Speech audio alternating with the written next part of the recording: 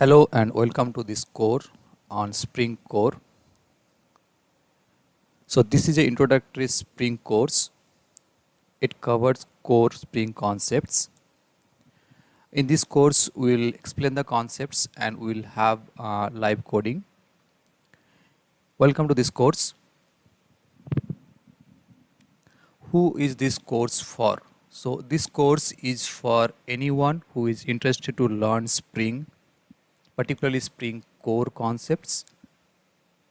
Then any Java developer who wants to enhance their skill set on Spring. And this course is also a quick refresher for experienced Spring developers. What all we need to follow along with this course: Java knowledge, as Spring is a Java-based framework, so a basic understanding of Java is required. So you must be familiar with the concept of class, object-oriented programming, inheritance, Java collections, and so on. You should also know about Apache Maven. So Apache Maven is a dependency management tool.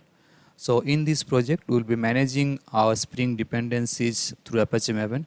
So we do not need too much understanding about Maven. So the basic understanding of Maven, like what is a POM file, what is dependency, should be fine. Basic understanding of XML. So Spring Bean configuration files can be written in XML. So a basic understanding of XML is required. So we do not expect too much of understanding of XML. So basic understanding such as what is a XML file, what are different XML tags, the root tag and attributes should be fine. What all components we need in this project? So we definitely need JDK. So Java we would be requiring in order to write our code. We need Apache Maven. We need Spring. We need one IDE, Integrated Development Environment. So we will be using two IDEs throughout this course. The first half of this course we will be using Spring Tool Suite, and in the second half of this course we will be using Intellij IDEA. So we will be using Spring Tool Suite because STS provides support for XML configuration files, so it will be pretty handy. So what all components we are going to cover in this course? In this starting module, we are providing the introduction, and then in the next module we will be setting up our development environment. Following to that, we will be introducing Spring core concepts.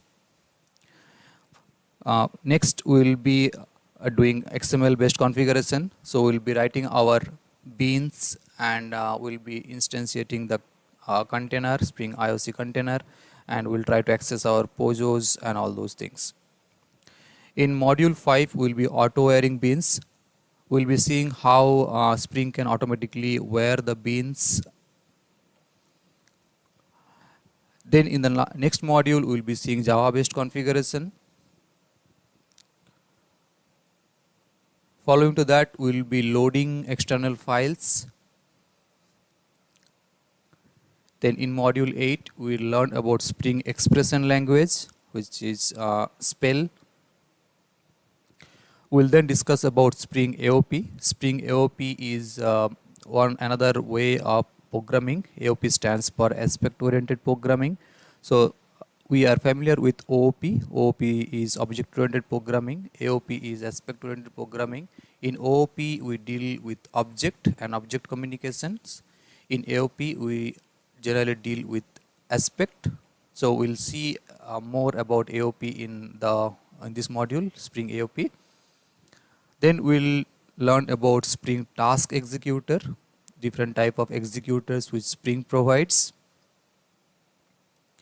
Then we'll deal with handling events, so how beans can communicate with each other through different type of events. And then in the last module, we will be concluding this course. What all we won't be covering in this course? We will not cover core Java. Since this is a Spring course and Spring is a Java framework, we expect you to know core Java. We will not cover Maven because in this project we will be using Maven only to manage our dependency. We do not need too much of understanding of Maven. Will not cover Spring Boot. Will also not cover any other Spring modules such as Spring MVC, Spring JDBC, transaction, JMS, RJP, and all those things.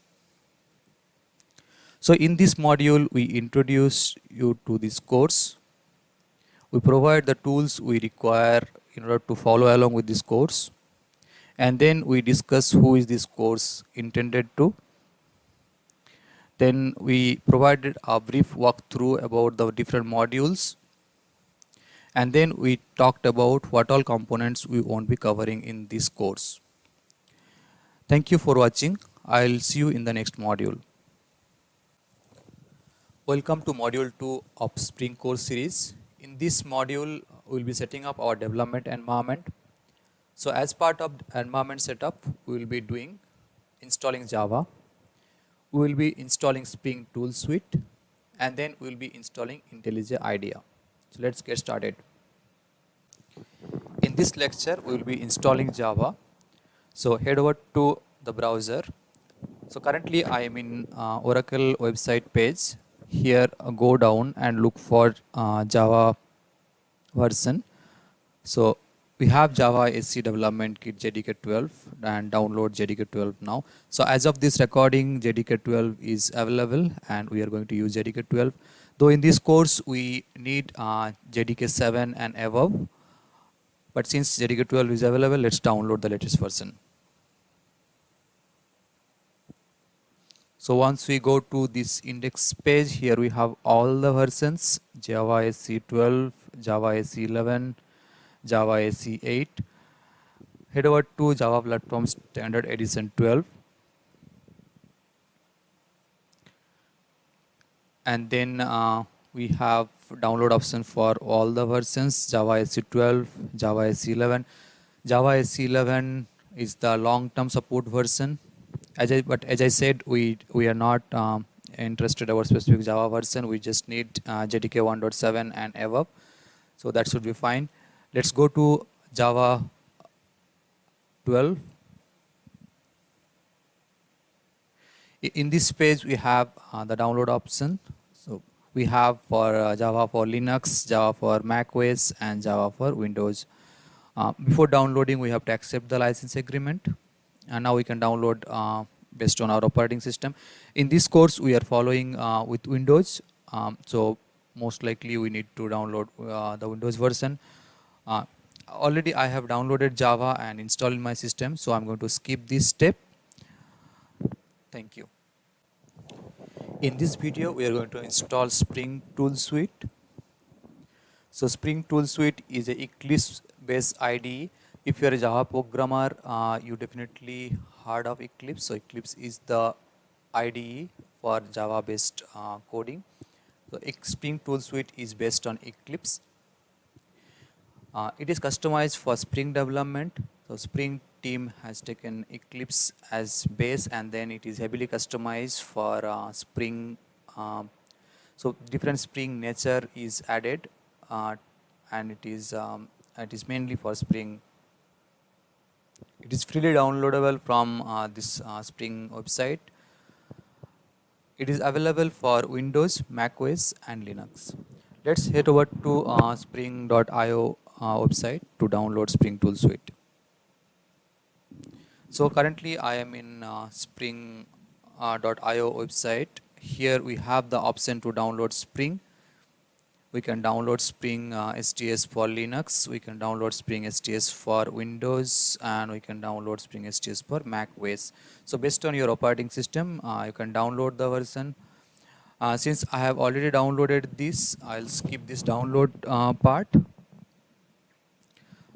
So I have already downloaded Spring Tool Suite and I have extracted it.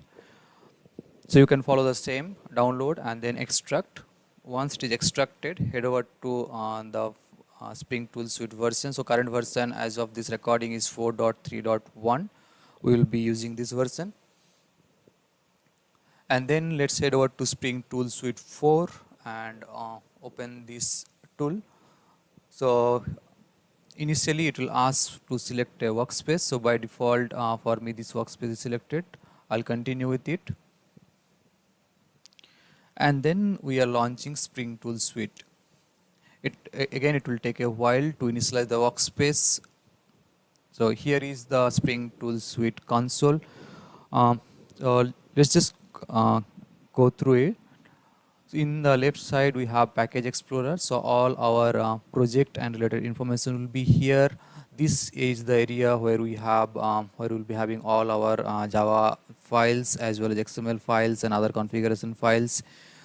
This part is for Spring Boot. So anyway, we are not using Spring Boot in this course, so this part will be of no use for us. This is the area where it actually shows all those things. If your project is having any problem, it will be displayed here. We can read our Java doc at this place, and then declarations, and then console. So console will be useful, will be coming here again. So all our outputs will be shown here. And the progress tab. In the progress, we'll have a different progress information, such as, for example, once we build the application, or once we run our program, or for example, once Maven is building or the class project is getting built, all those progress information will be shown here. Now here is one catch. I have downloaded Spring Tool Suite 4, and as I said earlier, we are using Spring Tool Suite in this course, first part of this course, because in the first part we will be dealing with XML based configuration. So in XML based configuration, we will be writing our Spring definition file, which is in XML, and then we will be defining different beans and all those. So initially Spring had good support for the XML files. You can directly create the XML file and you can select the namespaces and all those stuff. But as I found out, Spring Tool Suite 4 has actually removed that support, XML support, which you can actually find in this GitHub issues. So XML config support in Spring STS is version 4. So they have reported an issue. So we have found one shortcut. Spring actually provides a plugin. Normally Spring Tool Suite 3, which was the previous version, was having this support. So we can actually have that STS3 plugin, and then we can still get access to that particular XML configuration and XML nature. So Eclipse Marketplace will have all those plugins and things here. We can download different type of plugins. So our STS3 plugin will also be available here. It takes some time to initialize, so it got initialized currently. Let's search for STS3. So STS3, as I searched, so there are two plugins, Spring Tools 3 add-on for Spring Tools 4.3.9. This one as well as this one. I have already installed this.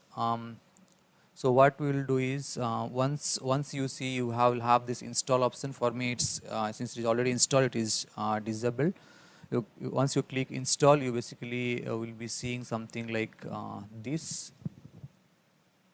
and if you continue, you'll get an option something like this. In your case, all the options will be selected, but we don't need all of them. We just need the Spring ID core. If we do this much, then we'll be actually having that Spring support, Spring XML support available.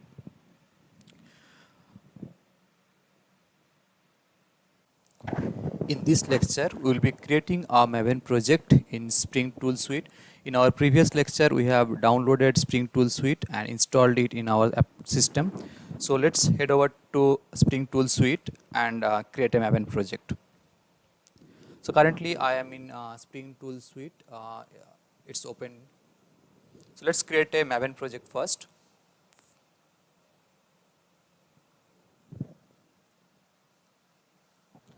So once we search Maven project, create a new Maven project. We do not require any specific Maven project structure. So normally whenever we are selecting Maven project, this STS gives you an option to select archetype. Basically archetype is structure. So Maven already provides different type of, based on the different projects, different type of technologies or different type of nature, the project structure is different. That is basically known as archetype. In our case, we are not interested about any particular archetype, so we'll skip it and we'll go with the default archetype. In the next page, we have to give our group ID and the artifact ID. So group ID is basically our project will part of some group. So whenever we are developing applications for an organization, the organization will have a group, or the project might have some sub projects and all, and it will share a root. So that root will be the group ID, and artifact ID is the application name here.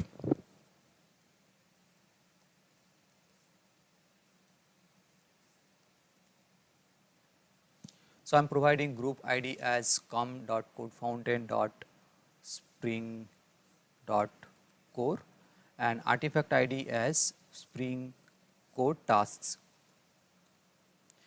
The version is by default selected as 0.0.1 snapshot. So normally by default all project starts with the snapshot version. In our case, the packaging is jar. Though it supports jar, POM and var. Since this is a plain Spring project, we will be selecting jar. This again, we have this name and description. We can, these are optionals. I can actually give name Spring Code task, and I can select a description Spring Code task description. So this is fine, and then at the bottom we have parent project. So normally Maven supports multi-module project. In our case, in that case we'll have a parent project. Under that we'll have different child projects, and they'll support parent and all. If you check Spring Boot, then basically we have this parent concept. So Spring Boot provides a parent POM. All our Spring Boot projects will be basically referring to that. In this course we are not dealing with that, so we'll skip this part and then finish. Once we click finish, we can see creating project Spring Code tasks. So this is what we discussed in the last section also. This progress bar normally shows all different type of progresses. So in this case, first it is creating the project and then it build the workspace. So this is a empty project. There is nothing in that. If we, when we see our pom.xml, there is nothing in that POM XML. What all we have selected, only those concepts are there. Group ID, we have selected this, and artifact ID we have provided Spring Code tasks. Version we have provided that 0.0.1 snapshot, and Spring Code task name, this is typo. So Spring Code task, and then description Spring Code task description. Now we are going to add couple of more things here. First thing is we will be adding a property. So the property will be Spring version.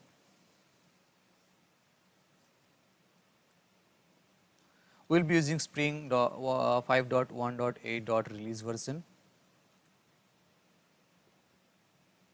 and then we will be adding all our dependencies. So I just press Ctrl M to maximize this window.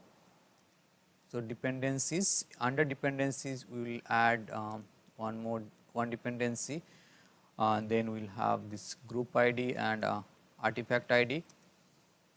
The group ID will be org.spring framework.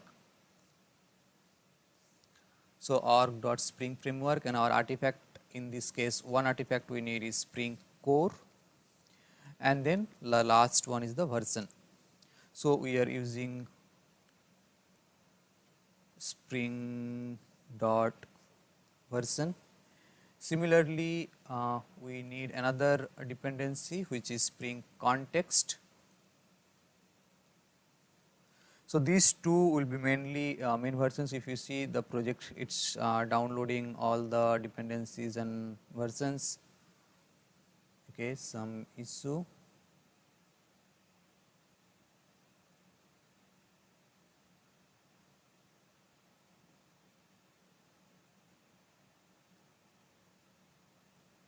Let's figure it out, what is the issue. Spring framework, so there is a spelling mistake here. As you were corrected, so this is good to go now. In this case, now we can see all the Maven dependencies got added. So Spring Core is added, Spring Context is added. Also, if you notice, we have additional jar files, Spring Express and Spring Beans. Though we have not mentioned these are actually there in our class path. This is because Maven is doing this for us. As at the start of this course, we discussed that we'll be using Maven to manage the dependencies. So here is Maven is actually playing its role. So we are just providing the required dependencies which we need, but there are transitive dependencies which basically requires the class path for these dependencies to work. So for example, Spring Core might be requiring the Spring JCL or Spring Beans internally, but Maven is doing that transitive dependency resolution for us. Okay, so let's quickly go over it again. So we have this Maven POM file. So this is project. This is the configuration file where we are actually providing all our dependencies. So we have only two dependencies here, Spring Core and Spring Contest. Notice one thing here is we are not giving the version here. Instead of giving as a placeholder manner, we could actually hard coded the version 5.1.8.release, but we are actually using placeholders all the places. This is a good practice. So normally whenever we have version in our POM file, we should basically extract those in terms of properties, so that in future, let's say tomorrow, if we are upgrading to Spring version 5.2.0, we need not go through all the dependencies and change the version. We can change in only one place, and that will reflect in all the entire POM file. So this is a good coding practice. Now, if we go back to our Maven project structure, there is nothing created here. src main Java. So this is for our Java files. Source resources are for the other supporting files. So we'll stop here in this. We'll come back to this again later on. Thank you for watching. In the previous lecture, we have installed Spring Tool Suite, as well as we have created a Maven project in our Spring Tool Suite. In this lecture, we are going to install Intellij IDEA. Intellij IDEA is another Java IDE. So there are two versions available of Intellij IDEA. One is Community Edition and another is Ultimate Edition. Community Edition is freely available for everyone, and Ultimate Edition is not free. There is 1 month trial available for this Ultimate Edition, and then we have to buy. Intellij IDEA is also available for Windows, Mac OS and Linux. So the difference between Community Edition and Ultimate Edition is that Ultimate Edition provides many additional stuffs. For example, in Ultimate Edition, Intellij IDEA has full support for Spring. So it's very handy and easy to create different configuration and all those things. In this course, we will be using Community Edition, which is freely available for us to download. In case you would like to try Ultimate Edition, you can download Ultimate Edition, but this is only limited to 1 month. So let's head over to this Intellij IDEA website. So Intellij IDEA is created by a company called JetBrains. So this is Intellij IDEA website. We can go to download page. At the moment, the current version available is 2019.1 and 2019.2 is on the way. So once we click on this download button, it will take us to the download page. As you can see here, we have Ultimate Edition as well as Community Edition. In Ultimate Edition, as I said, there is a free trial available, but it's only for a month. And then we have Community Edition, which is free and open source, so we can download this. Also, we can see we have different versions. One is for Windows, one is for Mac OS, and one is for Linux. If you are using Mac OS, you can download this Ultimate Edition Mac OS version or Community Edition Mac OS version, as well as we have one version for Linux. So in this case, as I said, we'll be using Community Edition. So whichever version you would like, you can download. For this course, I have already downloaded this Community Edition in my system, and it's already available. You can actually download the .exe version and then just double click. If it is in Windows, double click and install. If it is for Mac OS and Linux, please follow the respective guidelines to install it. I have already installed and it is available in my desktop. So we'll just head over there and then we'll have a look. In the previous lecture, we have downloaded Intellij IDEA from JetBrains website and installed it. In this particular lecture, we are going to create a Maven project in Intellij IDEA. So I have already installed Intellij in my system and it is available here in my desktop. As you can see, I'm using the community edition, Intellij IDEA community edition, and it's the as of now this is the latest version. So once Intellij IDEA is opened, so we can. So this is the window for Intellij IDEA. It is quite similar. The layout is quite similar. So in the left hand side, it is quite similar to Spring Tool Suite. In the left hand side, you have all the project leader information, and in the right hand side, in the big window, you have you can view all your Java files, interfaces, or any other property files. On top, you can actually set your configurations and run your programs, and then you have Maven settings in the right hand side. So let's create a new project here, new Maven project in Intellij IDEA. So new project. Again, we will be selecting Maven here. If you have downloaded Intellij Ultimate Edition, then probably you can see a few more options here. But since this is a community edition, the options are limited here. We are going to use Maven. In your case, you might need to select the project SDK also. You can actually create a new and head over to your Java installation directory, and it will be taking your project SDK. In my case, I have already set up the Java part, so it's by default taking the project SDK as Java version 12. In this case also, we are not going to select any specific type of archetype. So again, Maven is providing all the list of archetypes here. We are not going to use any archetype. We are going to stick to the default one. So we have selected Maven and then go to next. Here again, we have to use group ID and artifact ID. I'm going to use the same structure, com.codefountain.spring.core, and our project name will be Spring Core Tasks. Here again, I just want to put these hyphens, and this is the project location I have already selected. If you want to switch to some other directory, you can click here and browse to your specific directory. I have selected here and I am just going to finish. So it's saying this directory doesn't exist, and Intellij IDEA is going to create it. Fine.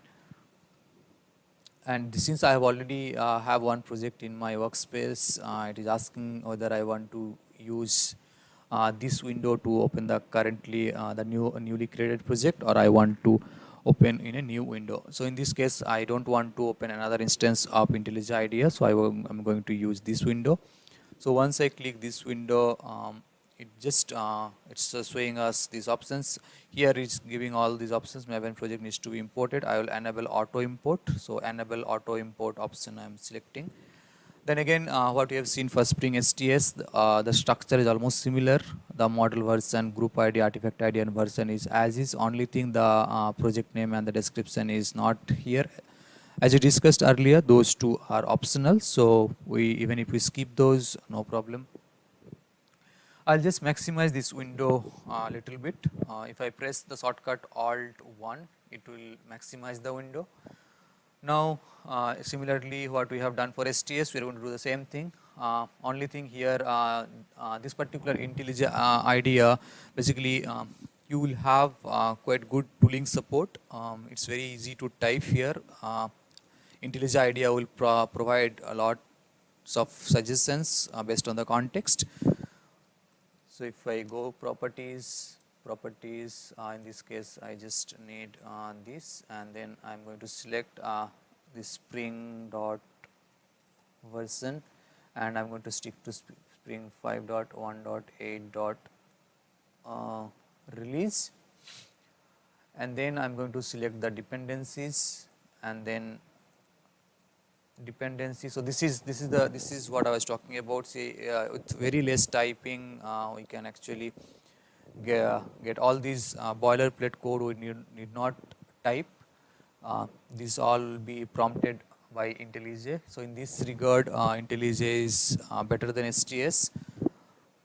Let's select org.spring framework, and then we'll be using Spring Core and version. So even if you see, even if Maven it is prompting us the latest version also. See 5.2.0. Milestone 3. We are not going to use that. We are going to stick to 5.1.8 release. What I will do is I'll just use this version what I have done for STS. So let's place the version here. We are using this, and then I'll just copy paste this for Spring context as well. And once I save this POM file, again let's go back and see.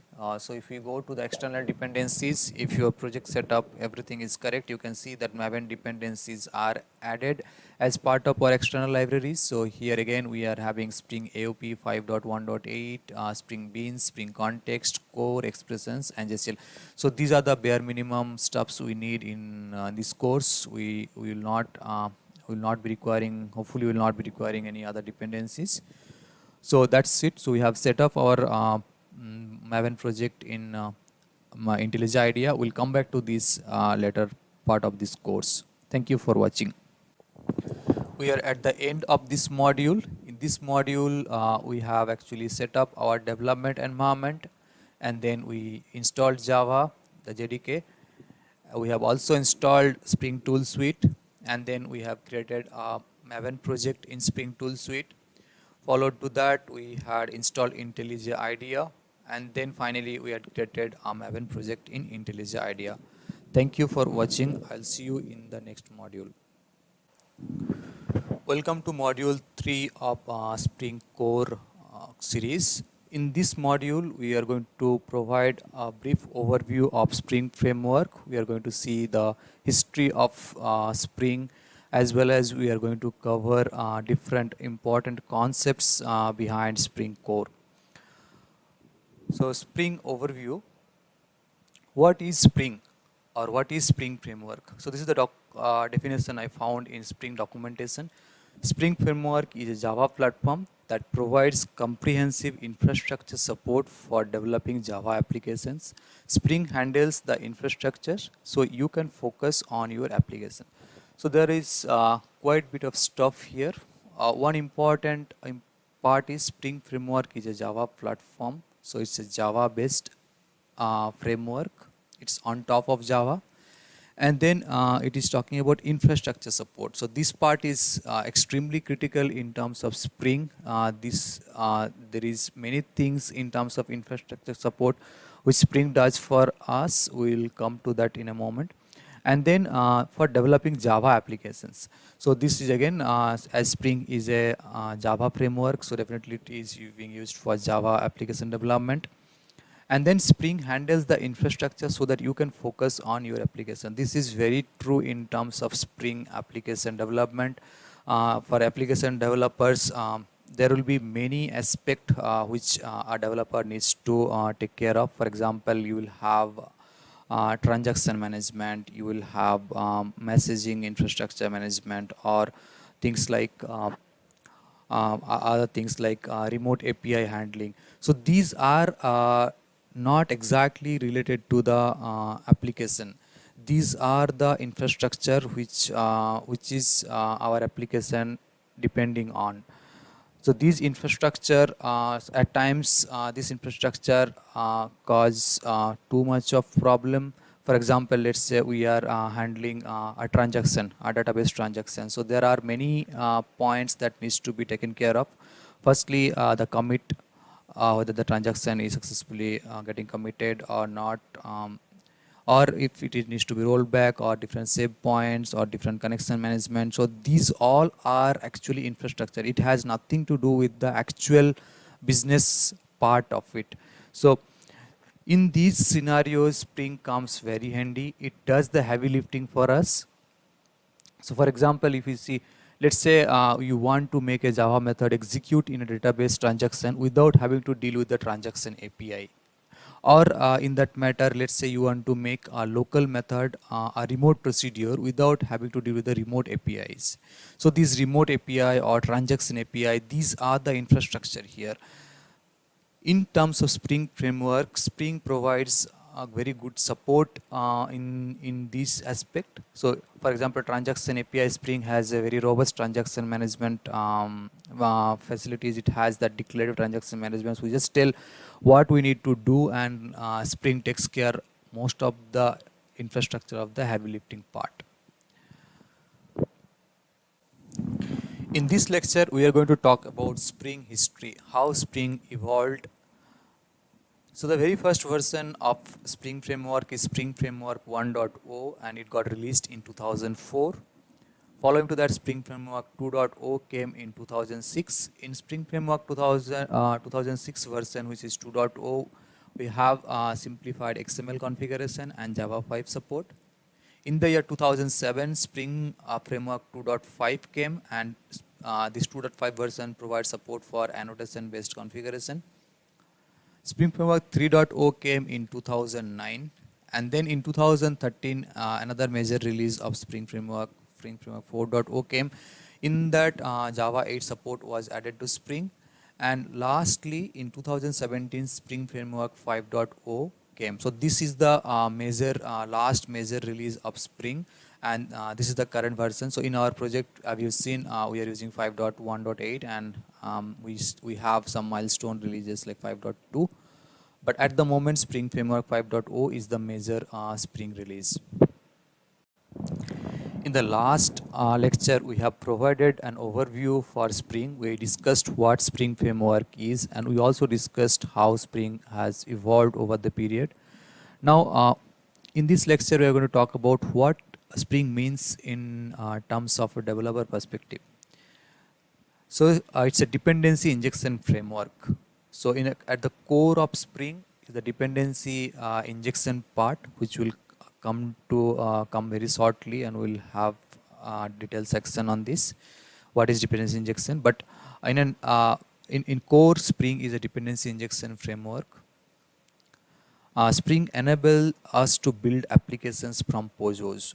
So this is also a critical part. The main part of Spring applications are actually lots of POJOs. We'll see what a POJO is.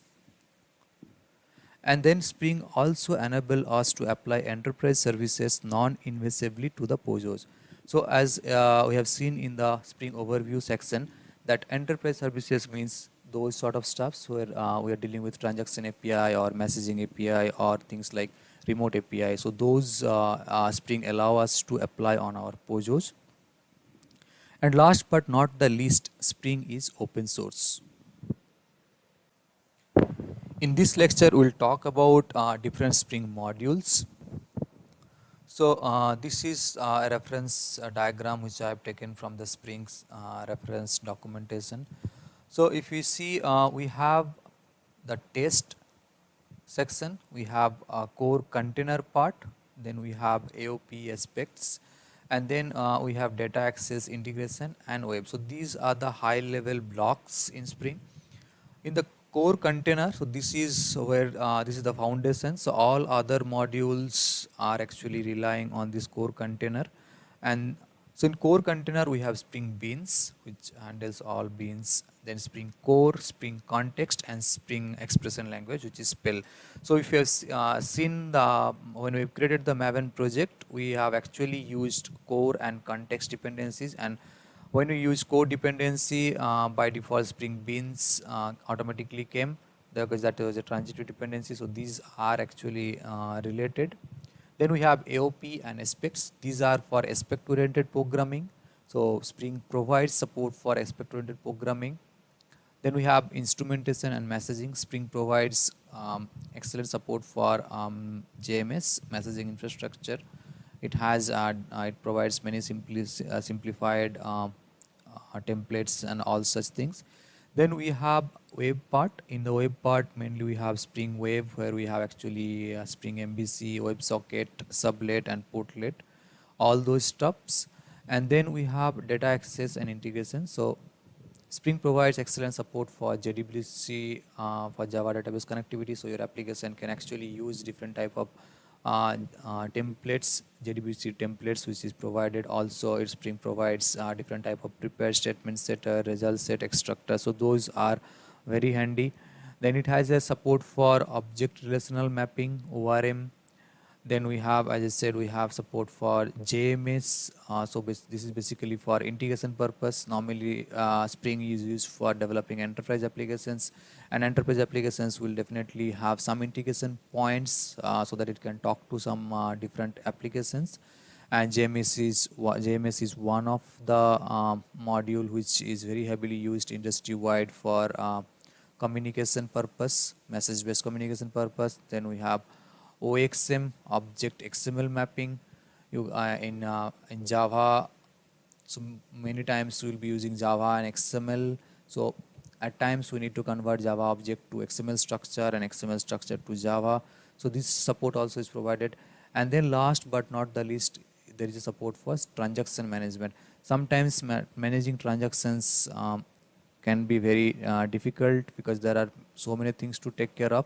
In this regard, Spring provides excellent support for transaction management. It has different type of transaction definitions, different type of transaction managers, like platform transaction manager, data source transaction managers, and so on. Anyway, we are not going to cover all those things in this course. We will stick to the Spring core, so core, context, and beans part, as well as spell. So we're covering the core part of it. So these are the Spring modules in a nutshell. In this lecture, we will talk about object dependency management. A Java application is a collection of objects. So there are hundreds of thousands of objects which form the backbone of the application. Objects interact with each other to achieve application goals. And in order to communicate, objects depend on each other. Let's take one example. So in this case, we have one user service. So this user service is used to perform basic operations. So it provides different services to the user. You can actually create a user, or basically save a user, or find a user, or update a user details, or delete user information. Now this service is provided by user service class, but user service just provide the service. The underlying service or the repository information is different. It can be, the repository could be some relational database, it could be a NoSQL database, it could be an in-memory database, it could be anything. But this user service just takes the repository information, and through this repository it provides these services. So the repository is providing the service, and user service is dependent on user repository. If you see the user repository class here, so here is the actual logic is written. So in this case, some dummy implementation provided, but based on the actual scenario, it could be my relational database where this information can be stored, or it could be anything. But the idea is user service is providing the services with the help of user repository class, and this user repository class could be anything. And so user service is basically dependent on user repository. In order to provide user service to services, it needs a user repository, right? Now one way of managing this dependency, so it would be user service can create the user repository within its own constructor, but this is a very bad idea, because in this there are a couple of problems with it. First problem is this code is not unit test. It could be difficult to do unit testing in this code because we are creating the user repository here itself, and Another problem is user repository creation might not be as simple as it looks like here. There could be, let's say it's a relational database, you might need to pass database information or some other stuff. So user service should not be dealing with all those things. User service just need the dependency of user repository. But in this case, we are actually creating the user repository within user service, which is not at all a good practice. So here is the problem. How do we manage this dependency? How this dependency can be handled in much better way? So here comes the two approaches. One will be handling it through constructor injection. So this injection terms comes into picture, and another option could be setter injection. So basically, user service should never create the user repository class or user repository object within itself. Someone should pass it to it. So one way of passing would be through constructor. So whenever user service is getting created, it ensures or enforces to the user that you pass me a user repository in my constructor. Another way would be user service is asking its user to set the user repository to it. So these are the two ways where we can actually do constructor injection or setter injection. So the term here is dependency injection. So instead of the dependencies, instead of getting it handled inside the actual class, it is being injected from outside. Now how we are injecting that is done either through constructor injection or setter injection or through some other mechanism. That's a different topic. But the thing is, we are injecting the dependency from outside. That's the reason this term is known as dependency injection. And here comes Spring. So Spring actually helps us to do this dependency injection. So let's see this part as part of our demonstration. So we'll just create this piece of code here.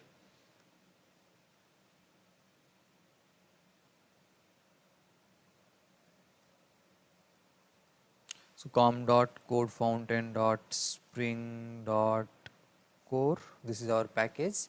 In that, let's create this class user service and the Java doc of it provides CRUD support to the users. Okay. And this user service has user repository information with it, private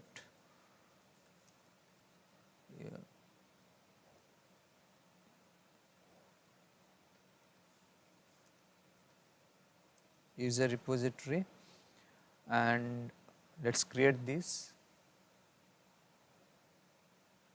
So once you go to the front of user repository and press Alt Enter, you can see this create class. So I just create this class in the same package, and user repository will have different services. So for example, public void save, and it saves a user.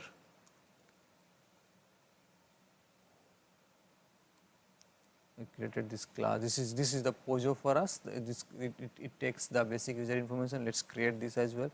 So user has user ID, and let's say user has its own name.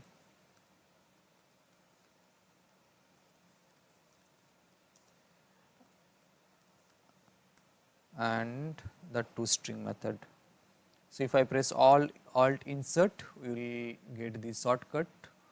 So I just do a toString, and that's it. And then I just need to have a constructor.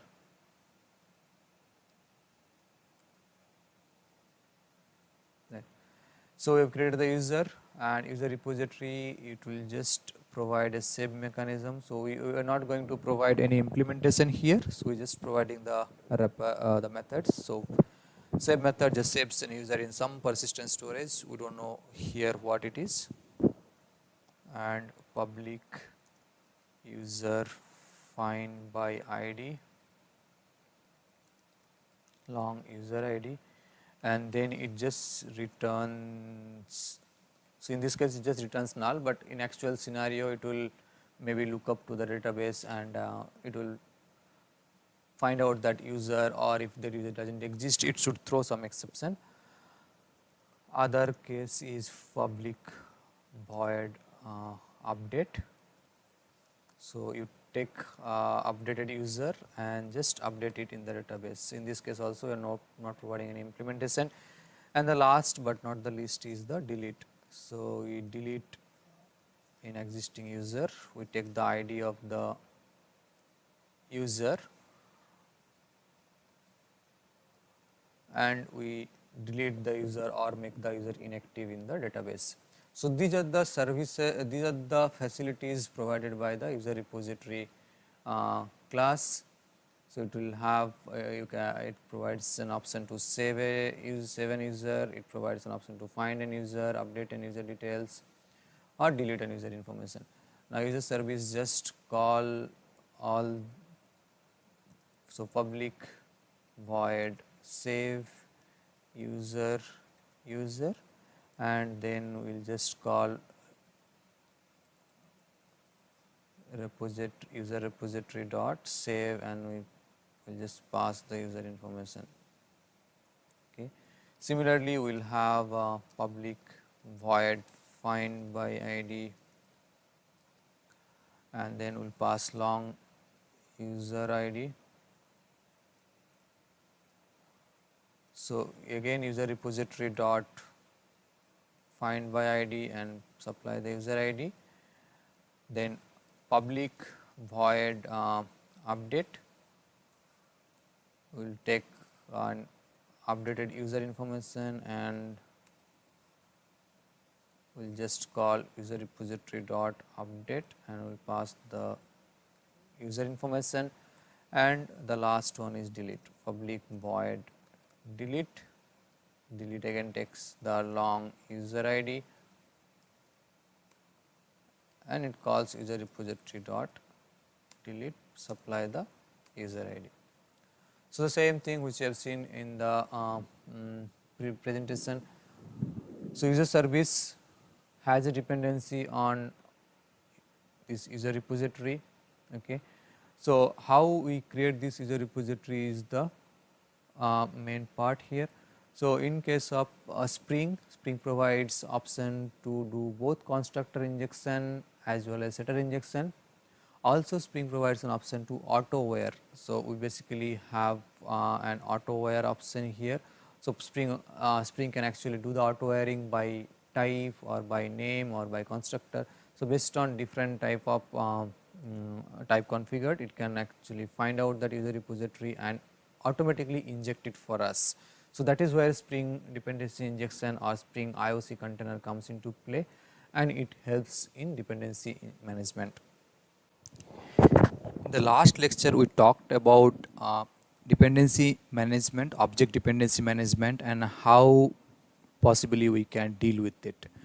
But there are a couple of problems with those approaches. For example, we talked about when a particular object needs a dependency, someone needs to inject it. And there are, we talked about two different approaches. One is constructor based injection and another is setter based injection. But the problem is, we know we need to inject the object, but the object needs to be created somewhere and it needs to be created by someone. But we don't know who is there someone and where that object needs to be created. And here is the problem. So application developers are responsible to manage the object dependencies and object creation. So though there are approaches, but it is very difficult to create the objects at right place. And another problem is initializing and providing dependencies to child objects can be daunting when there are a large number of them. So an enterprise application actually could be pretty large and there could be hundreds of thousands of objects available. And it can be very difficult to manage the dependency and the object dependency graph by the normal application developers. To deal with this problem, we have Spring IOC container which does this job for us. In the last lecture, we have seen the problem with managing object dependencies by application developers. But what if we just have an option to tell what we need and let Spring inject the dependencies for us? Think about this. So we have seen the constructor injection, or we have seen setter injection. What if the user service class which we have seen just declares that okay, I need user repository, and let someone pass it to it? So Spring IOC container is here to help. We provide Spring container, the IOC container, a bin definitions, and let it manage the object creation, initialization, assembling, and also the dependency graph. So bin definition is something where we actually providing the information about that bin, what all properties or what all dependencies it has, and let Spring manage that bin. So bin definition can be provided through XML bin definition configuration file, or it can be provided through Java configurations. Now let's see how it works. So here is this diagram again from Spring reference documentation. So basically we have Spring container. So this is the Spring inversion of control container, Spring IOC container. What we are giving it is the configuration metadata, and we are providing our POJO or the business objects, right? So in configuration metadata is, we can just think of it's a configuration file or some metadata information which is actually given to the container along with the POJOs, and Spring container reads the metadata information and creates the POJO or the beans in the container. So eventually once the Spring container is successfully initialized, that means it basically read the entire metadata configuration files or the associated dependent metadata files and all those things, and eventually it initializes itself with all the required beans. So the application is fully ready to use all the beans. So far we talked about POJO and beans, right? So what is a POJO? So here is the definition from Wikipedia. A POJO in software engineering, a plain old Java object or POJO is an ordinary Java object and not bounded by any special restriction and not requiring any class path. So the important part here is it's an ordinary Java object and it doesn't require any special restriction. So if we have seen the user object, the user service class, you have seen it just has few methods. That's it, nothing else. It's just a plain Java object. It has some methods and one particular property which was user repository. It doesn't extend anything or things like that. For example, when you say extend part, so for example, if you are writing a class and you want it to declare it as a sublet, then your class should be extending either HTTP sublet or some type of some super type of HTTP sublet, like that, to provide it that sublet nature to it, right? So that the life cycle and all those things are handled. Similarly, if you want to create EJB bin, your class needs to implement that entity bin. But in case of POJO, there is no such thing. You just declare the normal Java class, assign with all the properties or the behaviors. That's it. It is a POJO and it can be handled by Spring. So here is a sample example of a POJO class. Here we have a product. So let's say you are dealing with some e-commerce application and we have various type of products. So product wise, we have each product has a product ID and a product name, and we have the associated getters and setters. That's it. This is a plain old Java object. This is a POJO class. Also at times we are using the term called bin. So POJOs are also known as beans in terms of Spring context. So when we talk about Spring, in Spring terminology, we use the term bin instead of POJO. We will be calling like bin definition or bin creation and all those things. In this lecture, we'll talk about Spring IOC container. The application context interface represents the Spring IOC container. It is responsible for instantiating, configuring, and assembling the beans. Container gets its instructions on what objects to instantiate, configure, and assemble by reading the configuration metadata. Now, there are two ways we generally pass this configuration metadata. One is the XML bin definition file. So this is an example of XML configuration metadata. So in this case, we have our beans. So different bean information provided here within that beans.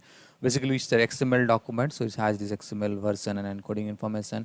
And then we have the different namespaces. In this case, since we are using bean from the beans namespace, so that is marked as default.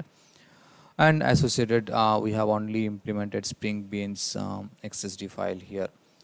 In this XML file, we are supplying two different bean information. One bean is our person bean, which is, and then we are giving the fully qualified class name, which is in this particular package.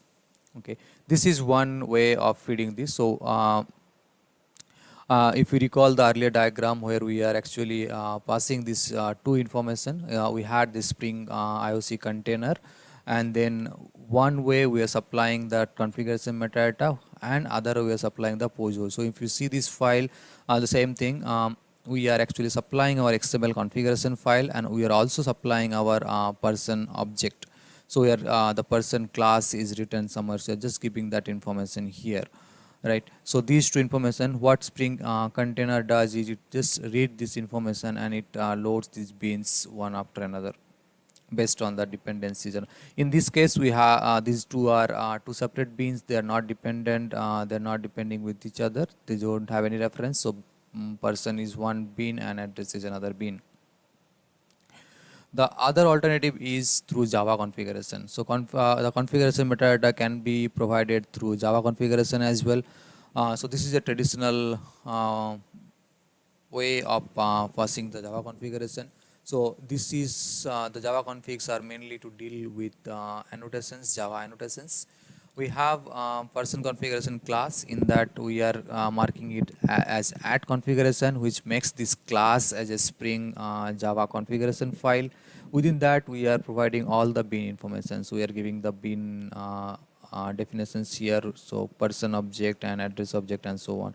So this is another way of creating the Spring configuration metadata file. One good thing is slowly Spring is moving from the XML based configuration to Java configuration, particularly if you see the Spring Boot. It uses the that annotation based configuration a lot, and all mostly new Spring applications are actually starting with this annotation based configuration so that we'll not have to deal with that XML file, a separate file.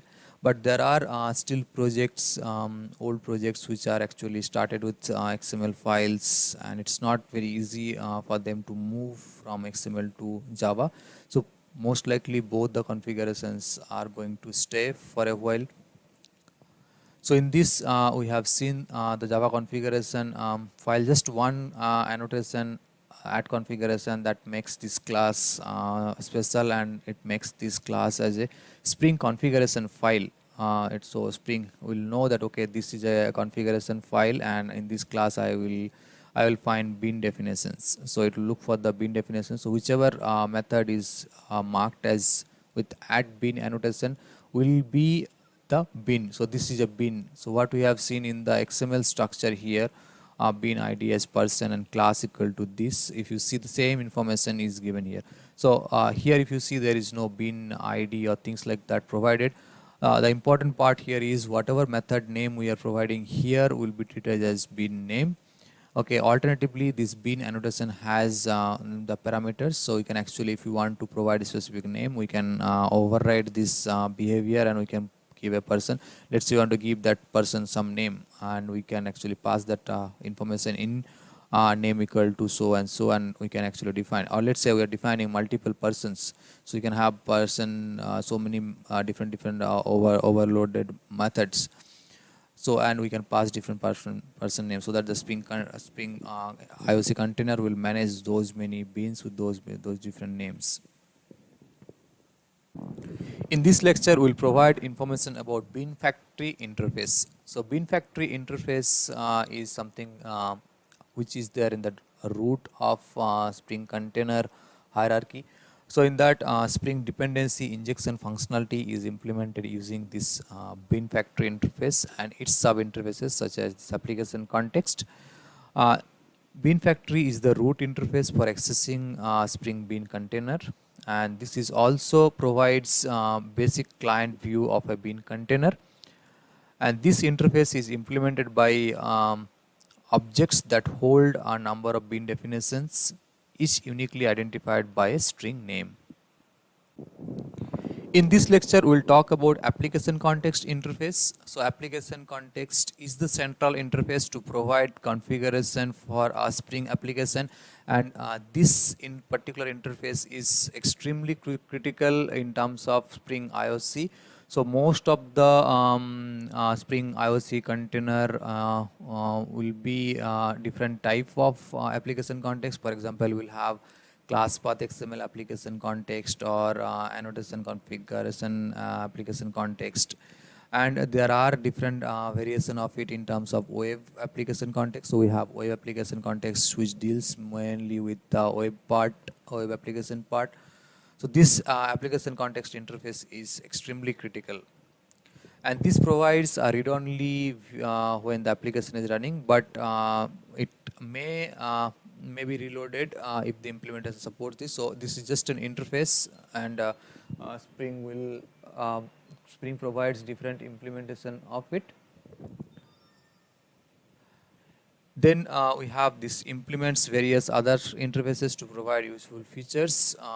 This interface implements environment capable, message source, and application event publishers. So we'll see what exactly these interfaces does: environment capable, message source, or application event publishers in a later part of this course. In the previous lecture, we have seen Spring IOC container. We have seen how to provide configuration file, metadata configuration file to the IOC container. We have seen there are two ways. One is XML bean definition file and another is Java configuration. In this video lecture, we are going to see XML configuration. So we will create a project. In that we will be creating different POJO, and then we will write the Spring configuration file, the XML file, and then we will try to access the container. We will then see Java configuration. We will try to implement the same thing through Java configuration annotations. We will then try to access the container through Bean Factory interface, and then follow to that we will try to access the container through application context. So currently I am in Spring Tool Suite. In our setup module, we have set up Spring Tool Suite and we have created a Maven project. So I have opened that Maven project, and with this we'll be creating a POJO, and then we'll be writing our Spring Bean definition file, and then we'll try to access our bean, that POJO, from a Spring IOC container. So let's get started. I'll create a new package. So com.code fountain dot spring dot core,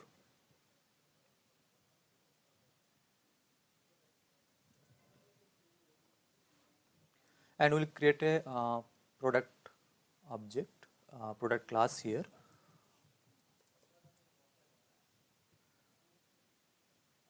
A product will have an ID, which is let's make it string.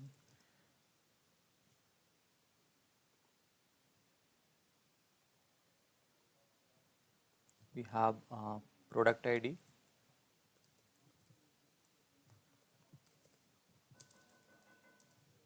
and we have product name, and last thing we'll have product description. Okay, we'll generate the constructor. So I did right click source, and then here Spring Tools will provide the option to generate the constructor from fields. I'll use all three of the fields, and I need the getter methods, so that also you can generate. Select getters and this, and the last thing we'll be doing is we'll generate the toString method.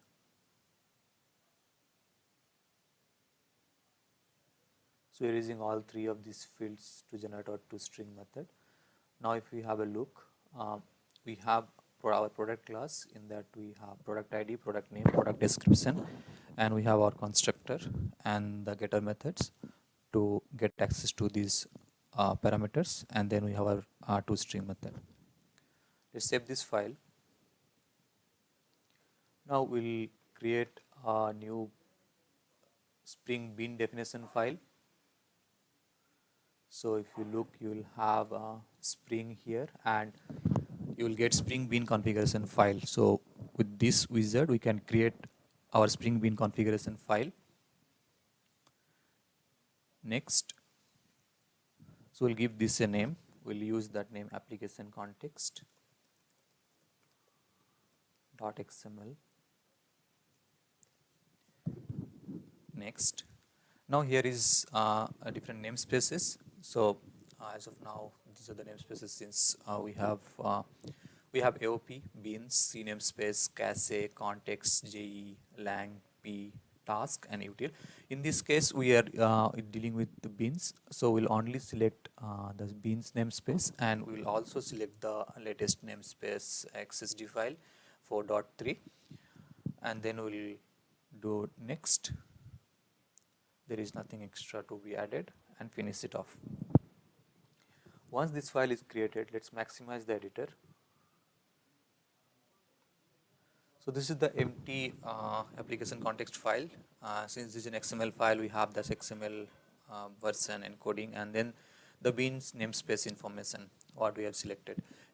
In the previous that wizard, if you would have selected some other mod namespaces such as AOP or lang or P namespaces, those information would have been here. But since we need only bean, we'll just provide we have just provided only beans namespace. Now let's create our bean. So if you are familiar with XML, you know that XML, any XML document will be wrapped with this root tag. So beans is our root tag, and within that we'll have multiple bean. So first bean will give ID, bean ID equal to product, and then class equal to, so here we can mention that fully qualified class name dot product. Okay, so we have provided our bean ID, and we have provided the class name. Now if you see this product, this is taking through constructor arguments. So let's make the constructor arguments. We can use constructor args. There are two attributes, one is name and one is value.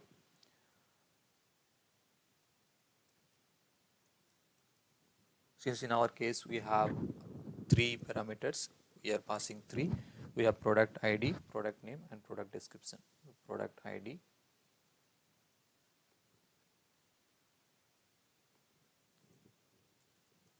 product name, and product description. So we have, let's verify, product ID, product name, and product description. And since these are simple types, we are using the value attribute here. Had it been some other object, we need to use the reference attribute, which we'll be seeing in later part of this course. In reference, we can actually have other bean definition here, and those bean definitions we can actually reference from our constructor arguments.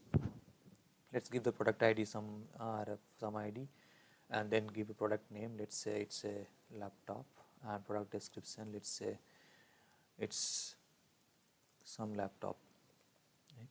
So this is where we have actually defined our bean. Now let's access to this bean. We will have a new class which will be our main class. We will give this a name product main. So this will be our main method. Now how do we access this? So as we said, application context, this is just the definition file. We now need to follow a couple of steps. First thing is instantiating the container. First step is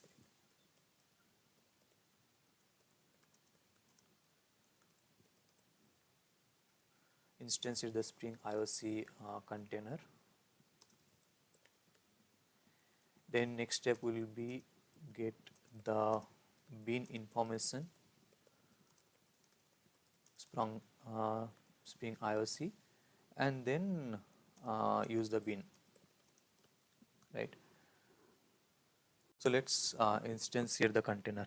So there are multiple, we have seen that Spring application context interface, that's the representation of Spring IOC container. But Spring, this application context is an interface. There are multiple implementations, concrete implementations available. So one is class path XML application context. So if you see, this is one of the concrete implementation of application context. So this, as the name suggests, it can actually load the application context configuration files from class path. And if you see the hierarchy, it extends the abstract XML application context, which in turns extends this abstract refreshable config application context, and then they have this abstract refreshable application context, abstract application context. So this is the interface which again calling configurable application context, which in turn extends application context. So this is the hierarchy, and this is the one of the design philosophy of Spring. So they have multiple layer. In each layer you keep on the more you go down, the more specialized the behavior. So in our case, we are going to use class path XML application context. If you see, we have kept our application context file in SRC main resources folder. So this folder is accessible from class path. Let's create the instantiate the Spring IOC container. First thing we'll do is we'll take application context and we'll give it a name application context equal to new class path XML application context, and we'll pass our application context file name application context.xml. So what we did here is we have instantiated, basically this is where we are instantiating the Spring IOC container, and we are passing that our configuration, that Spring bean definition configuration file to the container. So when this line gets executed, Spring basically reads this application context XML file, which is in our case this bean definition file, and it will find that okay, there is one bean called product, and it will read this fully qualified class name, instantiate this class, and set these values through constructor injection, and make this product object ready for us. Now we have got the application context. From application context, we need to get our bean.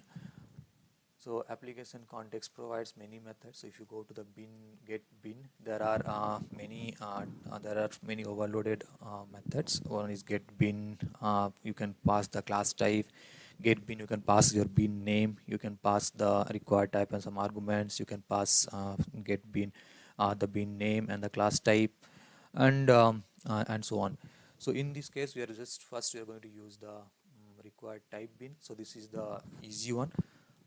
Okay, let's use the bean name first and see why the earlier one, that class type, is preferable. So we are giving the bean name as product, right?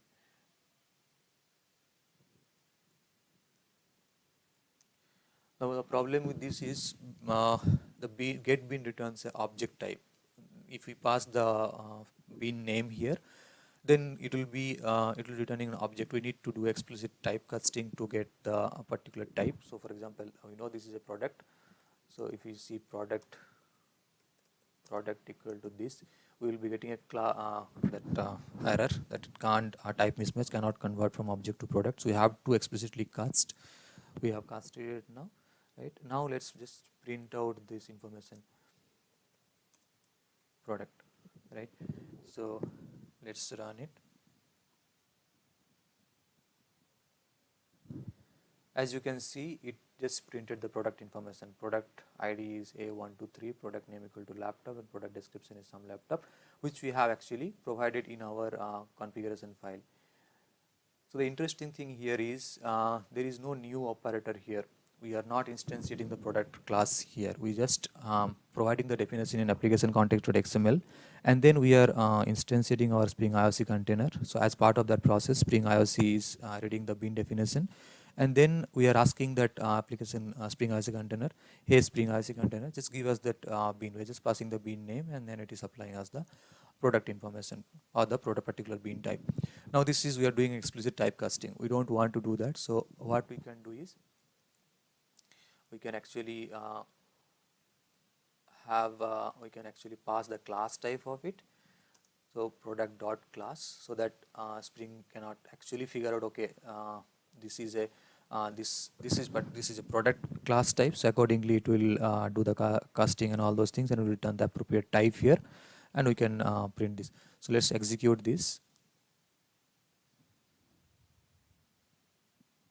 Again, if you see, it's printing the same information properly, no problem. Now you see there was another option where we are actually passing the name and type. So in this case, Spring is providing able to figure out, because you have only one product type. Let's say we have multiple product types, then it will be difficult for Spring to figure out which product type to provide. Let's say in our application context, we are actually duplicating, and we will have two bin definition. One is let's say product 1, and another is product 2. In product 2, let's say we are giving some different reference number, different product ID, and let's say this time it is mobile. So we have two products, product 1 and product 2, and if we try to run our application, it is going to throw some exception. Let's see what exact exception Spring is throwing. So what we are doing here is we are still initialize the application context. So in this time, application Spring IOC container will figure out that, okay, there are two particular bin definition. It will initialize both of these two bins, and then it will try to have those bin definitions in the container. Once we request for that particular bin information, Spring will return. But in this case, there is some problem. Let's execute and see what is the problem.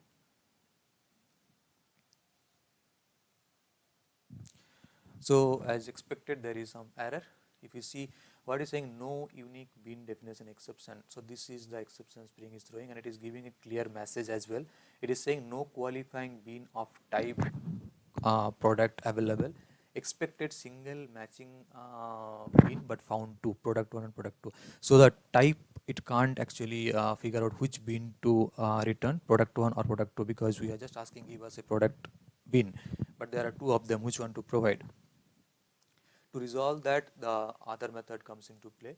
So we can actually pass that, okay, give me the bin product 1, which is a product type, so that Spring can first figure out, okay, product 1, and it know, okay, this is a product type, so that it can do the proper casting and return us the bin.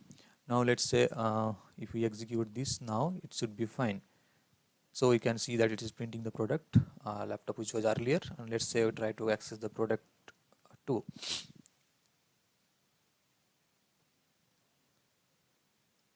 So it again printed our mobile, the second product, right? So this way we can actually instantiate the constructor through application class path application context, the IOC container, and then we can get the bin information. Now there is one thing, if you have noticed, we are actually providing the exact names here. So if you see our product class is having the product ID, product name, and product description. The exact same name we are passing here. Let's say I want to give some different name. I want to give description, DESCCRIPTION. So product description. If we try to initialize now, we are going to get exception.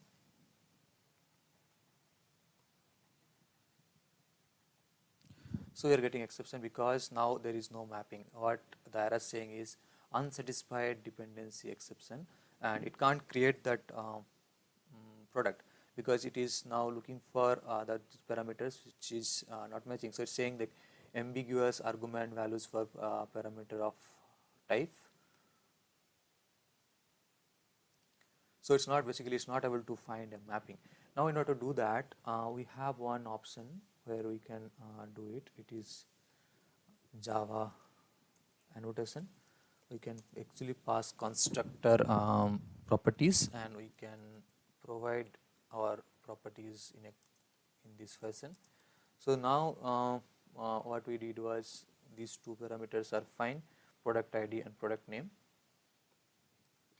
Only thing we have changed our product description. So let's copy it from here, whatever we have typed.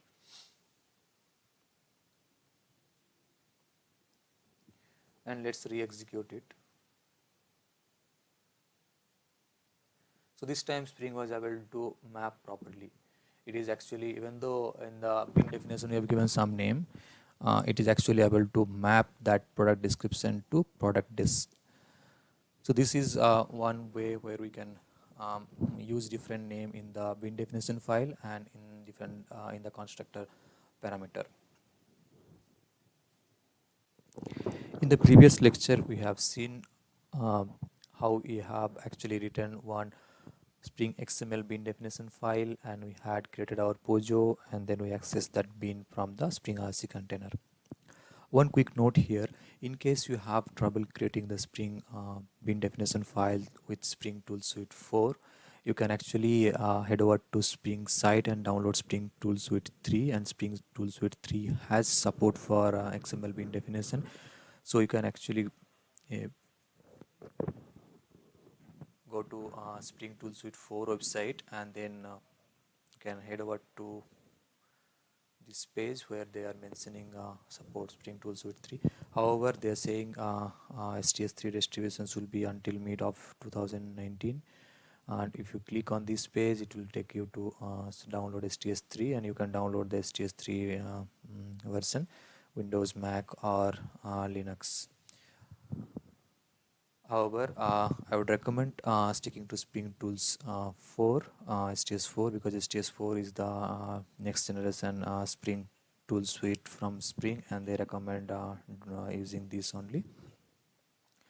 Now let's go back to our STS, and in this module we'll be creating the Spring configuration through Java annotations. So we'll be writing our configuration classes as well as we'll be writing our beans. So let's create a new project. A new package. com.codefountain.spring.core. But this time we'll write Java config. We'll create our first POJO. We will create a POJO class called artist. Now artist will have a name, so private string, let's give first name, and then artist will have a last name. What else? That's it. Let's keep this simple, and we are going to create a constructor.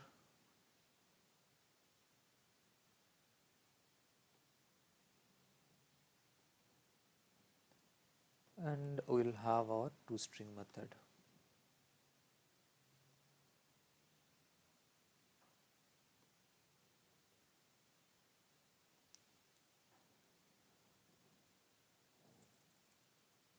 So this is simple. We have this artist class, and we have it's a simple POJO.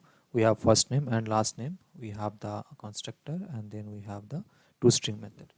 Now let's create the configuration class. We'll have a configuration class called artist configuration.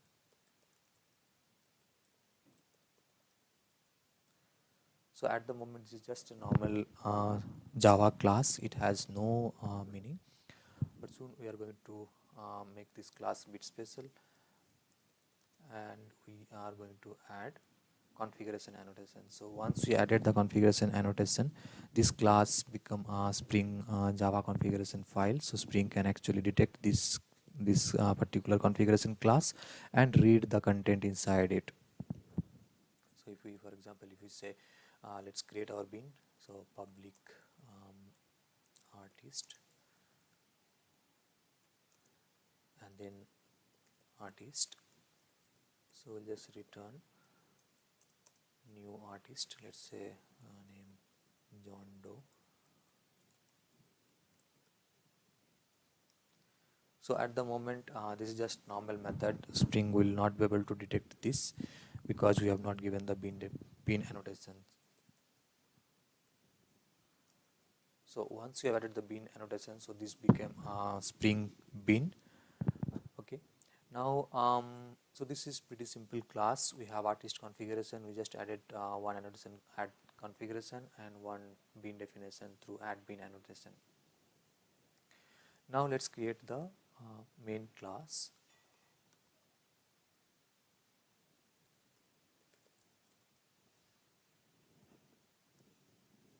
So this is our main class. Now here we'll have our main method.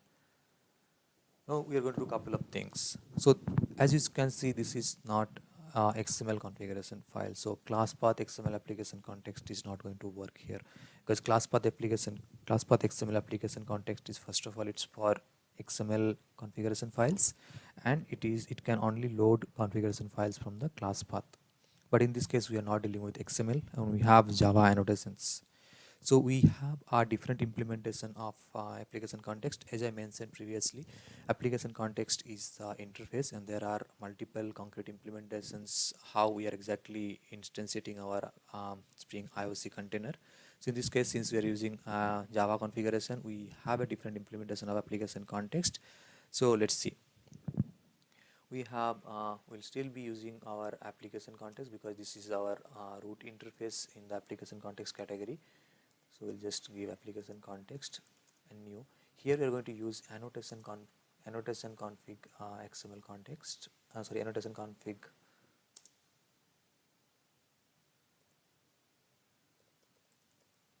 application context.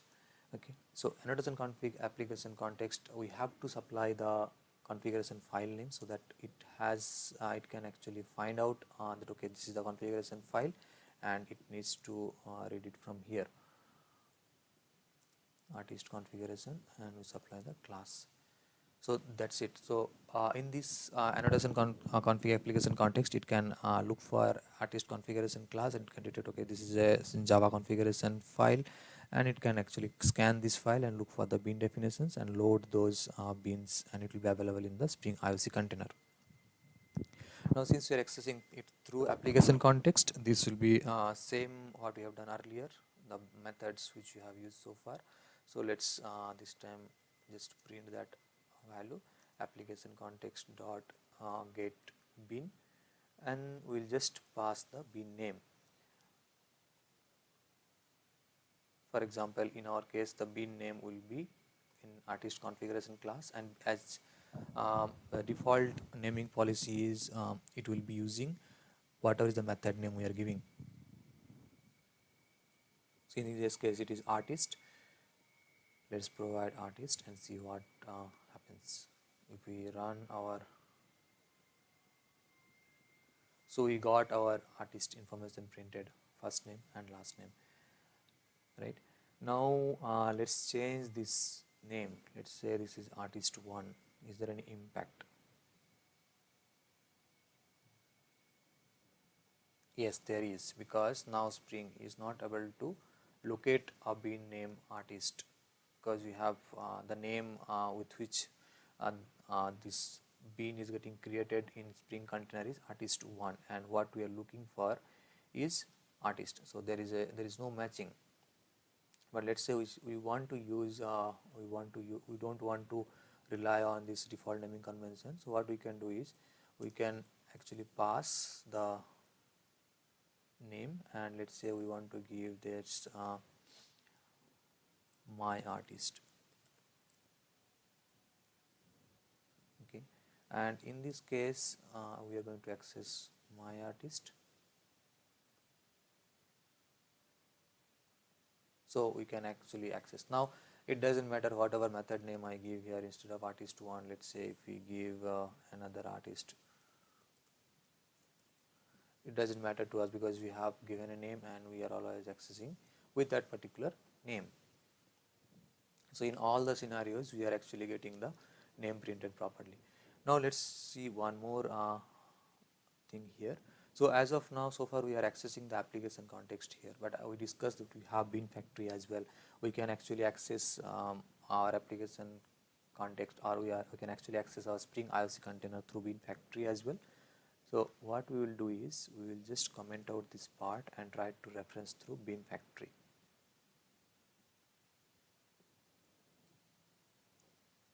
So we'll do as bin factory.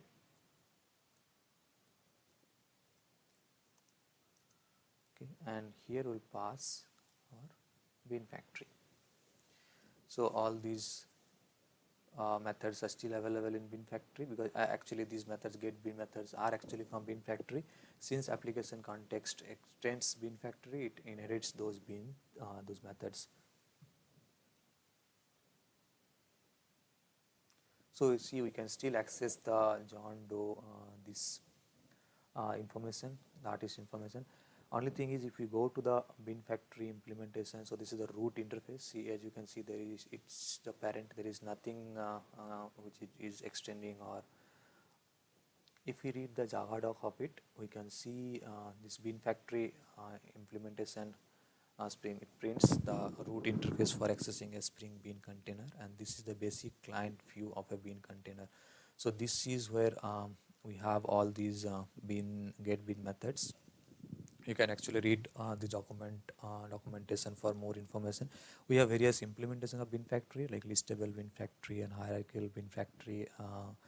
These bin factories is getting used in different contexts. But if we go to the application context here again, so this is this interface is the primary interface, and this is normally referred as the Spring IOC container, because you can see it is actually extending many other interfaces to provide different behavior. If you remember in our earlier discussion, we have mentioned that application context extends environment capable and message source, application event publisher, source pattern resolver. So each of these interfaces actually providing some functionalities which you might like to use in your application. But the main thing in application context is basically it has many actually information. It has all those things. It is actually extending from different interfaces, like environment capabilities. It can give you the environment information, and it can actually have message source. If you see message source, this is basically for resolving messages and all those stuff. We'll be actually seeing this, how we can support this localization and all those things through this. But remember, this application context is a primary interface in terms of Spring IOC container, and it is very much useful. We are now end of this module. In this module, we have covered Spring overview. We have introduced Spring, and we discussed what Spring is and what Spring framework does. We then talked about Spring history. We discussed how Spring evolved, Spring 1.0 to Spring 5.0. We then talked about different Spring modules: web module, data, integration, access, and then Spring core container, aspect, instrument, and test. And then we talked about object dependency management. We provide detailed explanation what is dependency management, particularly object dependency management, and how it can be very tedious task in a large application. And then we also mentioned that how Spring IOC container can help us dealing with this object dependency management. It can inject the dependency for us. And we have also discussed about bin factory and application context. We have discussed that there are two ways through which we can actually initialize that IOC container. We can do it through we can do it through XML application context, as well as we can do it through Java configuration. We then have seen the demonstration of both type of implementation. We have seen how to access application context as well as how to access bin factory. Thank you for watching this module. I'll be seeing you in the next module. Welcome to this module of Spring course series. In this module, we will be looking in depth in XML based configuration. But before proceeding further, let's recap what we have done. We have seen so far that Spring Bean configurations can be done through XML based configuration or through Java based configuration. We have also seen different type of application contexts such as class path XML application context and annotation config application context. We have seen that class path XML application context is being used to load that XML configuration file from class path, and then we have seen annotation config application context is being used for loading that Java based configuration files. In this tutorial, we are going to look into constructor based XML configuration. So we have already seen how we are actually creating beans through XML based configuration. In this module, particularly in this video, we will look in depth about how we are creating beans through constructor arguments, and also have a look about different constructor arg attributes. So let's create a project again. Let's create a package again. I will create a new package. So this package will name as com code fountain spring core, then xml config dot constructor.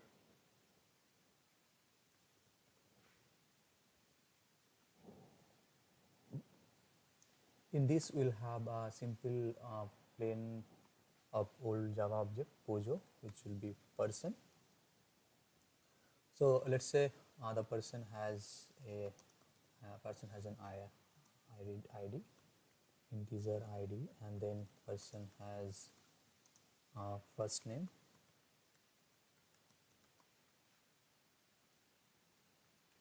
and also person has a last name. Then let's create the constructor. So source constructor using fields.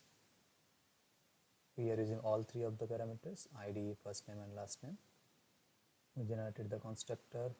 We will be using generating the getter methods so that we can access those parameters. So generate getters and setters, select getters, and generate. And last thing we will be doing is we will be adding our toString method.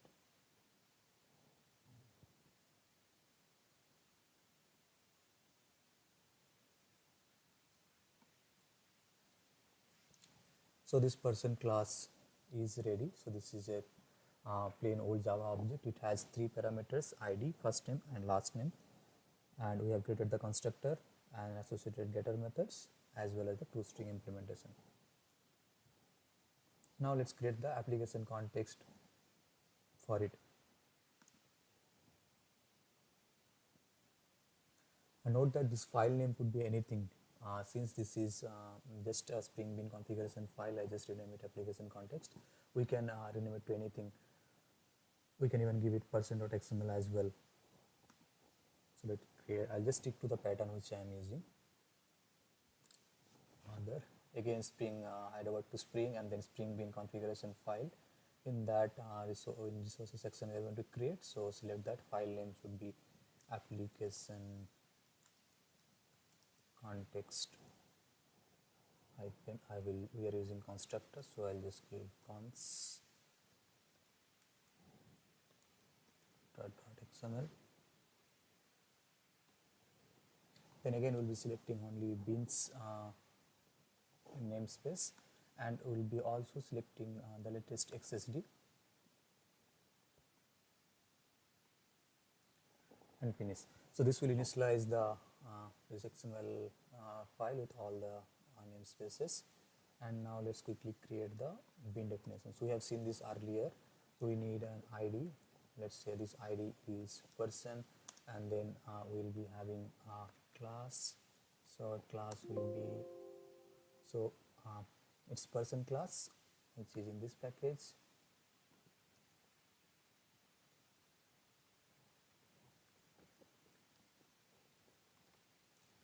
We'll add the constructor args. So we will have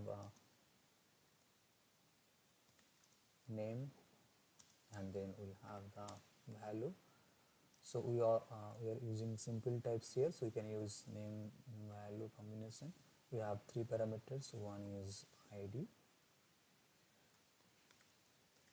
first name and last name. So we have already seen this in our earlier lecture. So let's give the person as id 1, value let's give John and do. So this is, we are done with our bean creation. It's just simple. We have given that bean as id as person and the fully qualified class name, and then we have given the constructor arguments id, first name and last name, which is there here again, id, first name and last name. Now let's create the person main class so that we can initialize our IOC container.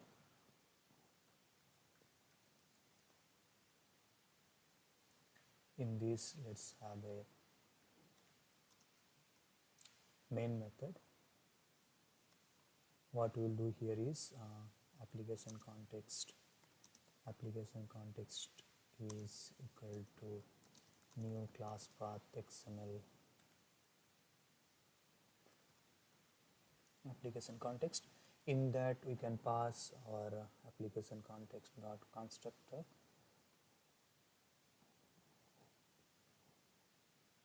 So just copy this name and place it here. So we got the constructor application constructor XML file here. Now do application context dot get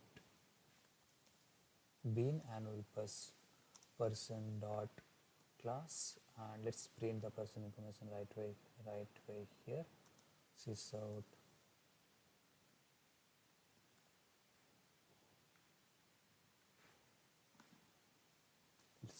execute it.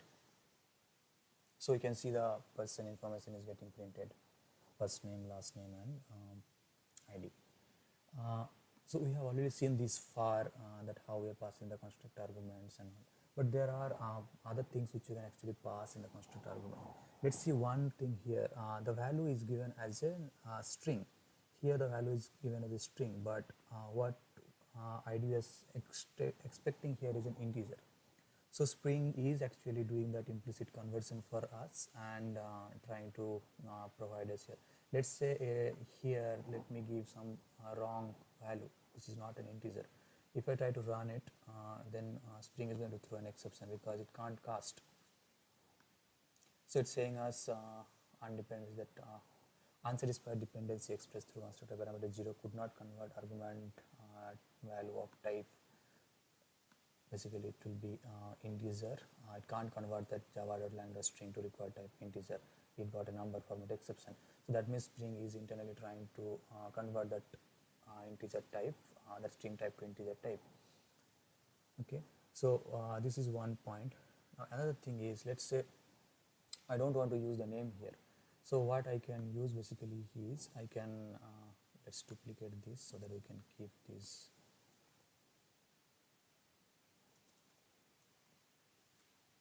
So I just commented out this bean definition, and what I'll do is instead of using the name, we are going to use the indexes. I can actually give index equal to 0.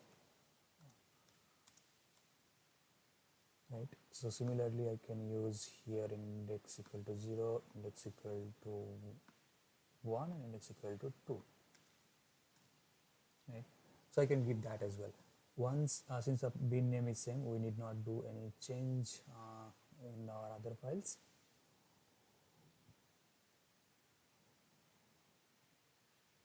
So you can see that still these things are getting printed properly. Person information getting printed properly, ID, first name and last name. Now let's say to verify whether it's really working, let's just give it as a junk index.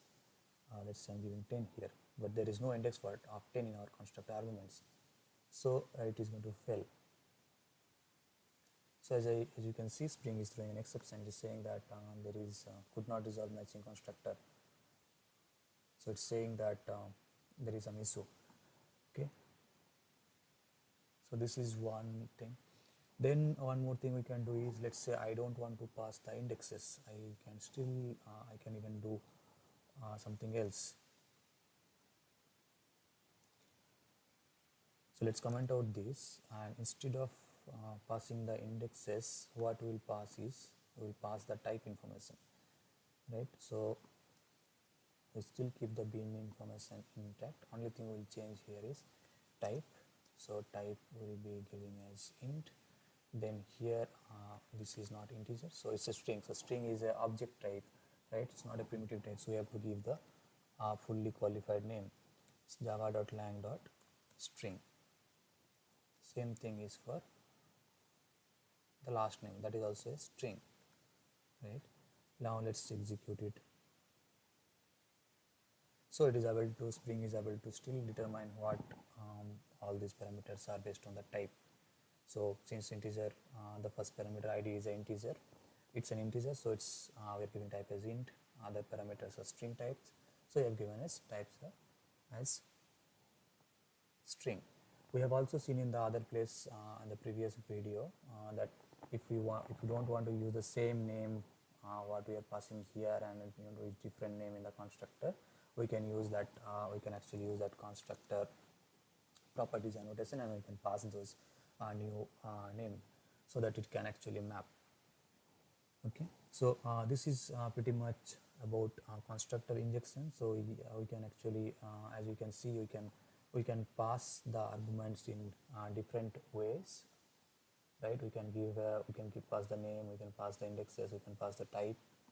So if you see, basically we have already covered index, name, and type. Reference type we are not doing right away. We will do it in a later video where we will see how basically beans are interacting with each other, or the beans are referencing with each other. So that will be seen in a later video. In this lecture, we are going to look into setter-based XML configuration. So in our earlier lecture, we have seen constructor-based XML configuration. In this video, we are going to look into setter-based configuration. As you can see in the example, in this we have a bean definition, bean ID, and the corresponding class, and it has a property. So let's head over to Spring Tool Suite and start create a new package. So I'll just create a new package here with this Spring Core task project,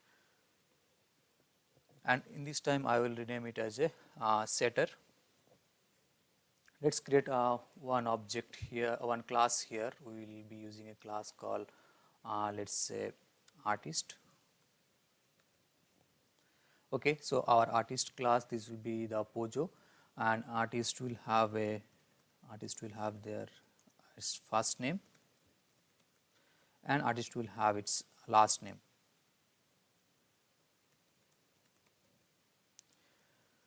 Since this is setter based injection, we are not going to create a constructor. Instead, we will be providing normal getters and setters.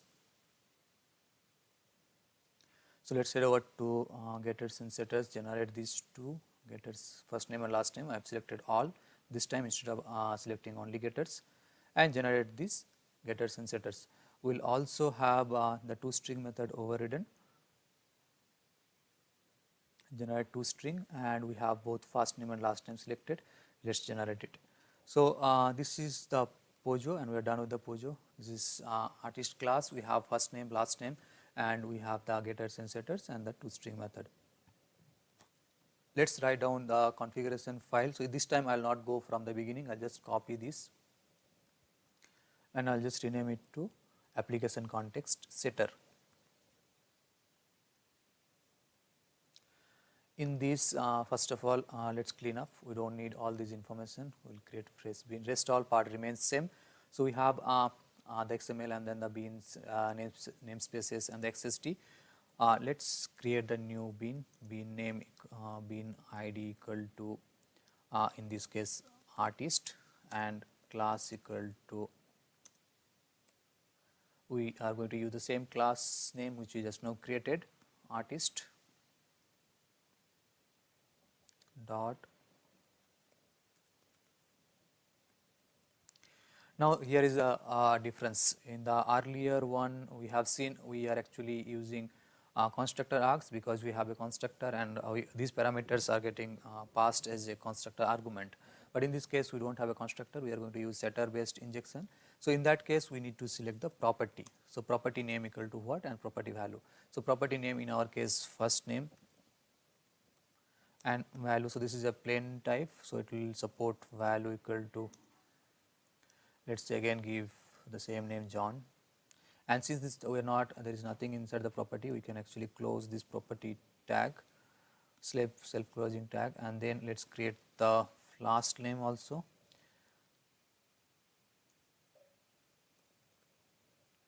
So last name will be John Doe. Note one thing, that both of these are actually normal string type. So these are normal data types. Property name equal to first name, which is a string, and property name equal to last name, which is also a string. So we can pass these normal value types. But if these are different type of different object or different bean, we can actually provide a reference here. So again, I'm skipping it for now. We'll come back to this in a later video when we'll be seeing the references, how objects are referencing each other for both constructor as well as for properties.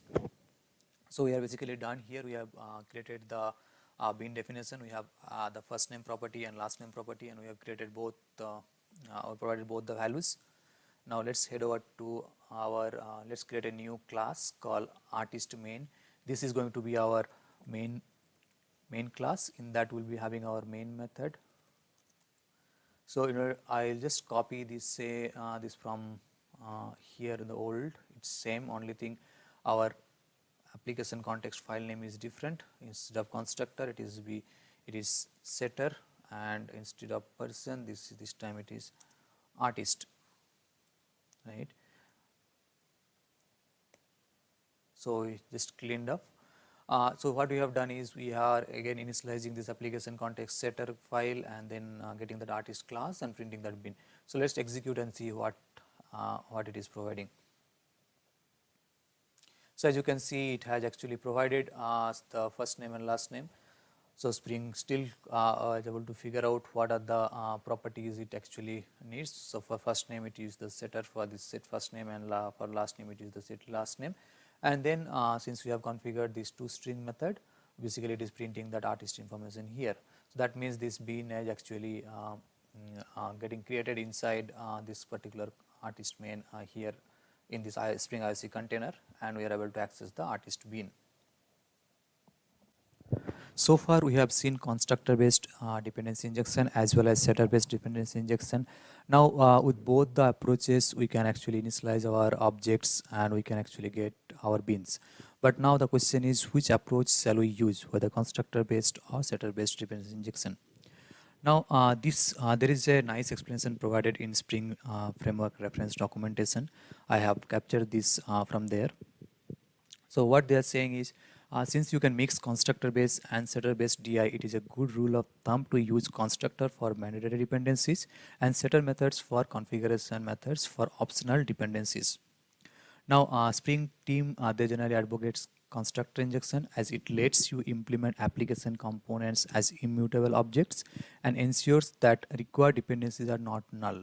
So basically you have control how your objects are getting created. You are not letting the users to simply skip some parameters. You are asking them to pass those parameters. Furthermore, constructor injected components are always returned to the client code in a fully initialized state, so that you don't have anything left out, as I said earlier. As a side note, however, a large number of constructor arguments is a bad course meal, as that indicates your class is probably doing too much, and you should consider splitting it into different classes, so that we can still ensure that single responsibility principle. However, one more thing with setter injection is setter injection should primarily only be used for optional dependencies that can be assigned reasonable default values within the class. Otherwise, not null check needs to be performed everywhere in the code wherever we are using dependency. One benefit of setter injection is that setter methods make objects of that class amendable to reconfigure or re-injection later. So, for example, whenever we're using JMX mbeans, we can basically get hold of our objects and we can change their parameters through the setter call. So another thing is use the DI style that makes the most sense for particular classes. Sometimes when dealing with third-party classes for which you don't have the source, the choice is made for you. For example, if a third-party class does not expose any setter methods, then constructor injection may be the only available form of DI. So again, based on the choice or situation given, we can select what option is most suitable to us, and we can take the call whether to use constructor-based injection or setter-based injection. In this lecture, we are going to look into the dependency resolution process. So we have seen we are creating the bean definition, and then we are creating the application context or the Spring IOC container, and then getting the bean from it. But what is happening internally? Let's have a look at that. The application context is created and initialized with configuration metadata, which is nothing but that class path application context, where we are supplying the XML file, or in terms of annotation config application context, we are supplying the configuration metadata class. So that with that we are initializing our application context, and it is getting initialized. Now, as part of initialization process, for each of the bean, its dependencies are expressed in form of properties, constructor arguments, or arguments to the static factory method. So far we have seen when we've created that person class, we are actually passing the constructor arguments, person ID, first name and last name. And or in other case, for artist, we are passing those artist class, we actually pass the first name and last name, those properties in sub properties. So far we have not seen the static factory, or this will be seeing later when we'll be doing Java-based configuration, how to configure static factory bean and to get those beans from there. But the idea is the dependencies or the parameters for that particular bean is expressed in terms of these options. Next, each property or constructor argument that is a value type is converted from its specified format to the actual type of that property or constructor argument. We have seen this point earlier, so that we have seen that ID was passed as a string, that ID and value equal to one we have provided, where we had that value given as string, but the actual type in the class of that particular type ID was integer. But Spring was successfully converted that string value to integer, and we have also seen when we change that integer, that particular value in the XML configuration to some random string, it failed, that we got number format exception. So Spring is basically taking care of that part as well as part of Spring bean creation. And then at the end, Spring container validates the configuration of each bean.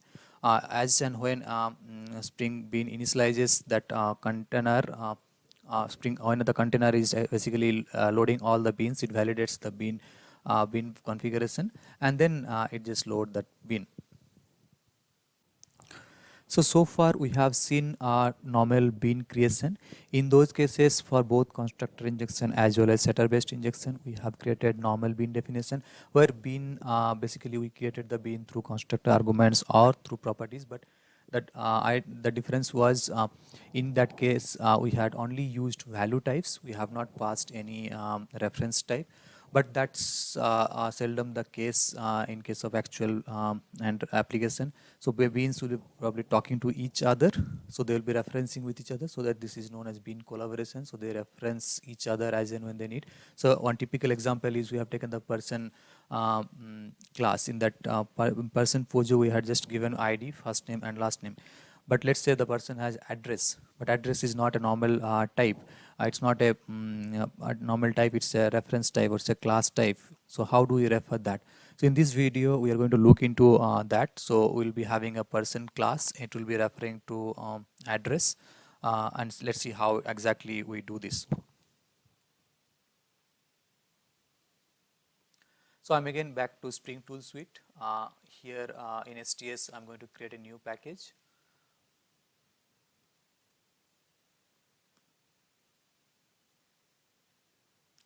So let's give that package name as bean collaboration. What I'll do is in our earlier project, earlier videos, we had created the person object. I am going to refer to that so that we can save some time. So this is our person object in our new package. And let's close all other old stuffs. What we are going to do is, let's create another object first, the address object. Address class.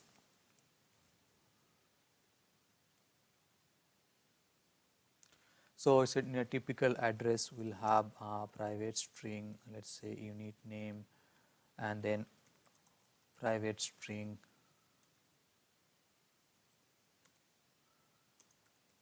street, and then we have area,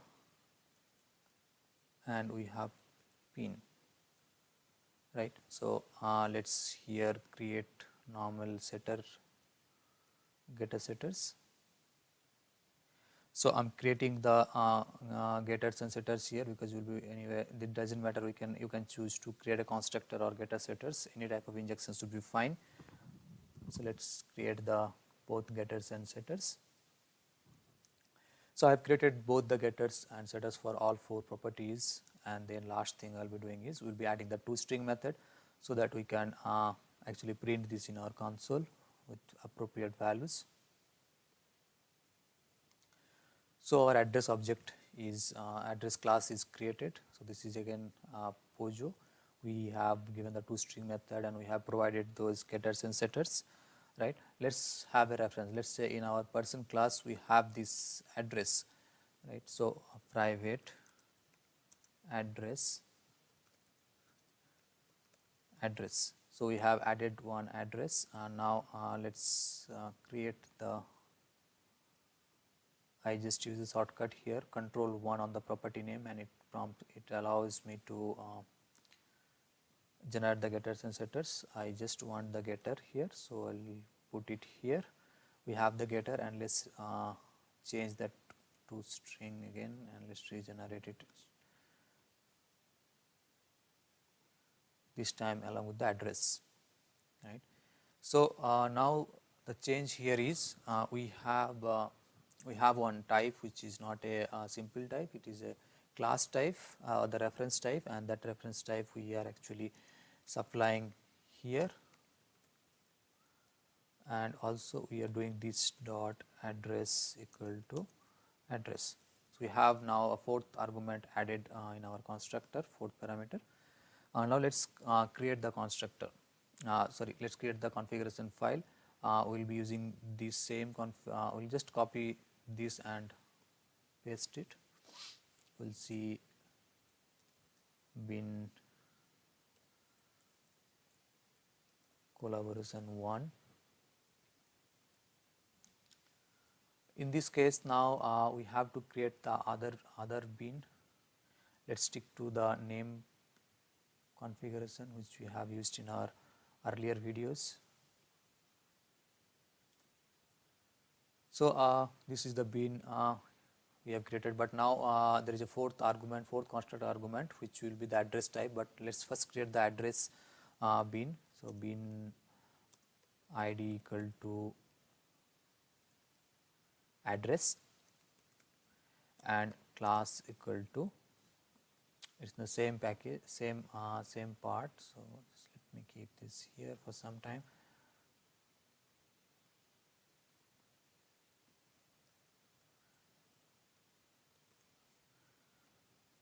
So in address we are using basic getters and setters, and we have these parameters: unit name, street, area, and pin.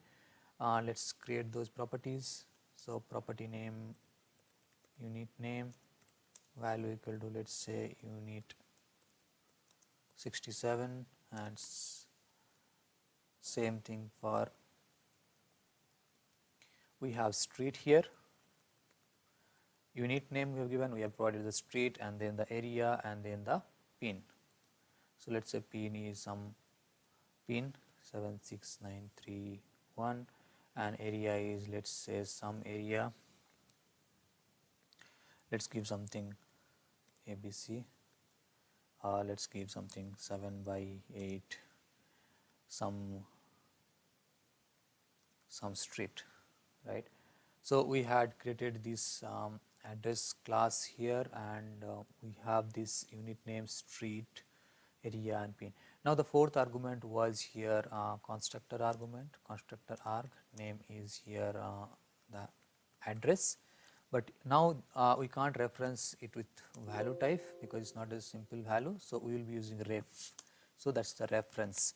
If you actually come here and do, basically you have for support for these four, which you have last three we have already seen: name, index, and type, and value is we have already used. The ref is the last one. So we just refer with this bin address. So that's the reference name for the address bin,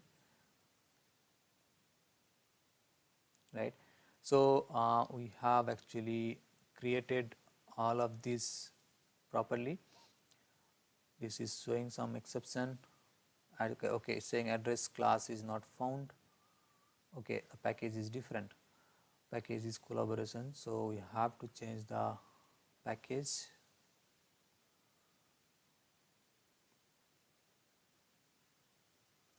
Since you copied it from the earlier project, the package we kept it as is. We don't want that. So now both the errors are gone because we are referring to the correct package. Now what happens when we ask Spring give us this Spring this person bin? Now Spring determines that okay, there is a constructor argument address of address type, but this address object is not initialized. So Spring when it goes back and first create this address, and now since address is a plain type, there is no reference, so address can be created without any further dependency resolution process. It creates the address and just inject the address here, and then we are getting the final fully constructed person object. Now let's create our main method. So this time again I am going to use person main, and we'll be having our main method. Let's again, this part will be quite similar to what we have done earlier. Let's copy and paste it here. Only thing changes is the application context file name.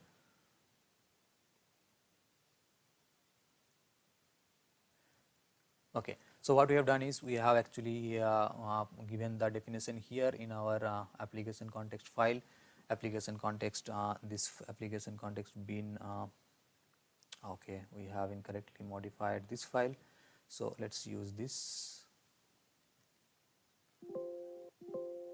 Okay, so instead of using the bin call one, I incorrectly modified that application context constructor, the old file. So but anyway, here we have the correct bins which we are actually looking for. Only thing changes is in our person main we are going to use the bin which currently the application context file name which currently has all these things. Now let's execute this. So we are getting some error. It's saying no qualifying type of bin XML config person.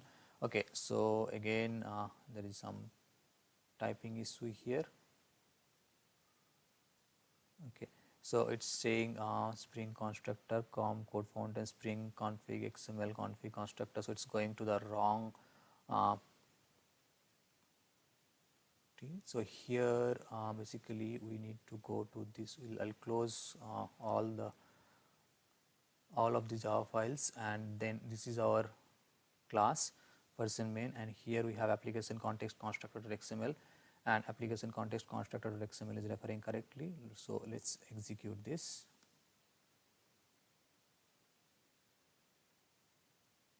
Still some issue. No qualifying bin upcome, so it's basically referring to some wrong configuration file again.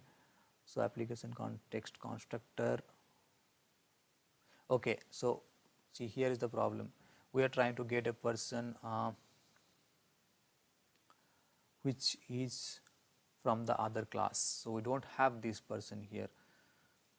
So this is what happens when we just copy paste. We need person of our of which one is here in our package, but directly referring to this package, this one, which is wrong. Now let's execute. So you can see we have our person ID, first name, last name, address, and all those things getting printed properly. We have this unique name and unique information also getting printed properly. So that means actually Spring is finding out the dependency and then injecting it to the person class. So this we have seen with the constructor injection, right? We can do the same thing with the setter based injection. So let's quickly have a look at the setter based injection as well.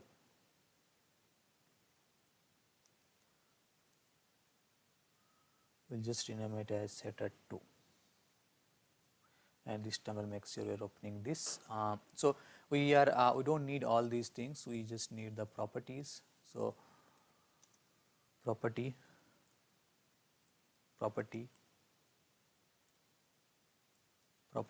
and property here, right? So address class is already having those the properties, so no need to change anything here. Only thing, look here, this is the difference. Instead of passing a constructor argument, we are setting a property name equal to address, and still we are referring as ref equal to address, right? So only thing we have to change here in that person is we can't have this constructor because we are not doing constructor injection. Let's just comment out that constructor part now, and we will be generating our getters and setters. So let's generate the getters and setters. We have generated the getters and setters, and toString is already there, so no more changes. So I just comment out this constructor part because we don't want to use this constructor injection, and we just want to rely only on getters and setters. Anything else we missed? No. So let's go to our person main class and try to run this time. Okay, we got some exception.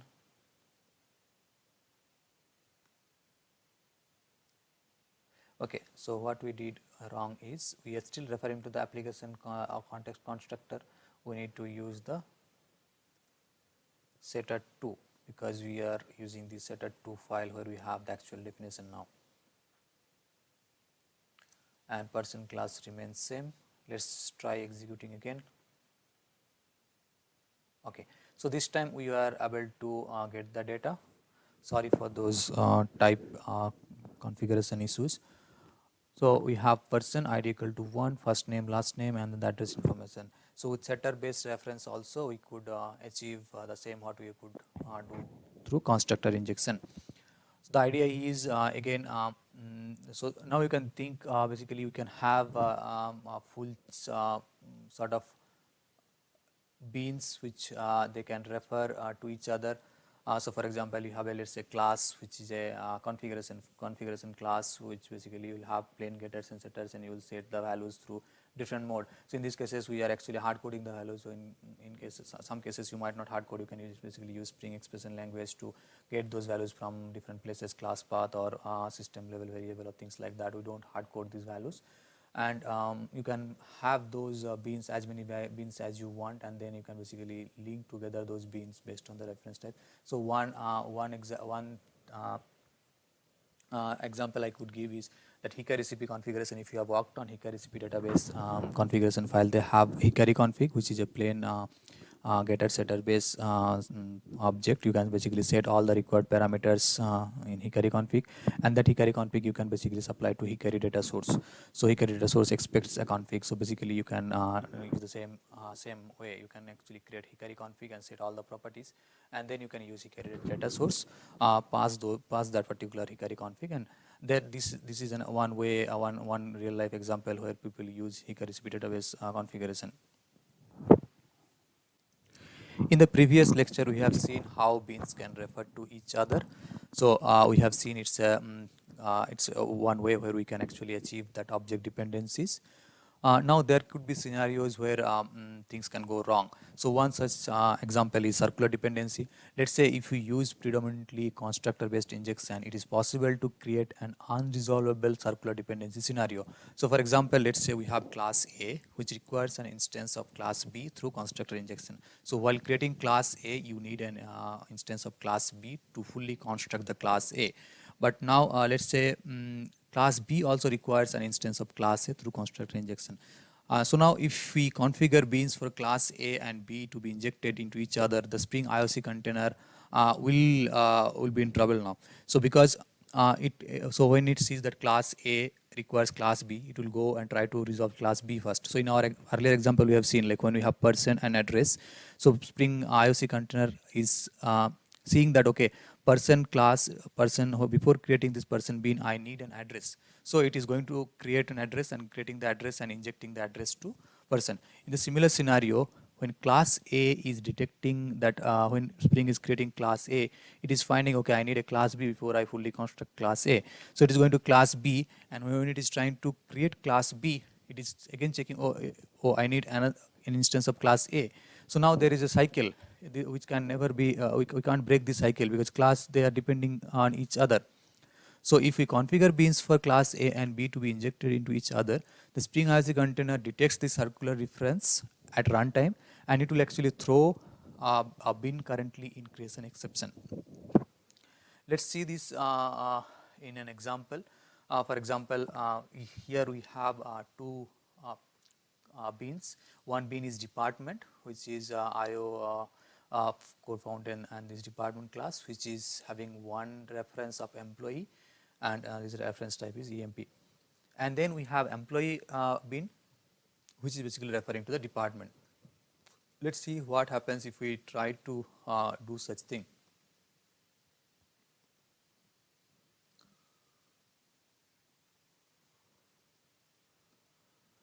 Okay, let's create a new package.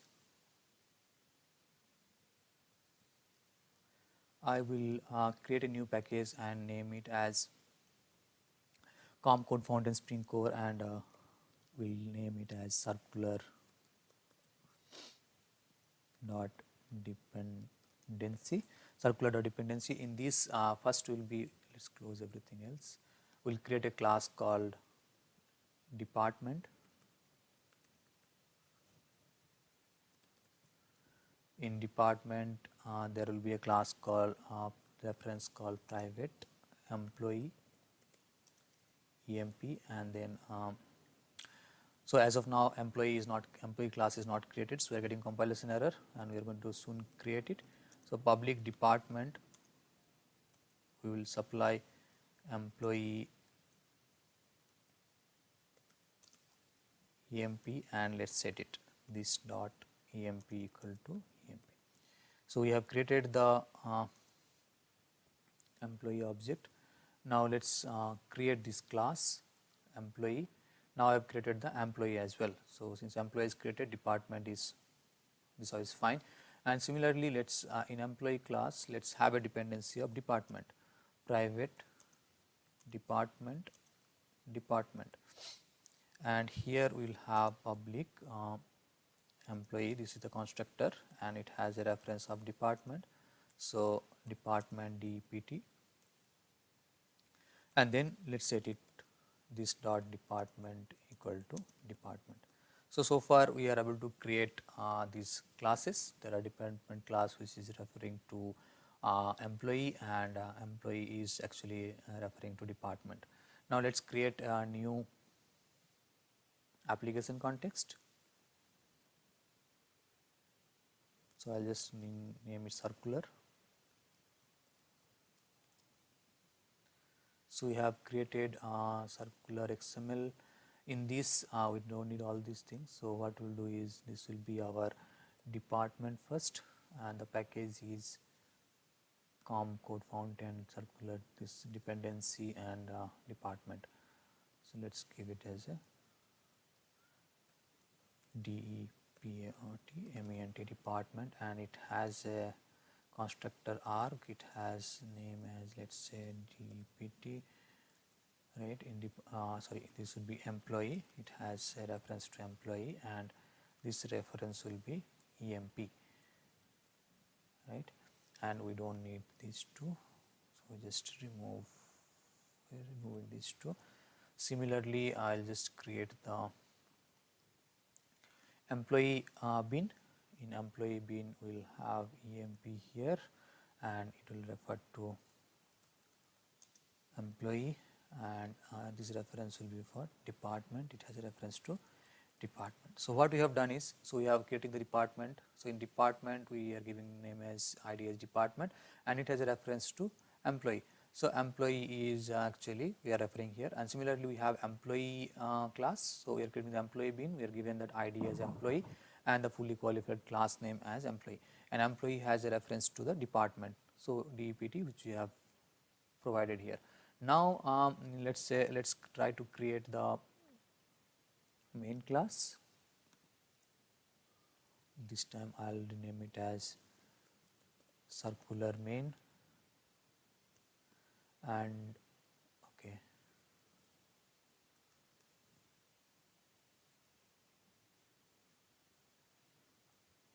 so let's create the main method. Okay, first thing first, we need an application context first. Application context equal to new class path XML application context, class path XML application context, and we need to pass our application context file name, application context circular.xml. Right, so we have passed it, and let's try to access one of the bin. Let's say I'm trying to do get bin of department type, department.class. Right, now what we are doing here is we are just doing the same thing what we have done so far. We are creating that Spring IRC container. We are supplying our application context circular.xml, and then we're trying to access the department class. Now if we run this particular file, so we are going to get some sort of exception. So we are getting this bin currently in creation exception. So error creating bin department, requested bin is currently in creation. Is there an unresolved circular reference? So Spring is able to detect that circular reference, and it is reporting an error that bin currently in creation exception. So far we have seen that we can create as many as beans in our XML bin configuration file as you want. So, but there is a problem associated with it. We don't want to put every single bean in our application in one configuration file. So, what we do is we'll be having probably different modules, application modules or application components, and we'll be segregating the components in their respective configuration files, right? But then the beans has a dependency with each other. Now, how are we going to resolve the dependency? So one option is that we segregate all beans into their respective configuration files, a separate metadata configuration file, and then we just import that XML file, that import resource in our dependent bean configuration file. So one example here is, for example, we can actually use, we have parent configuration here, and then we have a child configuration, and then we have sub-child configurations. So every layer we are just in parent configuration, we are only pushing, we are actually putting only those configurations which are common to all of these child configuration files, and so on. So one example, typical example will be in our batch, Spring batch. If you have worked with Spring batch, then probably you will know. So in Spring batch, we have a configuration for each batch. We have a reader and writer and optional processor. So each reader basically reads some data from some source, and then it processes and write into some sort of storage. Now let's say in a typical example, we have multiple batch jobs, right? So multiple batch job does multiple activities, and each batch has its own reader and writer. Now each batch probably, let's say in this scenario, is reading from a database. It is reading from database and writing into the process record into some other table in some database or some medium. Now one thing which would be common for all these batches will be the data source configuration or the transaction configuration, right? So in these cases, we don't want to duplicate those information in our respective batch jobs. So let's say the data source example, let's say we're using Hika recipe data source configuration. So probably we might have initialized our Hika recipe configuration, data source configuration, or let's say we are using Spring transaction. We have initialized our transaction manager, all those things. We don't want that information to be duplicated in all our batches, batch A, B, C, because if later on, let's say tomorrow we want to change something, let's say from Hika recipe we want to move to some other database configuration or other data source configuration. We do not want to come back to each of these batch job and then change individually. For example, let's say in a big application you might have hundreds of batch XML files configured. You don't want to go back and change each of them. Instead, what we could do is we could extract out all these common configuration into a common separate configuration file, which will be actually having only the data source information as well as, let's say, the transaction information, transaction manager information, and then in each batch they just import this segregated file, the common configuration file, so that later point in time, if we need to do some changes, what we could do is we can only modify in one file and that will reflect in all the batches. So this is a typically say clean or separate the responsibilities or the configuration is segregated. We do not need to change everything. So this will be this is a pretty handy process. Let's see this in an example. So for example, let's say we have two different beans. One is artist, right?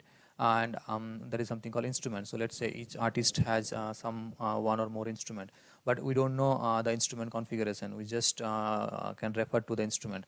Then what we could do is we could segregate this instrument configuration into a separate file, separate configuration file, Spring XML file, and then we could actually import this instrument configuration file in our actual the other configuration file. So Spring will ensure that it download, it merges, or it basically will have that bean information available.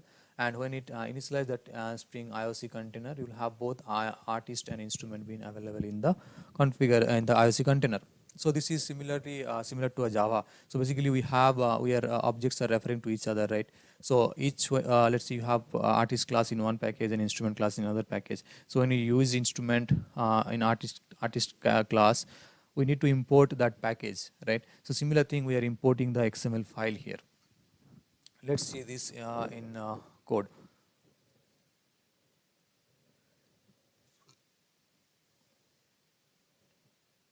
So we'll create a new package, and we'll have this, we'll name it first as bean reference. So let's name it to bean import. Okay, and let's close all of this stuff.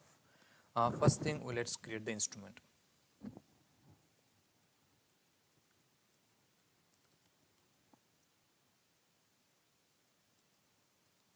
So each instrument has some sort of ID with it, and each instrument has some name. Okay, and let's create getters and setters for it.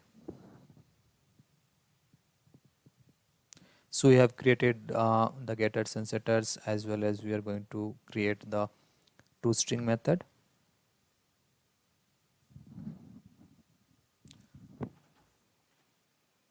So this bean, this instrument bean is instrument class is ready. We can have now let's define this in our application context XML file. So in this case, we will create a separate application context file.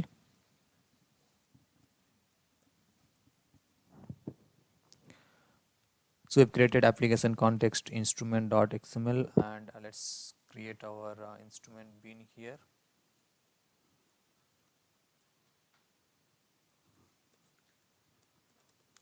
So instrument, and it is there, it is available in this particular package.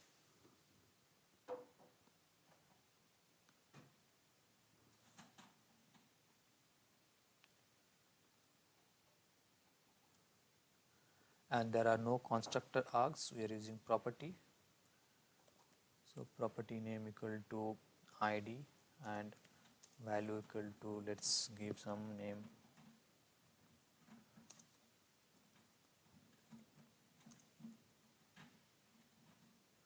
And instrument name let's give as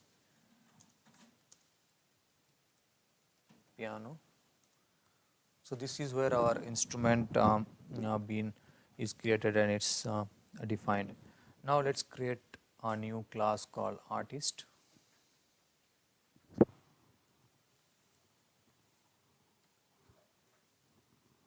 So artist will have its own name, private string name, and artist, let's say artist has an instrument.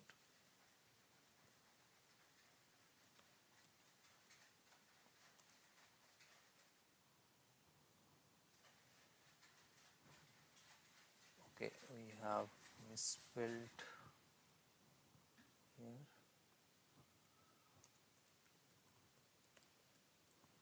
And let's say here also we are using getter setters.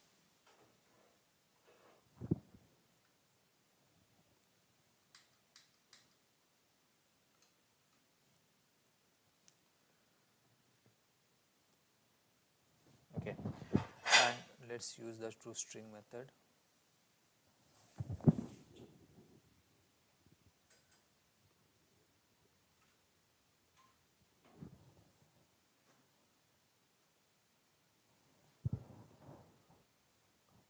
So we have created the artist class and it has this instrument dependency.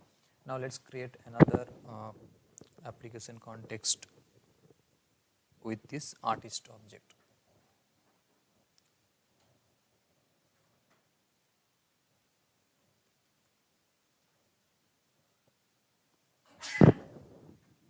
So let's open artist. In this case, dot artist, and artist will have a name. So this part will keep as is. We'll give artist, let's say name is John Doe, and property name equal to instrument, whereas now here we have to use reference because we are using reference to instrument. Okay, here it will be artist instrument. One thing we have to do here is we are going to import the resource, which is application context instrument .xml. So it's implemented, and I think we have missed here to provide the class name, which is instrument. Now let's create our main method. Just call it as only main.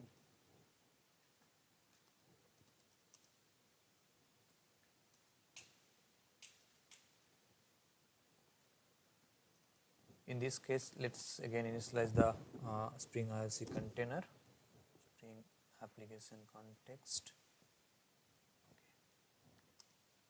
equal to new class path XML application context, and let's pass this. So we will be referring to application context artist.xml, and we'll try to get bin artist dot class.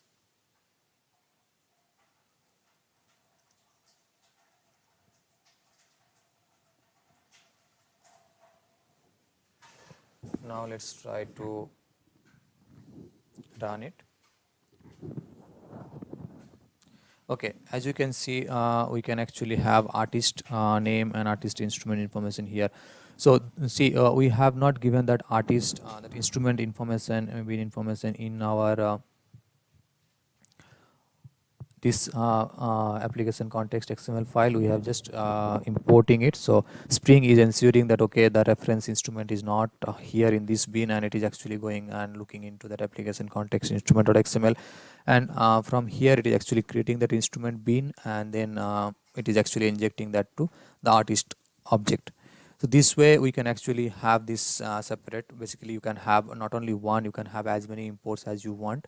As I said in the earlier example, maybe you can have configuration for database, you can configuration for JMS, you can configuration for transactions. So you can actually segregate those as per the logical group you want, and then you can import and the respective places. So in this lecture we are going to talk about inner bin.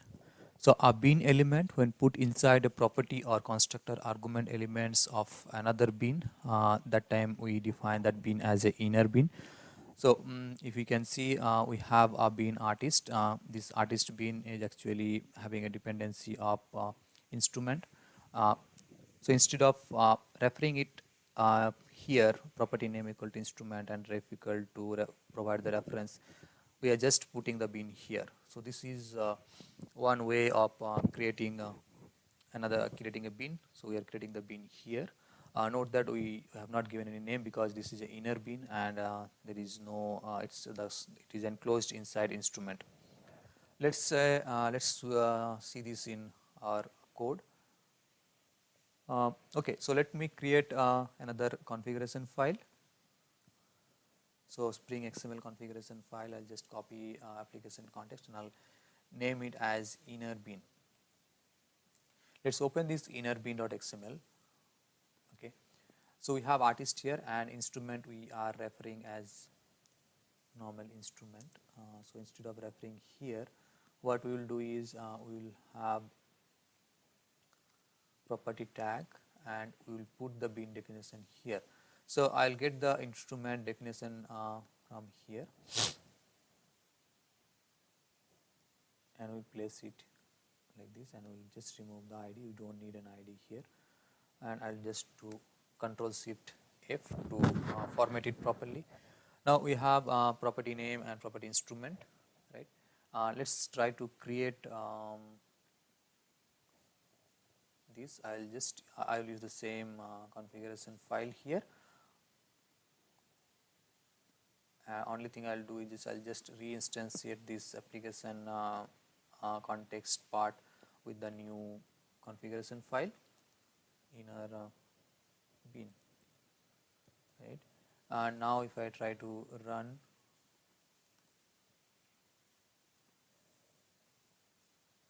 so you could see that we are able to access the artist information. Name is this, instrument is this, because the bean is actually inside the property file and it is acting as inner bean. So this is the concept of inner bean. So whenever we put one bean inside another bean, the internal bean is known as inner bean. So far we have seen beans with normal types, or we have created beans with specific reference type. But let's say we need collections, Java collections. We need a list, or we need a set, or we need a property, right? How do we achieve this? So as you can see in the configuration, we can actually do that as well. So we can create a list, we can create a set, we can create a map, and also we can create a reference type as well. So let's see this in code to get a better understanding. So what I'll do is let's create a new package. I'll call this package as our base package and then collections. Okay. And we'll have import. Okay, we'll have collection holder. This is the class name. In this class, what we're going to have is, let's quickly have private list of string my list. So this is a list. Also let's say I want to have a set, so I can have private set of string and I can pass my set.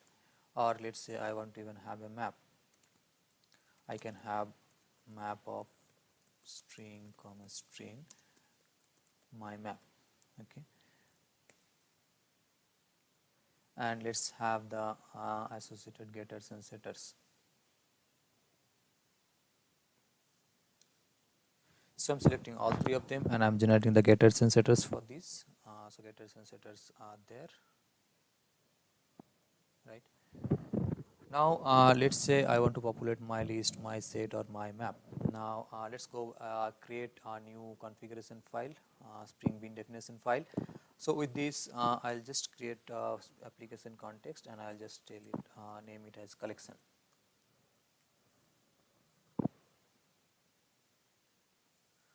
So here I am going to remove all of them. Okay. So let's give our bean a name, bean. Then I will give bean ID equal to, let's say, my collection. And what is the class name? Class name will be equal to com dot. Okay, let's copy this package name.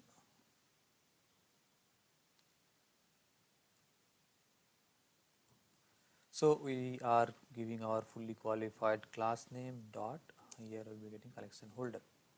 Now first let's say populate the list part. So we need to put some list items. So what is the property here? Again it's a property, so let's give property name equal to my list, so it Spring can actually access my list, and then I'm going to put the props. So this is a new item we are going to put in within props. Okay, so props actually is for properties, we will come to that later. We currently let's populate the list first.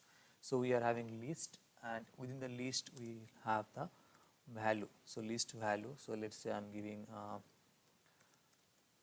value 1 and another value I'm giving as value 2. Similarly, let's say we have another property, right? So we have another property called my set. In my set I am going to use here as set. So I can actually have set, and then I can provide the set of values. So let's say again set we are just giving 1, 2, 3, or let's say let's give 1, 2 and 1, since it is set, so the last one won't be there. Then let's say the last property we have is property type equal to my map. In my map I'm going to have map information here, and map, since map is we have entry, so entry. Now in entry we have two things, one is key, so let's say key is 1, and or let's say let name it as name 1, and let's say we have a value equal to, let's say, value 1, and we use a self closing tag, and we have such few names like name 2, name 3, and value 2, value 3. So basically what we have done is we have created the collection holder class. In that we have defined three properties, one is list, one is set, and one is map. So for each one of them we are actually creating the list here, creating the set here, and creating the map here. So Spring will ensure that okay, there is a list property involved, so Spring will create a new list, put this value and inject that to collection holder. Similarly it will do the same thing for set. It will see that there is a set property, so it will just create that set and then put these values inside that set, and then it will again inject it to collection holder class, and same thing will be done for the my map as well. Now since this so this is just a normal bean, we have this bean information, we have the properties. Only difference is it's not a regular reference or value type, it's just a list type here, it's just a set here, it's just a map here, right? So let's create that main class. So we'll just write collection main,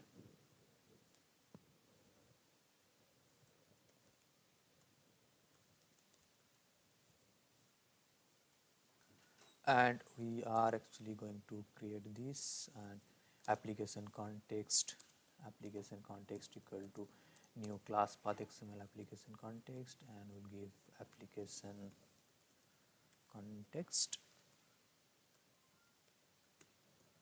collection dot XML. Now we are going to do a couple of things. First thing is from application context dot get bean, we are going to get our bean name, which will be collection holder dot class, and then from there we'll get our list. We'll print the list. Similarly, or let's do one thing, instead of accessing it again and again, let's store it somewhere. So collection holder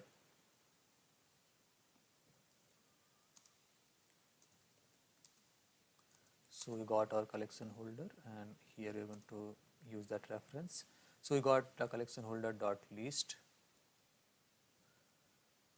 collection holder dot set, and we will be having collection holder dot map, right? So let's try to print this and see what it is printing. See, we can see that in list it has printed value 1, value 2. We have used a set, so in set, set doesn't support duplicate values, so even though we have given 1 to 1, only 1 is kept. And then it has the map, so we have name, value, pair, name 1, value 1, name 2, value 2, name 3, value 3. Now let's do one more thing. Let's try to get their type. So what type Spring normally creates? Dot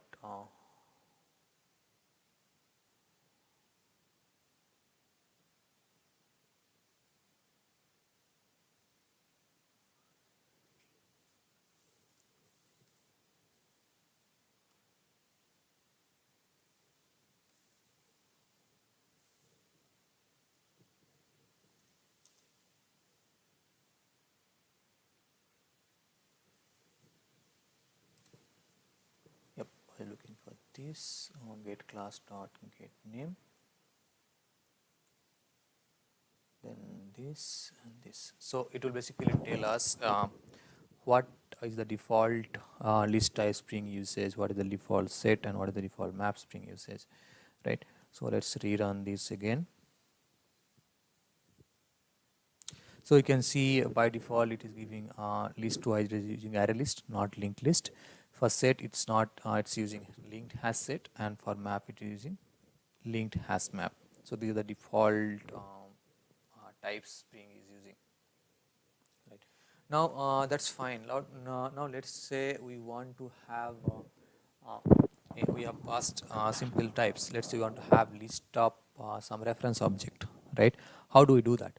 So let's go back to our collection holder class, and let's add one more list here, list or any collection type we can add, but let's take list. Let's say I want to have player information and my players, right?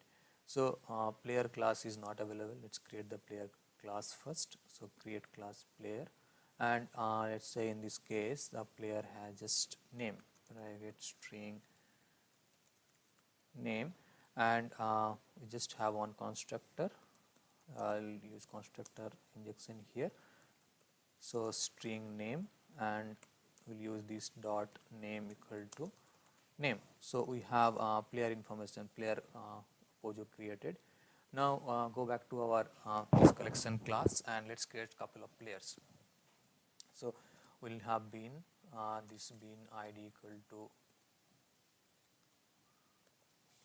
player 1 and class equal to, so it's then the same package. So let's copy from here, and let's put it back here, and we'll give player. Okay, so player has constructor args will pass, so constructor arg, and player name, yeah, this name is name, and value equal to, let's say, player 1, right? So let's create a couple of them.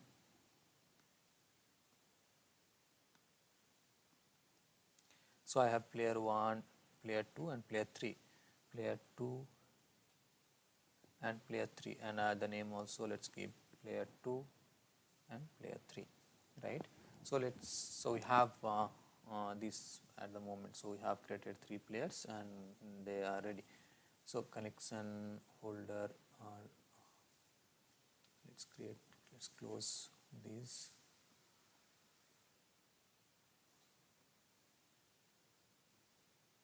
So I have closed the ones which we are not using.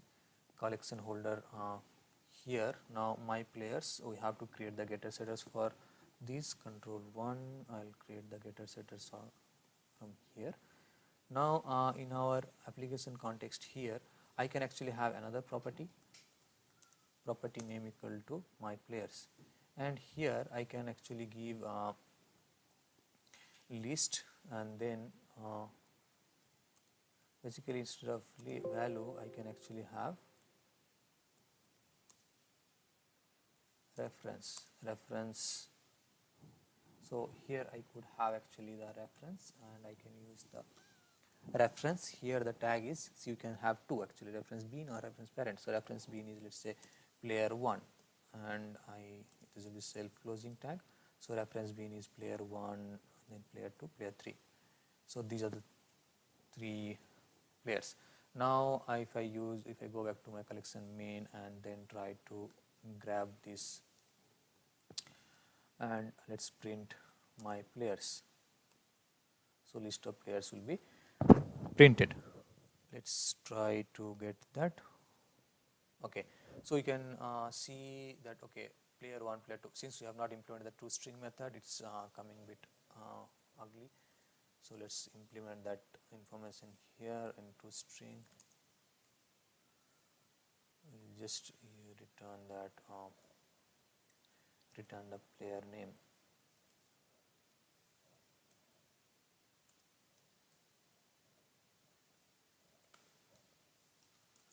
So we will use the name.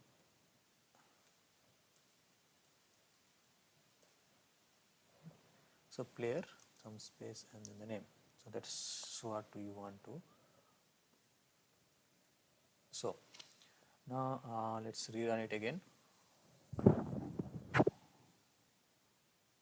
Okay. So since it is inside a list, we are getting this double bracket. Okay, so player 1, player 2, player 3, it's printing the player information. Let's say we want to have a property as well, right? Let's say we want to have private properties, right? So we can actually have our properties, property name equal to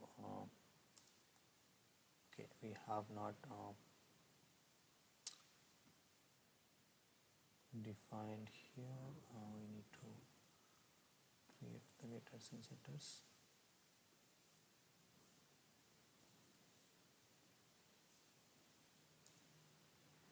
So we got the properties here, and we can use the props, and in props, let's see what we have. We have prop. So what is a prop? Let's say my username is user, and let's say we are having database properties. So my username is there, and let's say I have a couple of them. I have password, and I have, let's say, DB connection URL.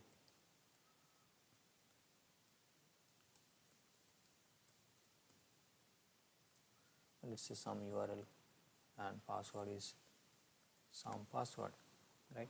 So properties also is there. Now let's go back to collection folder, and we have already created the getters and shooters, so we can do a get properties. If I now try to grab that from collection folder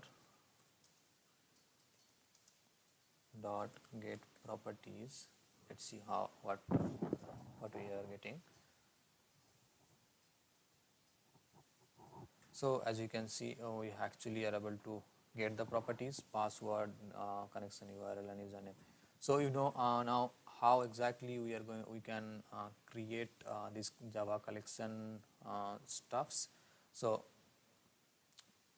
we have here, we can basically create any type. For example, if you see the type here, we can have actually so many different types: set, props, map, list, id, name, mean, array. So far we have seen bin, list, map, props, ref, set, value, and all this.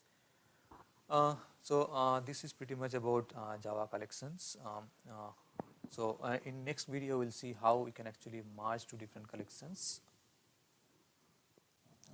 In our previous lecture, we have seen managing Java collections. So we have actually created a class, and we created a list, created a set, we created a map, properties, and different reference type. And we have seen how Spring is actually able to understand and automatically injecting the different type of collections. It has actually injected list, it has injected set, map, and all those types. In this particular video, we are going to look into merging different collections. So what do I mean by merging different collections? Different collections means here the collection which the same type of collection which is available in different classes. Okay, so let's say we have a class called details class, and that's an abstract class. There I have a property. There is a Java properties, and I have on email one, and I want that information.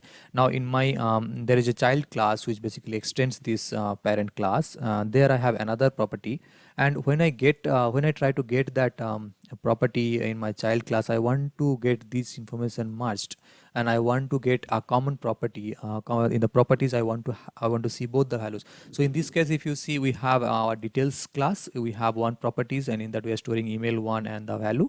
And in our email details class, which is the child class, we have another property which is details. Name is details. In that actually we have property key as email 2 and the email 2 value. Now let's say when I'm trying to access, I want to have both of these two. How I can do that? So this is where this merging part comes into picture, and Spring actually efficiently manages this. Note that we can't merge different types. It can't be possible, like I have a set here in details class and I have a list here in email child class. It's not possible to merge this. Okay, so let's see this in an example. So basically we have this details class which is abstract class, and then it has property, and similarly email details class, it has this same property details. Only thing, the difference here is we are using a property attribute called marge equal to true. So we are actually instructing Spring that when you create this bin, you make sure you have a parent here. So if Spring knows, okay, there is a parent available, so it will go to these details and make sure, like, okay, this parent property and this property needs to be merged, right? Because you have given marge equal to true. So let's write a code. So we'll be creating our details class. We'll be also creating our email details class, and then we'll see. So head over to the Spring Tool Suite.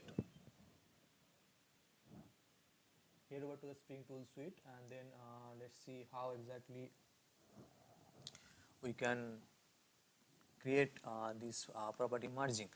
So let's say I have a new package com.codefountain.spring.core. Let's say I'll give property dot merge, and let's say we'll have one class called details class.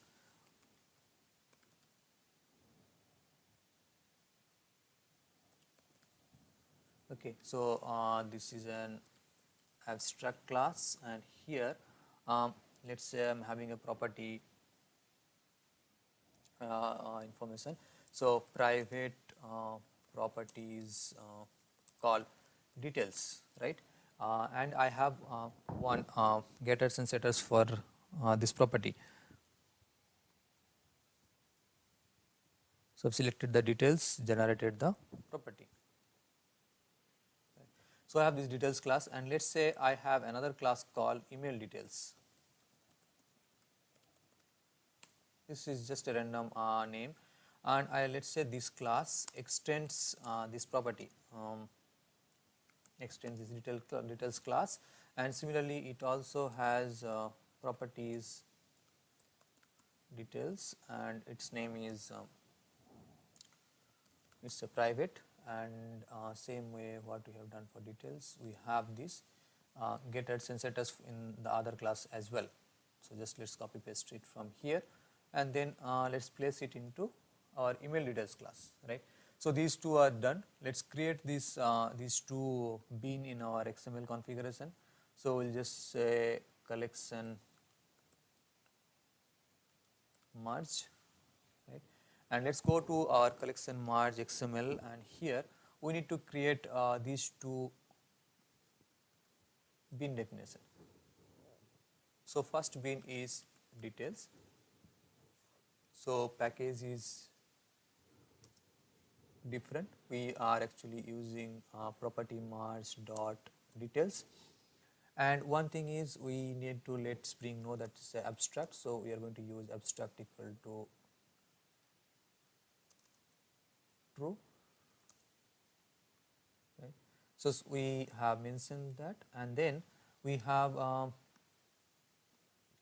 props. So property is, first thing is property name is details, and it's a property props. So you have to use props, and we will be using the key value pair here.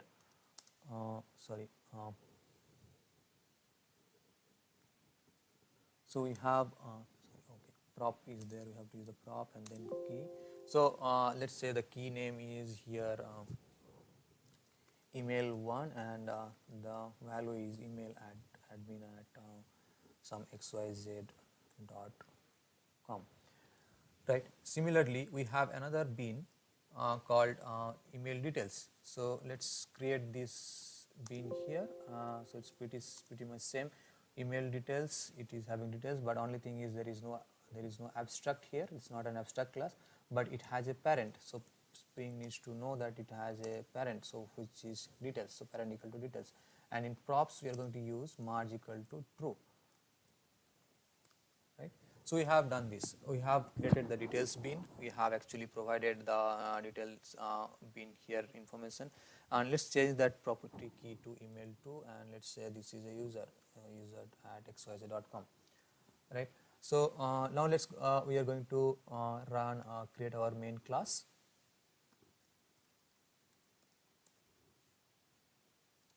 And in that let's run through main method application context equal to new class path XML application context, and then we will be providing our application context hyphen collection and then marge.xml, right. So this is what we have created, application context collection marge.xml, and in that application context dot get bean. So we are going to get that email details bean here, and then from there we are going to get details, right. And let's do a sysout so that we can see what's inside that properties.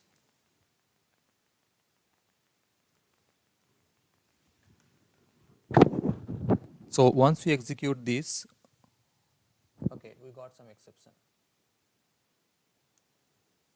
So it's saying offending resource application context collection marge. So configuration problem, bean name details is already used in these beans. Okay, the problem. The problem is we didn't change the bean name. We can't have same bean name because it's a bean ID. Sorry, bean ID we didn't change. So bean already one ID is unique. So one ID is already created details. So it can't create the other one with the same identifier. Now let's try to run it, and you can see Spring has actually merged. So I had given one email1 which was in our parent class in the details class, and email details which is in the child class. But eventually when you get this, Spring has merged these two. Now there are multiple real life examples of this case. So for example, I'll tell one scenario. Let's say you have an application, and your application is basically supporting multiple databases. So for example, your application can run in Oracle, your application can run in MySQL, it can run in PostgreSQL, or you can support some other database type. But now what you want to do is, if the databases are different, there can be some SQL queries which probably will be common throughout the application, throughout these databases, but there will be some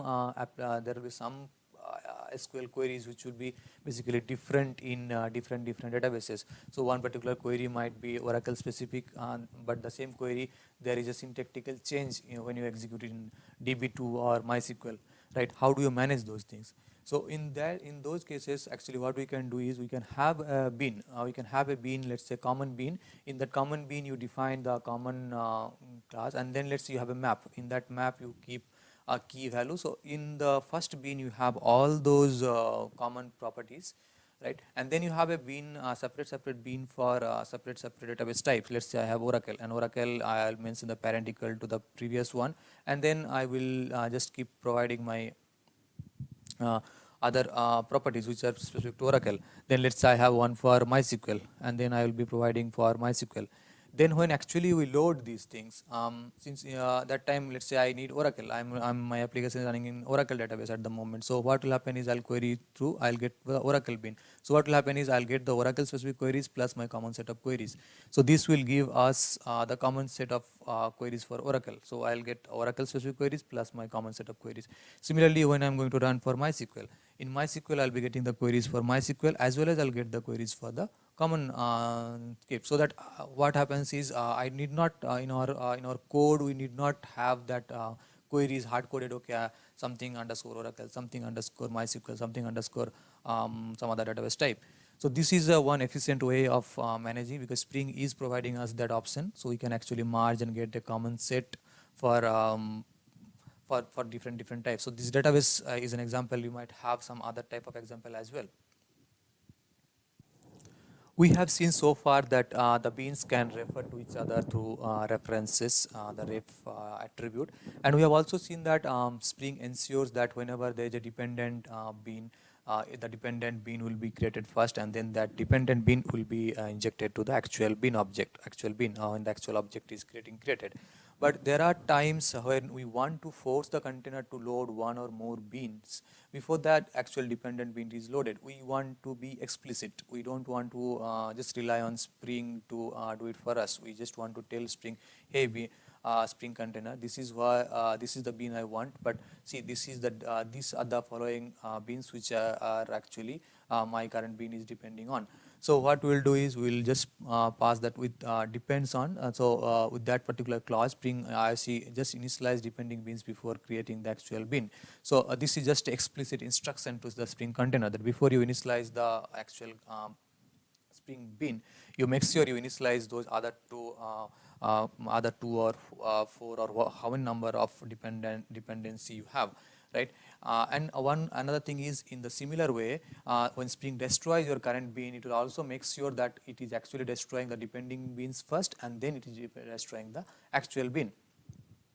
So let's see in the code how exactly we do it. So for example, in this case, this is just a simple example. We have a bean called initialize and init bean. So we are just writing initializer.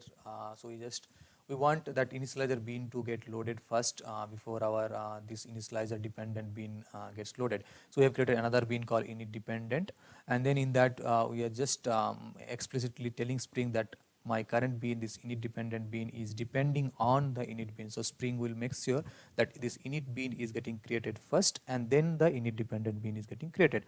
So in this example, what we'll do is we'll write a similar thing. We'll write initializer class, and then we'll just print some information in that, and then we'll be creating the initializer dependent bean, and then we will just let that, okay, we have this dependency. But note one thing here, there is no reference here, but there is explicit dependency between these two beans.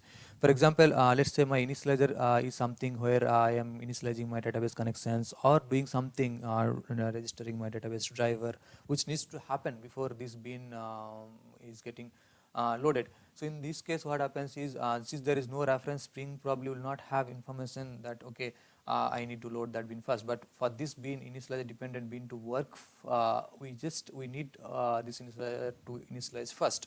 So we are actually providing the depends on init. So that we are telling Spring that though there is no direct references and all those stuff, but for this initializer dependent to work, this bean needs to be created first, and Spring obeys this contract. So let's create this and these two classes and see how it works. So in this case, we are going to create a new package again.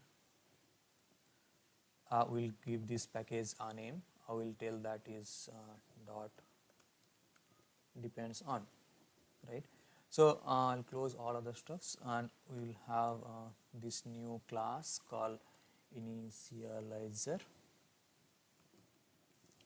So what we'll do is, in this case, we are going to do, we will not have anything. We'll just print a static initializer. In that static, we just print that initializer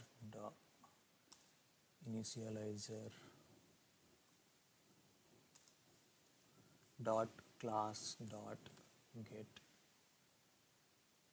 name. So it's just printing this class name in that, right? And then we'll have another class initializer dependent. So in this class, again, let's say in this class also we are, let's say we are just having a method called print, okay, and in this we are just printing again this dot get class dot get name, right? So we are just printing this, and this method should not be private, it should be public so that we can access it. Now let's create this configuration file.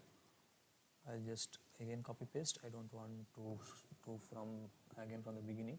So here we'll give depen depends on .xml and hyphen here, right? So if we go to depends on .xml, we need to remove this part. We don't need all these things. So bin, in here I'll give this id, and let's say this is my init bin, and the class I'm going to mention as, okay, let's copy this class, fully qualified class name.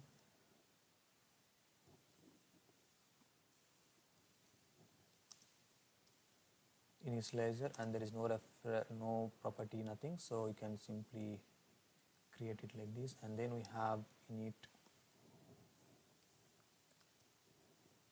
dependent.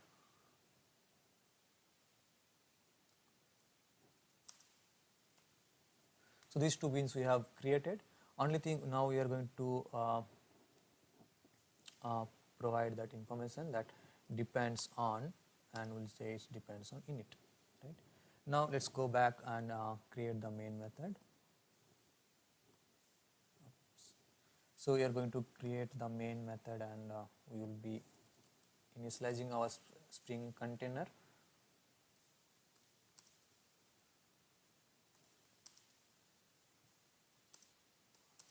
So application context equal to new class path XML application context, and then we'll be using application context depends on .xml, and this will correct it. And then let's say we want to get application context dot get bean, and this is initialized dependent dot class, and then we have a print method here. Now let's run this class and see how exactly it works. Okay, it's saying file not found exceptions. We have done something wrong here. Application context depends on, okay, so depends on, there is a hyphen here.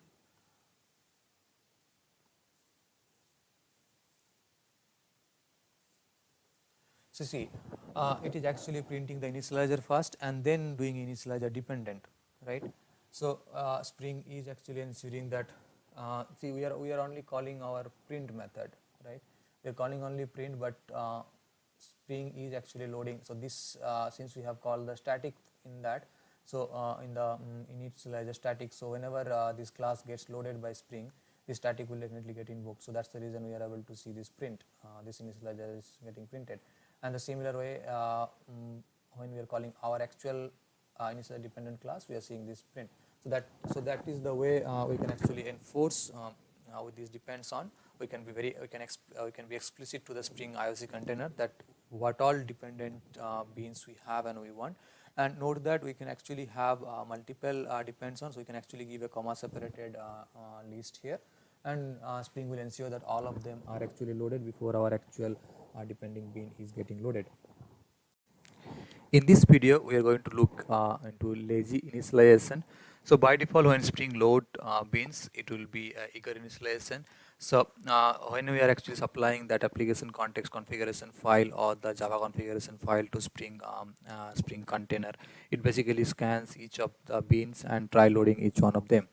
So Spring by default try to load those as at the time of it initialize that Spring IOC container. But there will be at times where we don't want those Spring beans to be loaded at the time of container initialization. We want then them to be loaded on demand. So it is possible to load the beans on a lazy loading basis. So that Spring will call the load the bean as and when we call or we refer the bean. So how we can do that? There is a property here again, lazy init equal to true. By default, this is not set. So when we provide lazy init equal to true in our bin definition, we are basically giving Spring instruction that okay, we want this particular bin to be lazy loaded, and we don't want this bin to be available. So we are not going for any code demonstration for this purpose, for this particular demonstration. So we can actually create LAG in it and then see how exactly it's behaving. So far we have seen we are loading only one XML file in the class path XML application context, but we have the provision to load multiple XML files in the same IOC container. So let's have a look how we can do that. So here I have a class called song, and song has two properties, song name and singer, and I have also created the getters and setters for it, as well as the toString method. And then we have one class called album. We have an album name, and then album name has its own getters and setters, and it has its toString method. Then I had gone ahead and created the application context for album. Here we are actually creating the album bean, and we're just keeping it in this Spring Bean definition file. We also have created a song album, song bean. In that we are actually creating this song bean definition. We have given the singer name and then the song name. So we are creating the song bean. Then in our main method, we are actually loading both the XML files together. So if you see in that class path XML application context, it is actually supporting both of these XML files. So basically, if we go to class path XML application context, this particular this particular constructor has a parameter is taking a variable arguments var args. So we can actually pass as many application context file or the Spring Bean definition file we want. So it will take those many application context files and it will load all of them. So in this case, both of these application context files are getting loaded, and then what we are doing, we are actually asking that application context or the Spring IOC container to give that bean to us. So one is song and one is album. So if I execute this, then we should be actually seeing both the song and album information. So as you can see, we can actually verify this. So we actually song is getting printed, song information as well as album information. So this is also another example where we can have multiple XML files and we can load all of them in same application context or same Spring IOC container. So far we have seen class path XML application context, and we have seen that all application context files or the Spring Bean definition files we are actually keeping in class path, and class path XML application context is loading those bean definitions, and those beans whichever are defined inside our bean definition file is accessible once that class path XML application context is loaded or the Spring IOC container is initialized. Now here is another type of application context, file system XML application context. So this is also, as the name suggests, XML. So this is capable of loading XML files, but the difference is this is not a class path XML application context. This is file system XML application context. So that means the file system, it is loading the files from file system. So basically you can give any path, whether it's a relative path or absolute path, we can provide a path, and then this XML application context can actually go and go to that particular path and look for that Spring Bean definition file and load the file. So let's see an example of this. So I have taken the previous example. In this, now what we're doing is instead of using class path XML application context, as you can see, we are using file system XML application context. But in this case, we are not supplying on not only the Spring Bean definition file, we are also supplying the complete path, the absolute path. And now we are mentioning that we are actually using file-based file protocol, so that we are giving file colon and then this slashes. Right, so we are actually supplying this bean definition in this application context album.xml. So if we go, we have this file in this location, C drive my courses directory, where I have application context album file. Now if I run this project, run this program. So what we are doing is we are actually, say, in a similar way, we are loading the application context, that is Spring IOC container is initialized, and we are trying to get the bean. So in this case, that album dot class. So this is the same bean which you have seen earlier. So it will print the album name.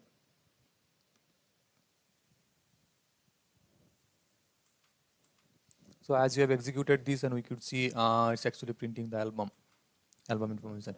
And similar to class path XML application context, file system XML application context is also capable of handling multiple XML files. So for example, let's say if we use two files, for example, and then the song one which we have written earlier, and let's say we are also trying to get the song dot class as well, right? So what we did is earlier we were loading only one Spring Bean definition file. Now we are loading two Spring Bean definition files, and both the Bean files are actually Bean definition files are actually present here: application context album and application context song. Now if I try to run this project, we should be seeing information for both album and songs. So as you can see, we have this album as well as this song. So we can actually pass, so we can pass multiple files. This also, if you go and have a look at the constructor of file system XML application context, this also takes the variable arguments or varargs, and so we can pass as many number of XML files as you want, and Spring will make sure they are loading one after another. We are now end of this module.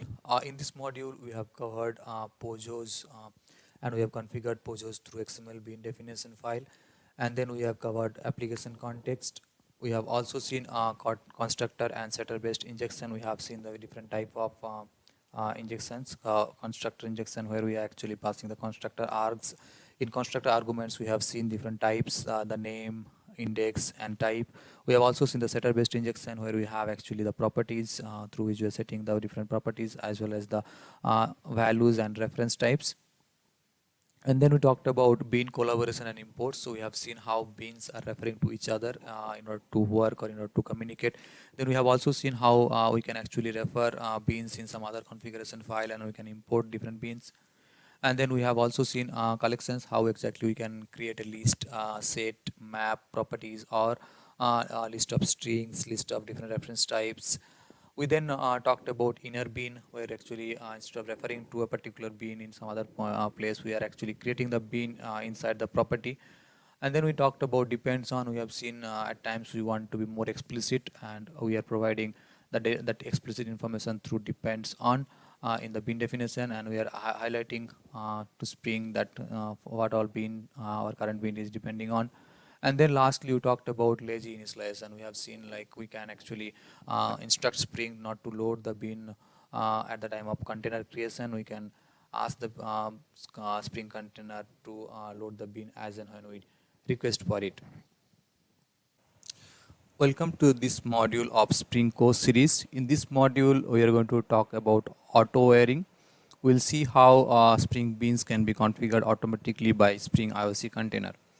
So let's understand what is auto wearing.